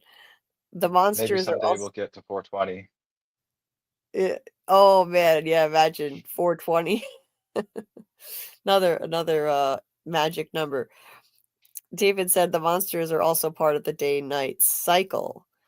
Yeah, that's right, and that's depicted on the talismans. There's a sun on one side and a moon on the other, and on Katri's like sash around his that he wore around his neck, for like, it wasn't like a priest sash. It had the sun on one side and the moon on the other. Sleepless said would the monsters become mortal once again once the cycle is broken. That's what Scarlet thinks, actually. Scarlet has an idea about that. I personally don't think that there's any hope for that. I think they're beyond saving and beyond redemption. So I think they'll just be eradicated and they won't exist anymore. So what Tabitha said in the very first episode of From, she said to Ethan right before they got to town, ironically, there's no such thing as monsters. Because Julie was teasing him, saying the monster's claws got too deep and Norman is dead. Tabitha said, well, there's no such thing as monsters, so Norman must still be alive, right? I think that foreshadows that at the end of the story, it's irony right now, but at the end of the story, I think the monsters will be obliterated. They just won't exist anymore. This place will be gone. And all the spirits of the dead trapped there will be released. And whoever is left alive there, I think, will get out. I think we'll see a happy ending for at least a few survivors.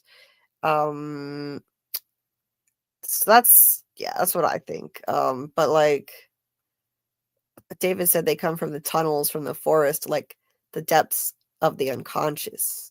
Nice analogy there about the monsters. Michael said that's what Michael thinks too. If the original deal is broken, they either cease to exist or they become mortal and they can finally be actually killed. Oh, okay. I could see them becoming mortal in order for them to be killed. You know, they just don't get to have their lives back and skate away. Or the souls of the children are powering the rebirth of the monsters via the entity. If the children are gone, there's nothing left to power the rebirth. So maybe finally die. Yeah, I think the souls of the children may be kind of powering it. Yeah. So cicadas eat wood. Does that mean the monsters are made of wood? Yeah, I definitely don't think so. Doc, what do you think about that idea about whether the monsters, like, if the cycle is broken, they become mortal or just get obliterated? Yeah, I'm not sure. I don't I have a feeling that they're probably gonna kick the bucket in some way, either disappear or just drop lifeless. Um, I'm not sure, Uh-huh. but it's possible that they'll become mortal. But I don't really see them becoming mortal. Yeah. Ryan thinks the only thing left of the monsters is the monsters themselves, as we see with the autopsy with Smiley. Once the curse is broken, there will be nothing left of the original people. Yeah, I agree. Sleepless says, I really hope Victor makes it to the end, but I have a bad feeling he might be a sacrifice type death that's needed at the end of the show. Yeah, I don't see him getting out. I think he probably will die a heroic death. Maybe saving Ethan, maybe saving somebody. I can't imagine him. He couldn't even survive in the real world at this point. This is his home. Uh, Samuel, read those Ankui children their last rites. I think their souls are trapped there. But anyway, so Doc, what do you have next? What do you want to cover next? I'm gonna switch to my Abilities. phone. Huh? Abilities. Okay. Creatures are described as incredibly strong physically and agile. They can jump high enough to reach the second floor of Colony House and climb quietly. They are also able to imitate voices to trick people, it seems. Or that might be more related to the phones. But they're typically seen walking slowly. They can run when they choose or when necessary. Smiley was observed running after Miranda when she was near a faraway tree. They become very fast and strong when they transform into their full monster form before attacking. Um, there was a theory I liked that they kind of like it's kind of like they play like red light, green light. When you're not looking, they'll move fast, but when you're looking, they'll move slow. Mm-hmm. Um, Monsters seem to know people's names, personal details. Source of this knowledge is clear. Theories include an entity telling them or consciousness. We'll get more into that later. We already talked a little bit about that tonight. And people can post theories below and we'll read them. However, they do not seem to know everything, as they did not anticipate Boyd's attack on Smiley, or did they? And couldn't find people hiding before announcements were discovered. Could they not, or were they just intentionally not? But one question I'd seen while poking around was whether or not Sarah was supposed to kill Toby or if she was supposed to kill Jade, and the voices like in her head kind of misinstructed her, or she didn't interpret it properly. You cannot enter spaces protected by talismans unless invited. If an entrance is open, it can void a talisman's protection for that space. Once inside, they can open doors and windows. Immortality and rebirth. The monsters are described as immortal. They do not die of natural causes or starvation, but they can be killed by certain means. Boyd successfully killed Smiley using bloodworms originating from Martin. Despite being killed, the sources confirmed that monsters will return. Smiley's return was orchestrated through Fatima, who gave birth to a creature contained in a pod. This pod quickly grew into a full Smiley creature. The kimono lady was present and assisted in this birth, which resembled a ritual. This rebirth process is believed to have occurred in past cycles. It is theorized that the rebirth of a monster might require a human host and potentially involve a sacrifice. Also, one thing to note too, because there were theories that if at one point anyway, that if a nightmare creature was killed, that they would respawn basically in a tire from that timeline. But obviously, when they respawn, so to speak, they're completely in the buff.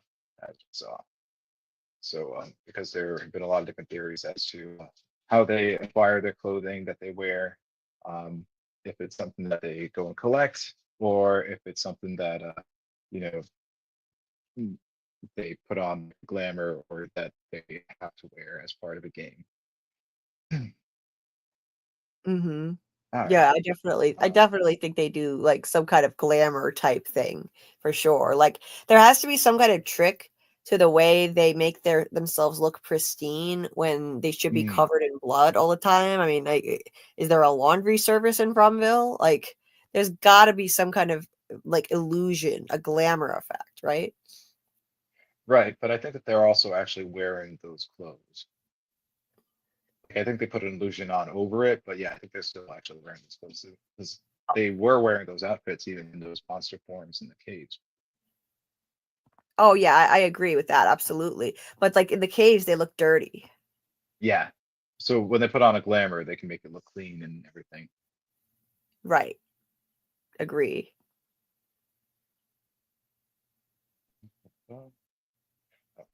Roles and numbers.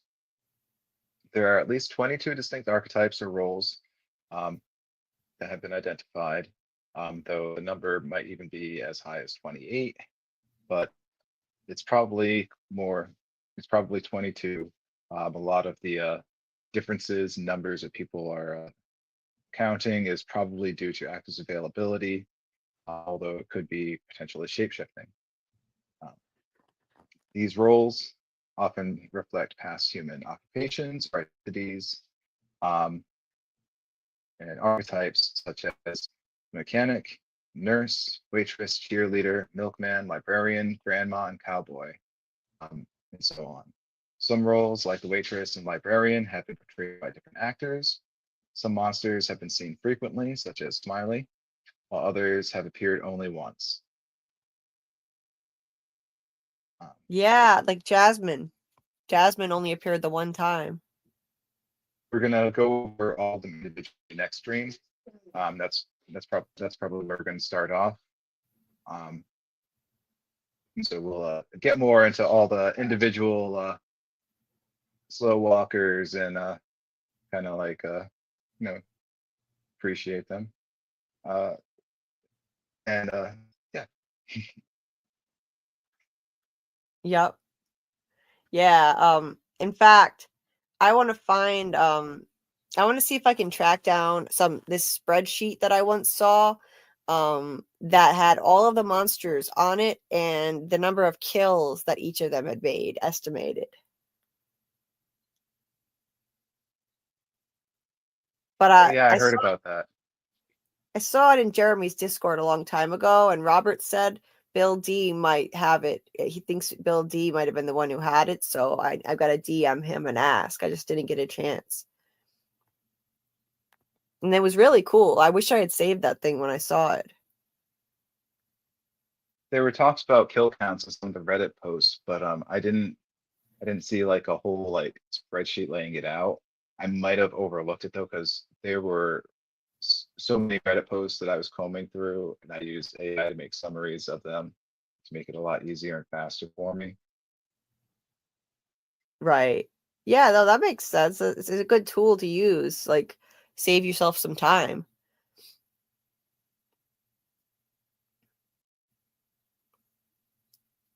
Oh, um,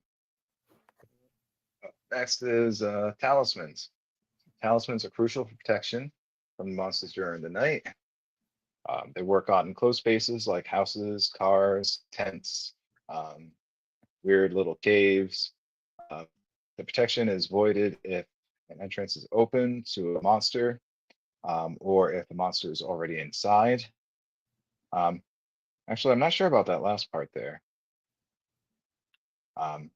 Well, yeah, I guess so, because they can just go and take down the talisman. We already saw that once one was, but there are theories that they might be able to be trapped with talismans. I'm not sure that didn't you go over that already in the stream and we decided that no to be trapped, or was that Tony? Wait, go over what in the stream? That The whole like there was like a stream that I was listening in on where the host and people dissected whether or not and like basically went over like events when the slow walkers were going into houses and things, whether or not you could trap a slow walker using the talismans. Oh, yeah, I yeah. think it was decided. I think it was decided no, you could not, but I could be wrong. And Yeah. plus, that wouldn't be definitive. Right. Yeah. We've never seen anyone actually try it. It's possible it could work, but yeah, it's never been tested. I think it's possible, maybe. Tony has been saying that they should do that for since season 1. That they are that, and I think that they Okay. kind of shouted out his theory in season 3 with the how to trap a Boyd planning on trapping a monster that way inside of a structure with a talisman on the outside.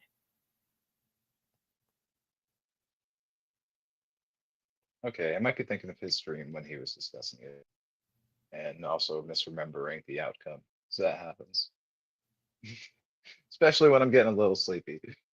Yeah, no worries, Doc. And let's see, talismans appear to need to be hanging up, potentially motionless to be effective. There's a debate among fans whether the talismans possess inherent power or if the monsters simply play along as part of their game. The talismans were not present when Victor was a child, suggesting they were introduced in a later cycle, yet by Boyd. There are a limited number of talismans, and monsters do not steal them. It's actually Yeah. something to note. I wondered at points, like, are the monsters just gonna, if they get in, are they gonna take the talisman? But no, they always just leave them. Yeah, they do. They Files. usually just throw them on the floor. They always wind up on the floor. Yeah, It's almost like like they're saying, like, fuck this thing that was gonna keep me out, Fuck yeah, this thing. exactly. Like disgust, like Because frustration. yeah, 'cause, like, Boyd finds it on the floor in the house where Megan was killed and the little girl in the beginning. And like at Colony House, it happened again when the Colony House massacre. It was on the floor. So yeah, it seems like it's like, yeah, fuck this thing that was keeping them out. Yeah, they never take them though. That's a good point. I never thought of that. Like, why not just take them? I guess maybe it's somehow against the rules. Like this place has rules.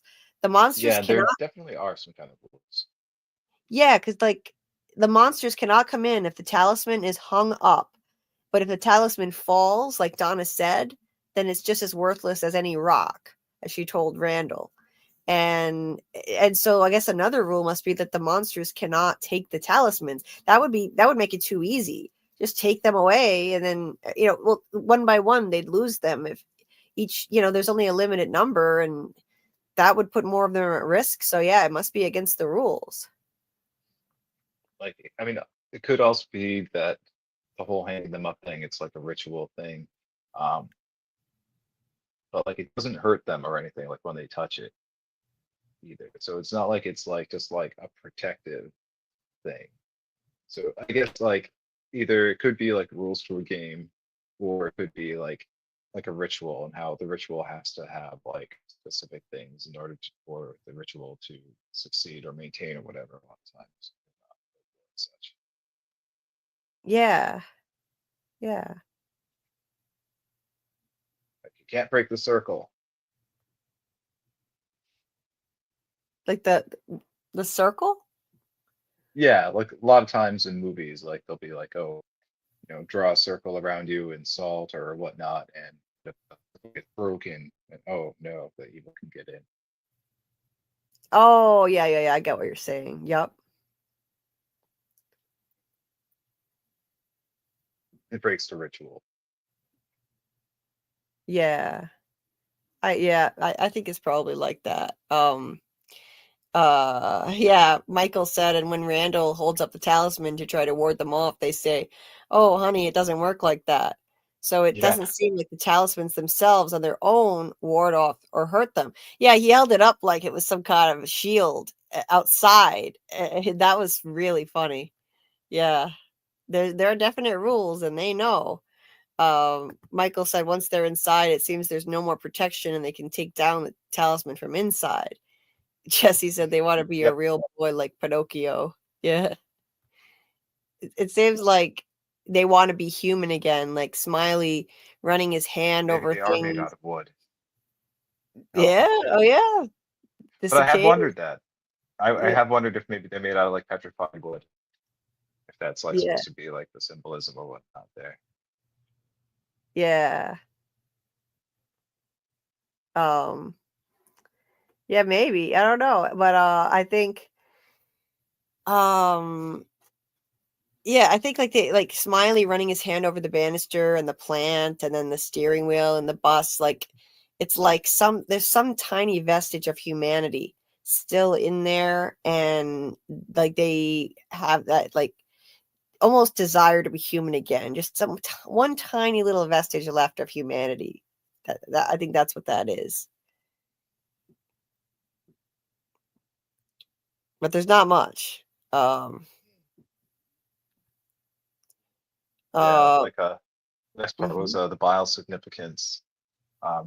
Like how they only have at least in the autopsy we only found bile. It is possible that there was other fluids and stuff in there before the cicada, well, before the bloodworms turned into the cicadas.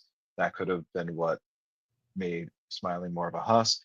I don't know for sure, but hopefully we'll find out. But but the presence of only bile instead of blood in the monsters' bodies is often seen as symbolic. In biblical terms, while blood represents life and connection, bile or gall symbolizes bitterness, wrath, and corruption. Having only bile suggests monsters are spiritually dead, hollowed out by their sins of child sacrifice. Um, this is going a little bit into the land. It was pulled out of I don't know what this one's about. And the yellow color of bile is also noted as potentially linking to the man in yellow's influence. And then we're at the last thing, which is a relationship with other entities. The monsters appear to be monitored by the kimono lady, or perhaps the man in yellow. The kimono lady played a key role in Smiley's rebirth, might act as a monster midwife. The man in yellow is speculated by some to be the entity who orchestrated the original deal um, with the townspeople, or could work directly for a higher power or other evil entity. Unlike the monsters, he can appear in the daytime. He seems to act against the characters gaining knowledge, or against them getting too close to the truth. The boy in white is viewed as an opposing entity trying to help stop the cycle and save the sacrificed children. And that is all of section 1 of 8. Nice. Wow, amazing. The amount of that is incredible. Eight sections. You are unbelievable. Yeah, I didn't think it was going to turn out like that. No, I don't think I'm actually going to go over all of the sections, and some of them are actually kind of like just like quick. Like I've got one or two in here that are timelines, and it's just like kind of just like rephrasing everything as a timeline. Okay. I Well, figure I figure I can use that as like a recap at the end.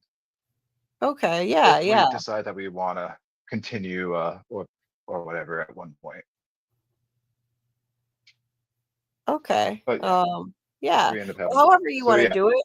I mean, we can, if you want to keep it the way it is, though, like with if it doesn't matter if it's lengthy, we can do as many segments of this as you want, because Okay. clearly everyone's really into the theme. The chat has been totally lit, and everyone loves it. So we could just keep up with it, and Good, because I'd like to be able to get through the whole topic.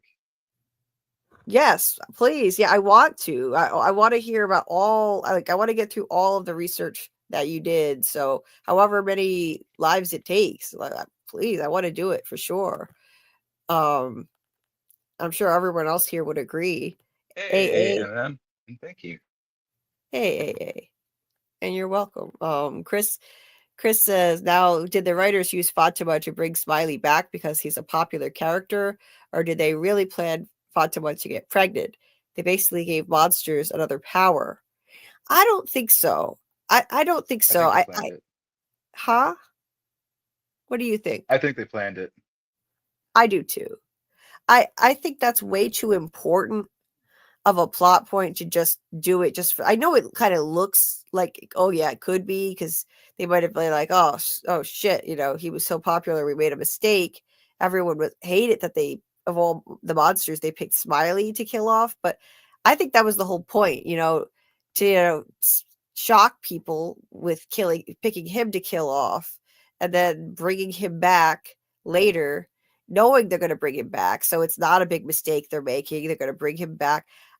I mean, I think I heard them say in an interview that they didn't specifically plan to kill off Smiley from the beginning. Like, they didn't even know Smiley was going to emerge to be what he was. He just became so iconic that they featured him more. But I do believe that they always planned on the monsters being immortal. It's just too integral to the mythos of this show for them to just say, oh, let's make the monsters immortal just because people miss Smiley. I don't think they would do that. I think they picked Smiley to feature in the show so prominently because he was popular, and then they picked him to kill off because it was popular. But the immortality thing, I think that was always going to be there with the monsters. And then they might have always planned on, like, oh, let's, kill one off and then bring them back. Or maybe not. Like, they might not have planned that particular part. They might have just said, oh, let's actually, like, show a way that it looks like you can kill them, but then reveal that you can't. I just think the immortality thing was always supposed to be part of the mix. Because I have too much faith in these writers, especially John Griffin, who created the show, to think that the whole thing was just, for expedience sake. David said talismanic magic talks about talismans being used to repel spirits that wish to possess people. Michael said the talismans seem to basically create a bubble of protection when hung and the space is enclosed, but when the seal is broken, they can get in, kind of like in the movie Demon Knight. Oh, I've never seen that. I'll have to add that to my list. Sleepless says, what do the symbols in the talisman mean? They're runes. They're basically runes. I think there might be, are they Norse runes? I know they're Norse, right? Yep. And then you see, like, I believe they represent a cycle of day to night, and you see, like, a person on one side and then a person on the opposite side, like a little stick figure. And you've got sun on one side, moon on the other. I think it represents, like, the cycle of day to night and the cycle of life. And then that would also tie into how, the monsters can only come out at night. They have to sleep during the day. The cycle of their immortality. So I think that's what the symbols on it mean, and that they got the idea for the symbols definitely from Norse runes. Because if you look up Norse runes, there are some that look just like that. Yeah. Michael said unclear at present. I've seen similar runes. Yeah. He said, I have a working theory. I think they're basically Norse bind runes, but they're kind of composite figures, potentially composed of multiple runes that create a new combined meaning. Yeah. Okay. It's the Tales from the Crypt movie. Cool. I immediately recognize them as bind runes. Oh, okay. Like, you can't tell what a bind rune means just by looking at it, because it's a sigil. At least not most of the time, unless it's like something that's commonly used. Right. Okay. Yeah. Ryan said Demon Knight was one of my favorite movies as a kid. Yeah, after they break the seal, what's the point of the talisman? Yeah, like when Randall pointed at the old lady. Yeah, it's basically just a rock. Donna warned him that. That's not how it works. But I guess he was just desperate. Jesse said, I think it was the barn scene where the monsters were inside with a talisman on the door. I think I don't know. Wasn't the door? No, there was no talisman in the barn. No. I remember us complaining and saying that they should have put a talisman on the barn to protect the animals in the first place. I don't think. I think Boyd might have had a talisman with him, but it didn't help because the barn was already open. Michael said I try to suss out what the various composite characters are and mean individually and together, but it's strictly guessing, and there's some different meanings to the different runes, thus bound together. Yes, yeah, the monsters were already in the barn waiting. Yeah. So there was I think Boyd had a talisman with him, and he I think he had a talisman with him. He hung it up and closed the door, and then he turned around and the monsters were already in there. So it was too late. They were already inside. Yeah, that was what was happening. It's coming back to me now. Michael said it would be interesting to see if you could trap them inside the bubble from the outside of a house or a room. Yeah, by hanging the talisman outside with the monster inside. That's been the biggest question. Like, would that work? Tony Teflon's been saying they should try that since season 1. Ryan, yeah, if they're already on the inside, then then it's pointless. But if they're not, like if you could get the monsters in there, put the talisman up and close the door, maybe that would work. With the talisman on the outside, it might. Oh, Dieter, I'm so sorry that you're struggling. I see Dieter in the chat, having some struggles, some family struggles and drama, and I'm so sorry about that. There's nothing wrong with you, Dieter. He was saying there's something wrong with him for being emotional. I'm sure he's probably going to listen to this later, so I'll just say it out loud that there's nothing wrong with you. There's nothing wrong with letting your emotions out, including men. I respect men who can be emotional. Nothing wrong with that. And I've seen like straight men that try to act all macho most of the time, like break down crying at points too before. It's fine to be emotional. There's this stigma against men showing emotion still. Like you're not supposed to cry. It's like that doesn't make you any less of a man. And if anything, I have more respect, and I am more drawn to men who are not afraid to show emotion, who or at least let it out. It's okay it's normal to be embarrassed by it, but let it out. Just let it out, and the fact that, and also that shows a capacity for deep feeling and empathy, and not everybody has that. Some people just don't cry because they don't feel as deeply as others. Believe me, I've known someone like that, and I'm glad I don't know this person anymore, because that some people are like robots. You don't want to be like that. Believe me, you don't want to be like a robot. You want to actually, I know it's hard to be emotional, and when you are a sensitive, emotional person, that means you're naturally going to feel more pain. Unfortunately, that's what comes with being empathetic and loving. You're going to get hurt more. I know that, unfortunately, from firsthand experience, but it's better to be that than to be an insensitive asshole robot like my piece of shit ex. I'll just go ahead and say it. So, Dieter, you have nothing to be embarrassed about or think there's anything wrong with you at all. We all support you, and we understand, and I think that just makes me think even more of you as a person, that you can feel that deeply. But I'm sorry that you're hurting like that. With Alice said, yeah, good. Why would Boyd suggest going into the barn? Was it a setup? Why would Boyd? Yeah, I mean, Boyd went out at night and put Tian-Shen at risk. Yes, he did, to try to save the animals. He was put between a rock and a hard place, though. I think that was the whole point.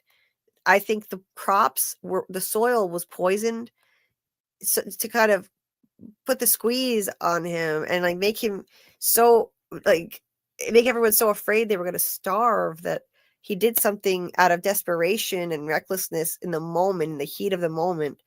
And that was the whole point. And look what happened.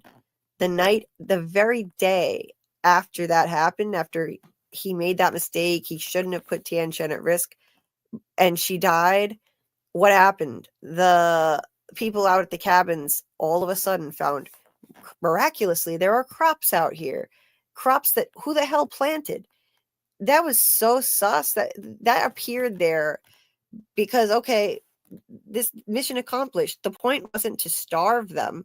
The place was trying to put Boyd into such a desperate situation that he would make a reckless mistake in the heat of the moment. And yeah, he should have said, screw the cow and take Tian Shen and get her inside. But this was the whole point.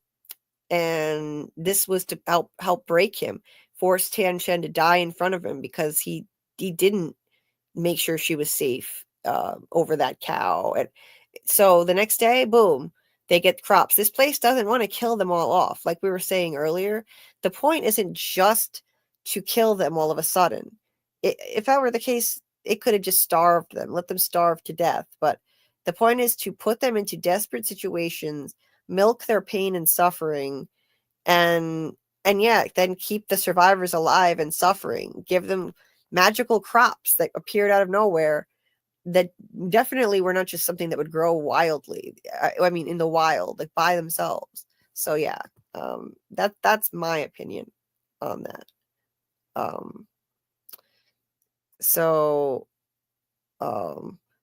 David said, going back to Boyd and the dog, dogs serve as guides and the unconscious spirit world in dreams and myths. Ultimately, they symbolize your instincts, your ability to hear your inner voice and intuition. Okay. That's interesting. Yeah, I like that, David. Right, Michael. Yeah, it was the food shortage. They were put in that desperate situation. So that was the whole point. The point wasn't to starve them. And the proof of that for me was Jim and Kenny suddenly finding crops there the next day outside the cabin. So yeah, the timing of that to me says it all. So anyway, okay. David said the day-night cycle is also micro to the annual cycle. The sun will pass through all 12 zodiac signs in a day as it does in a year. So midnight is basically the winter solstice Amun-Ra moment.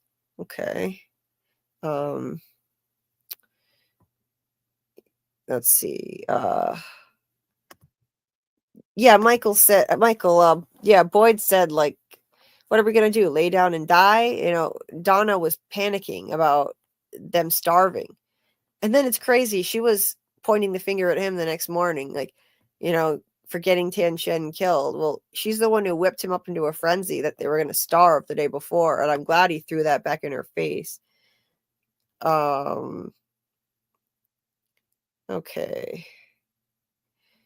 In the first Critters movie, there's also a day-night cycle, and as midnight hits, there's a scene in the kid's bedroom where a sign saying Saturn is hanging, said David. Capricorn/Saturn. Okay. All right. So, yeah, with Alice, I think this is right. I believe the monsters are playing on the fears of their captives by creating false narratives which allow for hasty and bad decision-making.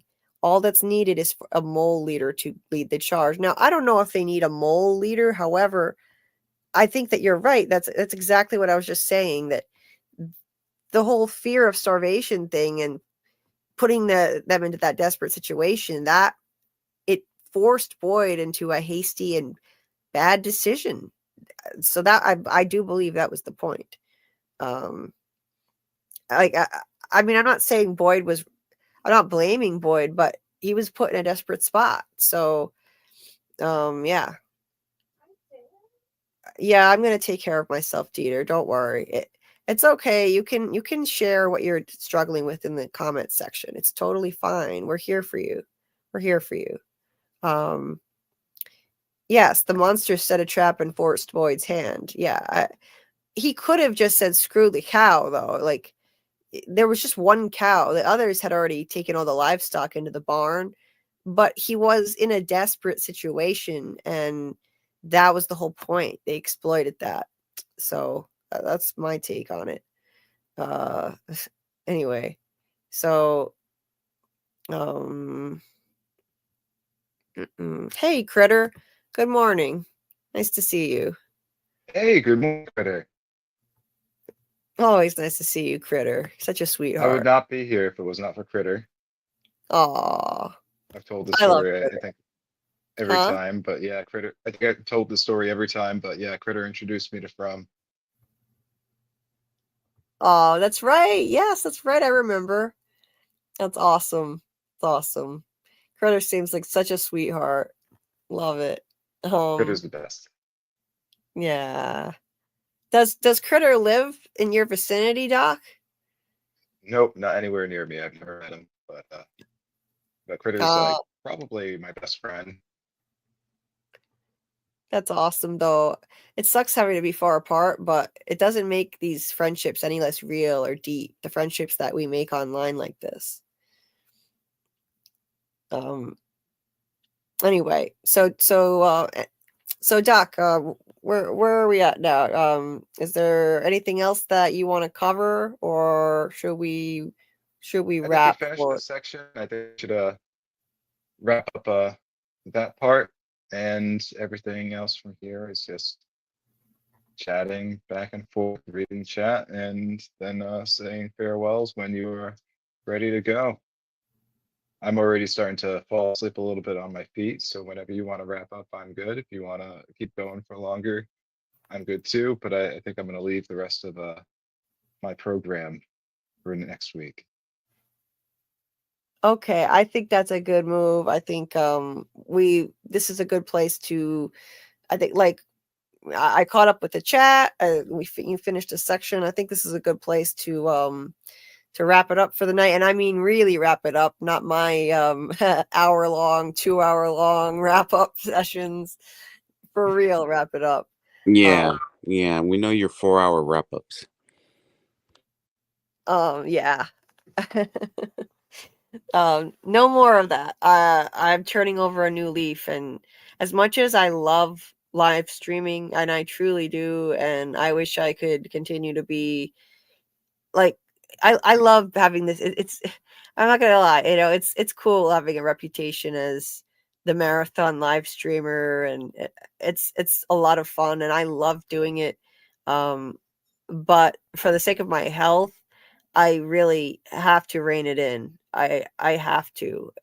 It's taking a huge toll on my physical pain, and I hate it. It sucks. I wish I could be a normal person and just be able to lay around or sit around for all night long and have no consequences at all, other than maybe, I don't know, a little stiff back or whatever, like a typical person would at my age. But it's not the case. So I have to just do what's best for myself. And when I get a new treadmill, I'll be able to stream a bit longer again, I think. But for now, my treadmill is broken, so I can't stream from there. I do that to manage my pain every certain number of hours, and I've already gone 1 hour more than I should have. So this has been an awesome conversation. Let me just see what David said here. I don't think Smiley is a daywalker now. I expect that's why they wanted the trap door open, but I'd like to see him team up with Boyd for some reason. Yeah, I don't think he's a daywalker now. I agree. I think he'll just go right back to the way he was. So yeah, I don't think so. Like they had, there's a reason that he needed to be born in that root cellar, because there's a trap door leading right to the cave. So if he was born in the daytime, then he can be taken right down and into the darkness. They can't go out in the sunlight. So yeah, no, I wouldn't say he's a daywalker. I think there's no redeeming the monsters in any way. So I don't think they can team up with Boyd or anything, unfortunately. Dieter said Critter got Doc with us. Thank you. Doc, give your shirt to Critter. No, just kidding. Yes, I second that. Thank you, Critter. Thank you so much, Critter, for giving us Doc, because Doc is amazing. Doc is awesome. He is one of the best friends I've made in this fandom.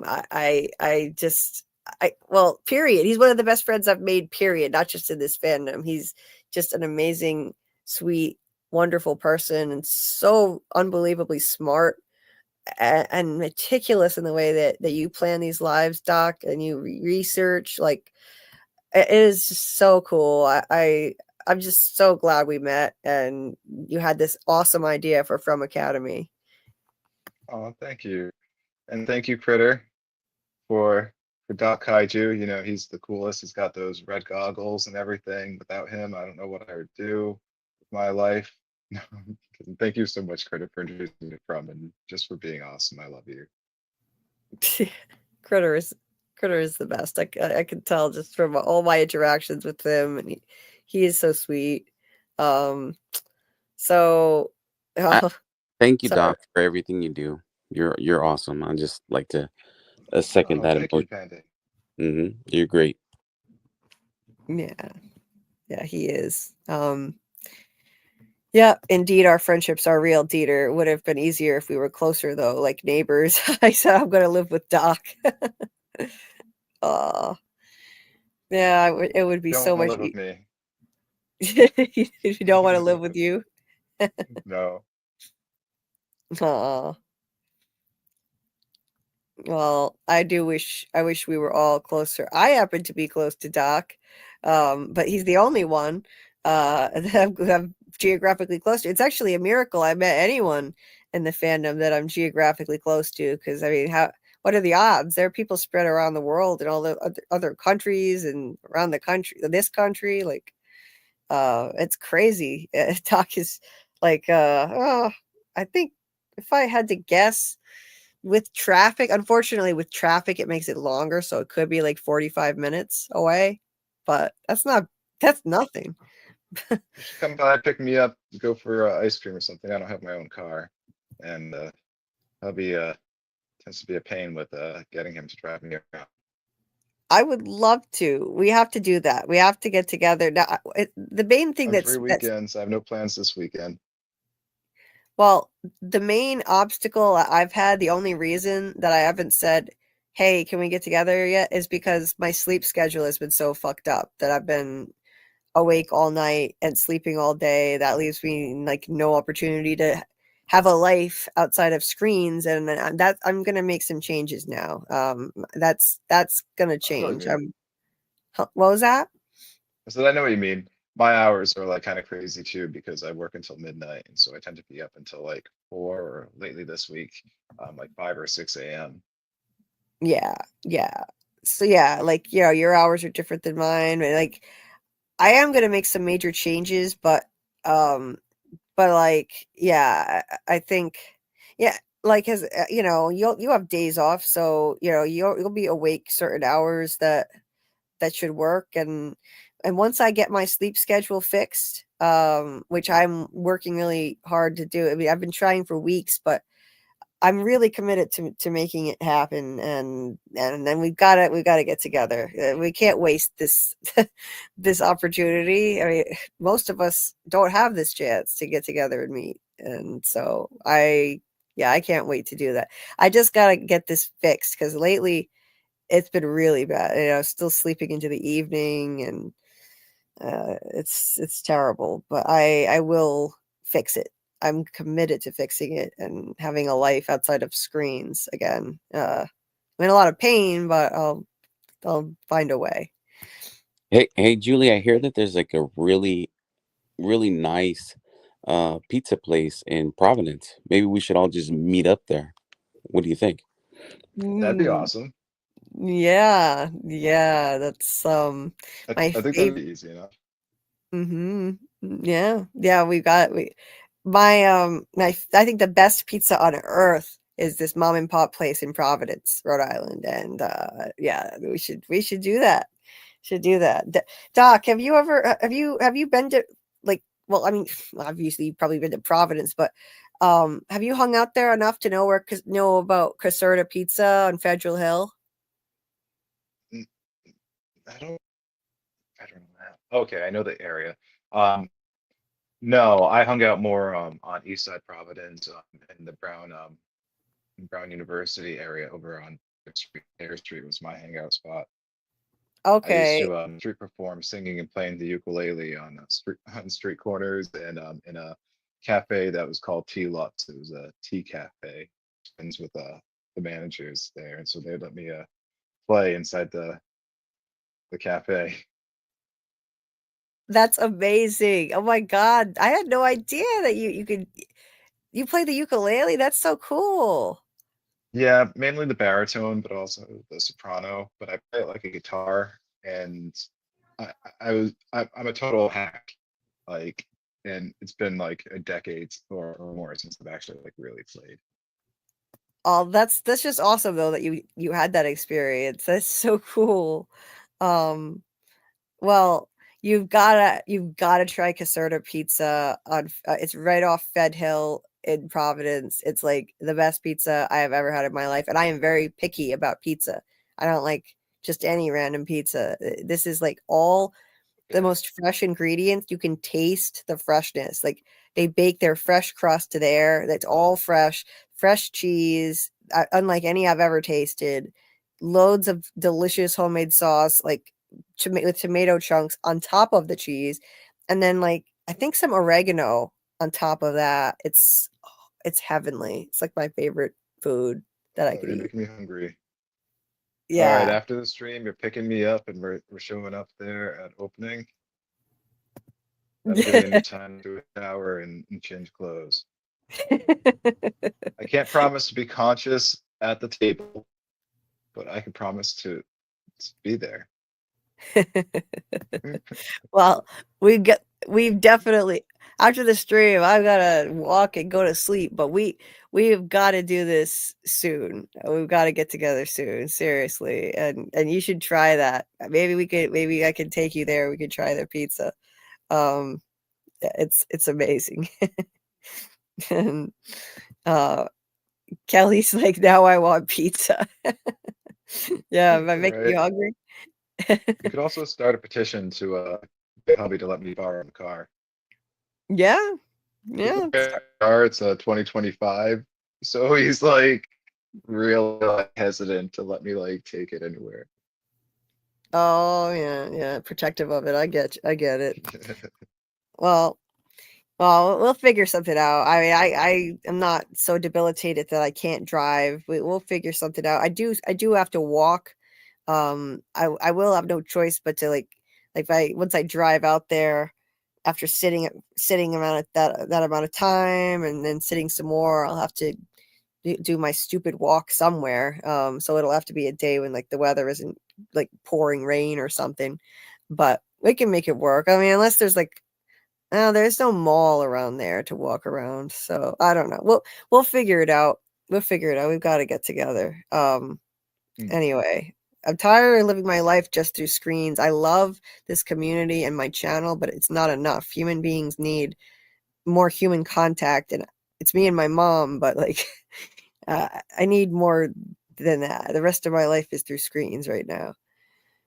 A boardwalk, and we have a bike path.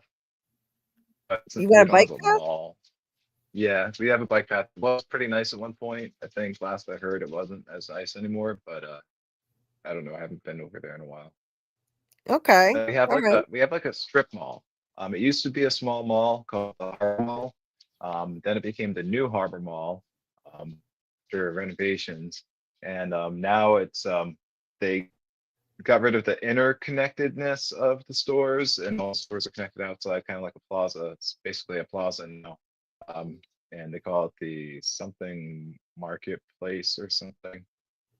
But that exists here too. They got a theater there that's really nice.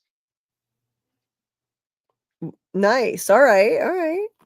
Um, well, that sounds awesome. So I'm sure we can make something work, or I can manage my pain and still get together. So let's definitely do that. And I'm gonna get to work on fixing my sleep schedule today. I'm gonna try to go to sleep earlier and maybe a little earlier every day. Um, so Christine Jellybean, hey there. I'll watch you. I'll watch you during the day.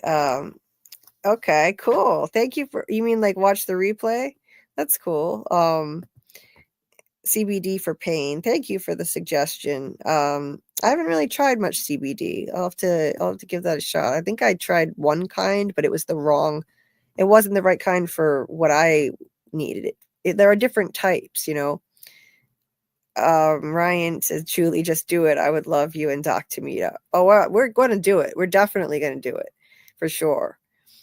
100%. Teeter said probably the airplane tickets are too expensive. Lots of expensive bills lately. And if I come over, it's going to be a one-way ticket. Aw, Teeter. So Julie's gonna take me to the park or the mall where she's gonna help me seduce a hot dad. Yeah, there we go. I'll be your wing person. My wing girl, I'll be your wing girl. Yeah. my wing woman. Yes, I will do that for you. I would love to do that for you. Sounds like fun to me. I've always wanted to do that actually. I've never had a friend I could, be that for anyway. Ryan said if you live in Rhode Island, yes, I do know of H.P. Lovecraft. I went on a haunted tour of Providence once around Halloween, and like we walked around these very old neighborhoods, extremely old sections of Providence, and there was H.P. Lovecraft's house there. He lived there. Yeah. Oh, can we do something like that? That'd be awesome. Yeah, we could do something like that. It was really fun. When we also went by this old place that used to be a sanitarium, and it's there are rumors that it's like haunted, because of all the horrors that used to happen in sanitariums. And Actually, a tour would be expensive. it's not bad. It's not bad at all. Okay. It was cheap actually. I think we got it through a Groupon. Oh, And then there was like an old section of a school that also is supposed to be haunted, and a section of some college. I forget, but yeah, it was fun. Okay. Oh, I already highlighted that one. Oh, and Dieter, yeah, Dieter, that PayPal link right now, that PayPal link that's in Dieter's name, he said, that's so nice of you, Dieter. Rather than reimbursing him for the laptop that he fronted the money for me, he said that every donation to his PayPal right now is going toward my treadmill for a while, because I need to get a new one. I have to have a treadmill to survive my pain condition. So thank you, Dieter. That's so sweet and kind of you. I really appreciate that. So yeah, and all those links, if you're listening on the replay, if anyone is so inclined at all, I know times are tough. Everything's expensive, of course, but the links are in the description. There's the PayPal link that's in Dieter's name, but anything that goes there would go toward the treadmill cost, and there's also a Cashapp and a Venmo for me in there too. Only PayPal is available internationally, so he set that one up for me, but the other two are in the United States available, Venmo and the Cashapp.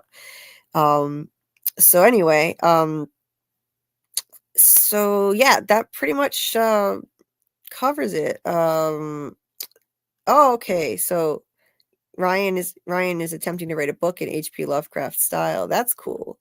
Yeah. Yeah, Scarlett is a huge fan of H.P. Lovecraft stuff. I'm not too familiar with it. I need to check out more of it. Anyway, so I need to get going, and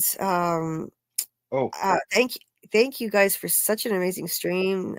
Thank you, Doc, for all of your hard work again and all that You're very research. welcome. And looking forward to the next one. So next week we'll do part 2 of deep dive into the nightmare creatures. Donate to keep Julie's Panda. Donate to keep Julie streaming all night long. Well, if I have a treadmill, I can keep streaming longer. So that is true. You could do a marathon stream for money. That is true, because if I stream on the treadmill, I can continue doing it longer. The only reason I have to cut it off earlier is because I need to go outside and walk now. And I could try it on my phone, but to be honest, I don't think it would work. I tried live streaming from the Kendrick Lamar concert using just my phone data, and you couldn't even see or hear anything. So I don't know. I don't think it would work if I did that. I was thinking about doing it earlier, but I don't think it would work. So And yeah. I think to go with the movie, I mean to go with the monsters themes, I think it'd be fun to do watch parties on like Shadow over Innsmouth. There are a couple of film interpretations of that. There's one that came out in 2024 that I haven't seen that apparently has better ratings than the other two that I have seen. Mm-hmm. And also for Salem's Lot and A Return to Salem's Lot. I feel like those are kind of pivotal to. I think those were influential. Okay. Cool. Yeah. Yeah. I'll add those to a list to check out. That's cool. I hadn't heard of Shadow over Innsmouth till tonight or / today. No, it's today. It's what is it? Good morning. So what is this? Dieter said how far would you change your live stream times, Julie? Maybe if you change it to 12 hours, I can stay at night. I can't go that long. Even even if I had the treadmill, that would be too much, I think. I'd be in rough shape, but I did do it that one time, but I paid for it big time. The 12-hour, 48-minute live. Anyway. Oh yeah, so like at other times, if you put in the comment for a donation on Dieter's PayPal, if you say for me, then it goes to me, and if you say for Dieter, then it goes to reimbursing him for the cost of the laptop, which was for me. So, but right now, I guess he's saying it's just going to go toward the treadmill, which is really kind of him. Anyway, no, not the length. I mean the start. Oh, wait, change it to 12 hours. I can stay at night. I don't know.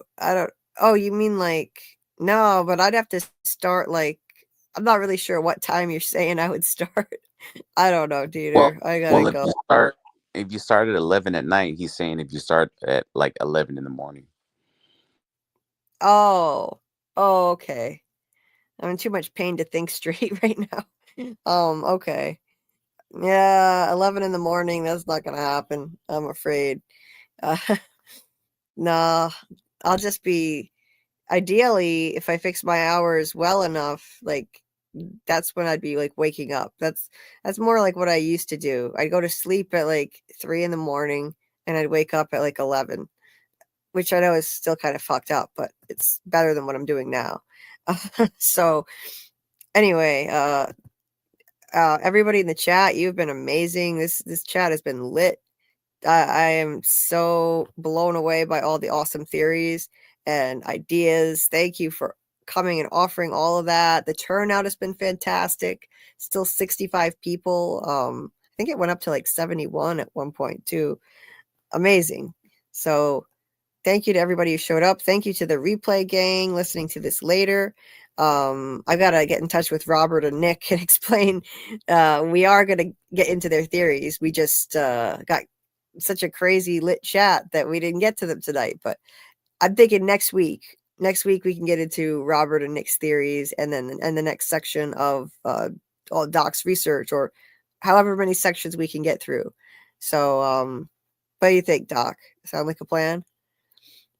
Sounds like a plan. Okay, awesome. So Julie, absolutely amazing, both of you guys. And like you said, the chat was on fire, and Doc was on fire as well. And you might have been a little warm as well, Julie. Thanks. Thank you, Panda. Thank you. And thank you for being here, Panda, and supporting, backing us up, and also constantly in the chat, like keeping your eye on that, interacting with everybody, making everybody feel welcome at the same time as chiming in. Like, thank you for being here. It's just awesome to have you here always.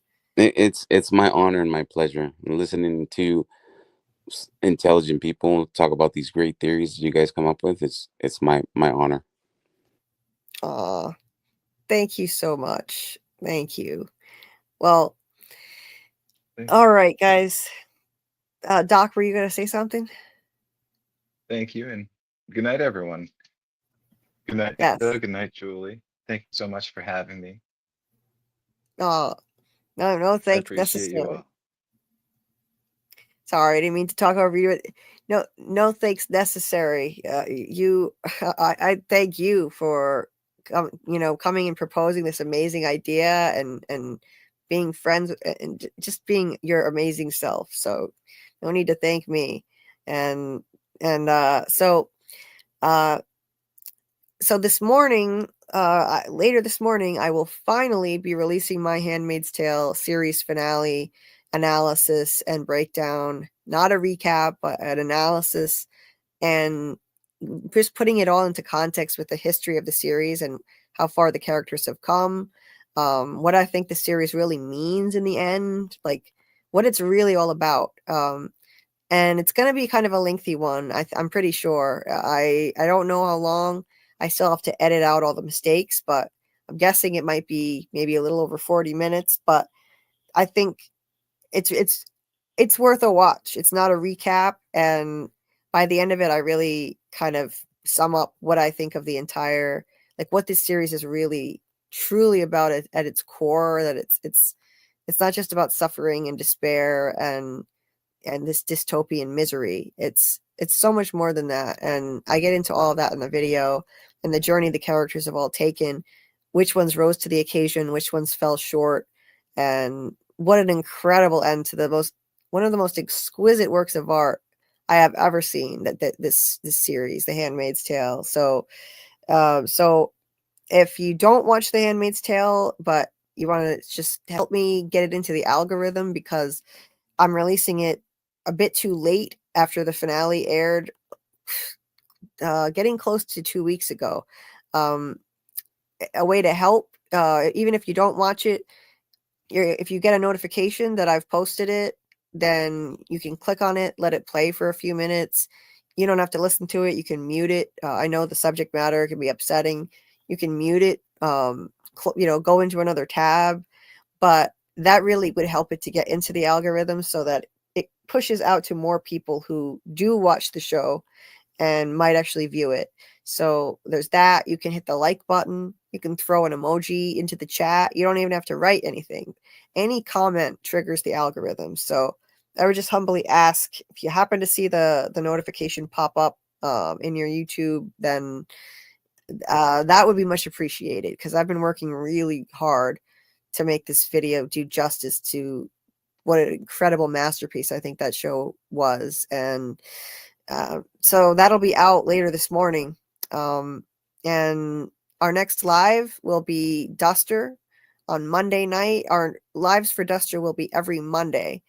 This past week, it was Tuesday, but that was a special case. So it will be Mondays at 10:30 p.m. Eastern. We'll be covering Duster. We have a little catch up to do, so we're going to be covering episode 3 and the latest one, which is episode 4. So that'll be me and Panda, and Scarlet will be here for at least part of it. So if you haven't watched Duster, the new HBO J.J. Abrams series, check it out. If you don't have HBO and you need a place to watch it, hit me up in the Discord. I can run a watch party again with the first few episodes, or I can hook you up with a way to watch it. Wink, wink. That's all I'm gonna say. And it's so much fun to watch. It's starring Josh Holloway from Lost. It's basically Sawyer, but in the 70s as a mob getaway driver, and still oozing charisma. There's comedy in it. There's action. There's a lot of action.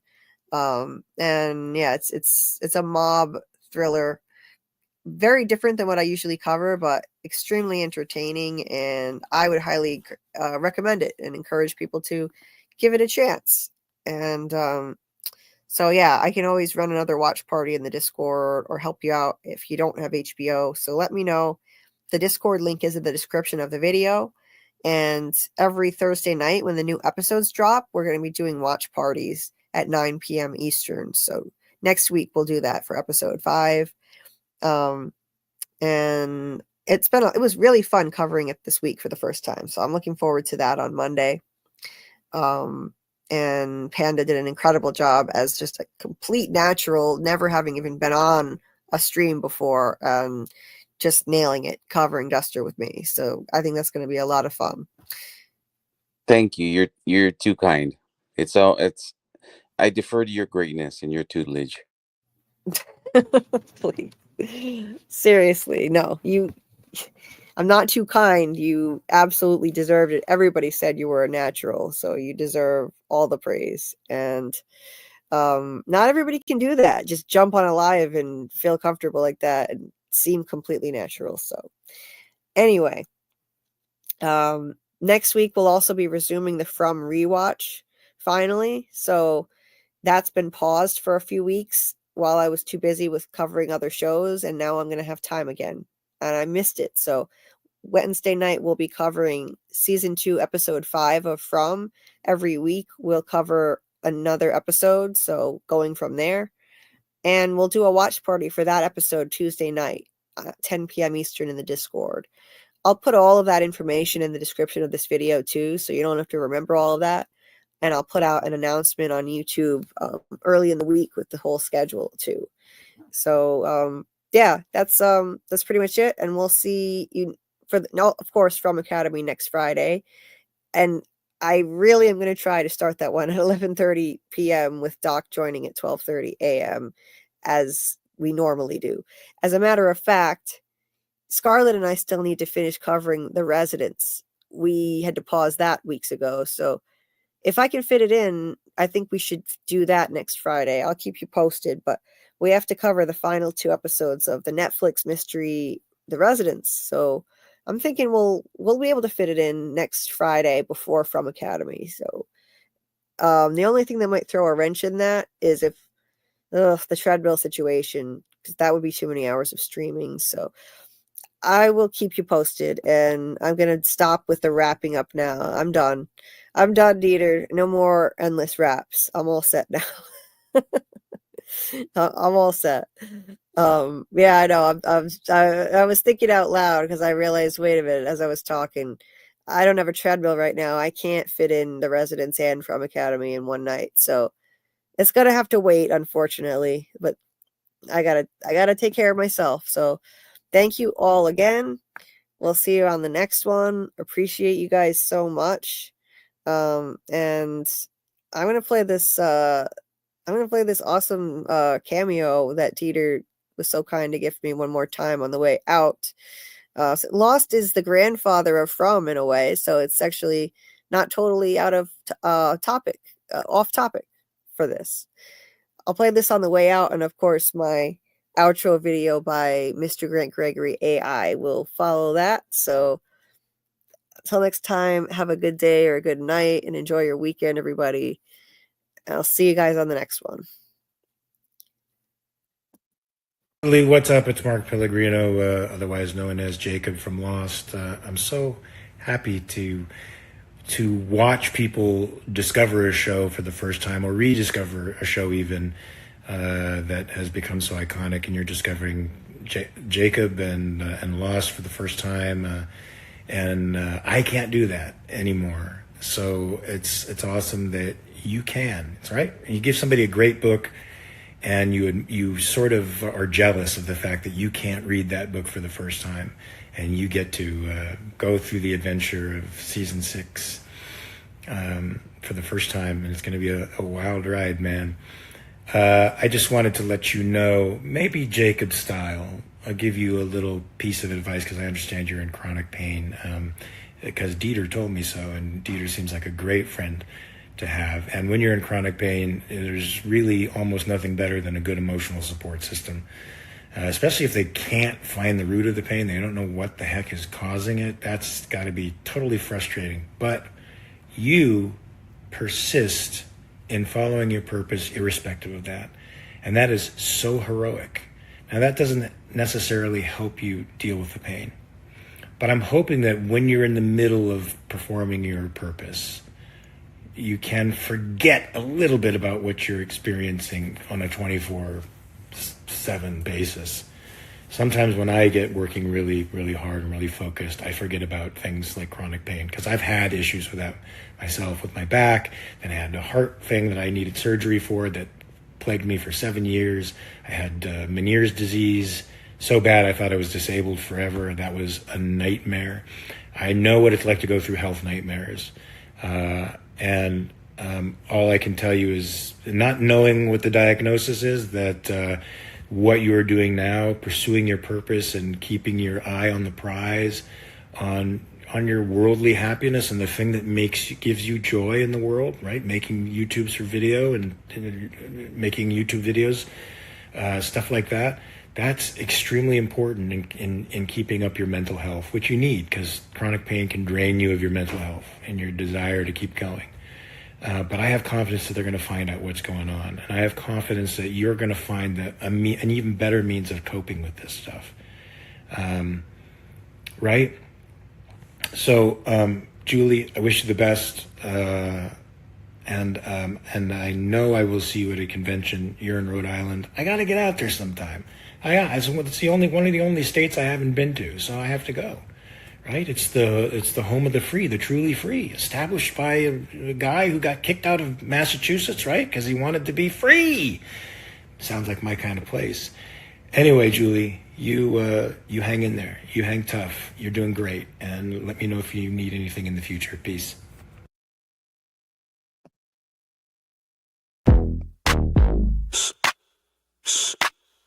Yeah. That's a theory creaking open, baby. Yo, welcome to the screen where the plot gets bent. Julie B deep dives, not just for content. She don't react, she dissects those threads from the lens, catching clues y'all missed when the credits end. What you know about freeze framing frames and while you blinking, she building an evidence drum. Got a notebook thicker than the lore itself, and a chat full of nerds with a mental health shelf. Yeah, she sees the glitch, peep the double cross. You just watching TV, she talk to the boss. Every theory and thesis, no throwaway guess. While y'all on season 1, she in season X. Said rewind it, slow it, zoom in, enhance. Julie B caught the symbol in the window glance. While you tweeting what just happened like a clown, she already made a flow chart, color coded breakdown. They don't die like us. They don't vibe like us. They binge and they bounce. We revive that trust. They skip intros, we every frame. You watch shows, we decode the game. They don't die like us. Nah, they don't die like us. She cracked Severance before y'all knew it was deep. Predicted The Last of Us, deaths in her sleep. When the camera pans, she ain't blinking once. Catch a ghost in the glass, call it theory punch. Watch parties lit like apocalypse nights. Call-ins while they bringing alien rights. Hey Julie, I think the trees are spies. Well, I have a spreadsheet that confirms that, guys. Zoom in, boom in, she moving through clues. Spinning Discord in the courtrooms, Lord of views. Got mods with receipts. Time stands with heat. Every rewatch turns into a Reddit elite. You stuck on the surface, we beneath with maps. Cross-referencing lore with the rector's caps. If your fave show got secrets, don't be dumb. Julie got the chalkboard out in From's where it's from. They don't dive like us. They don't vibe like us. They skim the edge. We inside that crust. They zone out, we zone in the pain. You say plot twist, we say nope, chain.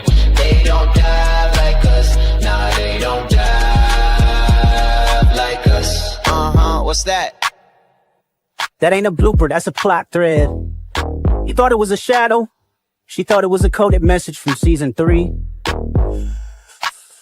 And she's probably right. Step this way if your mind's unbent. Step that way if your theories pay rent. Say Julie B, deep dive queen. Now zoom, scroll, theorize, pull. Ain't no rabbit hole safe once she got the cloud.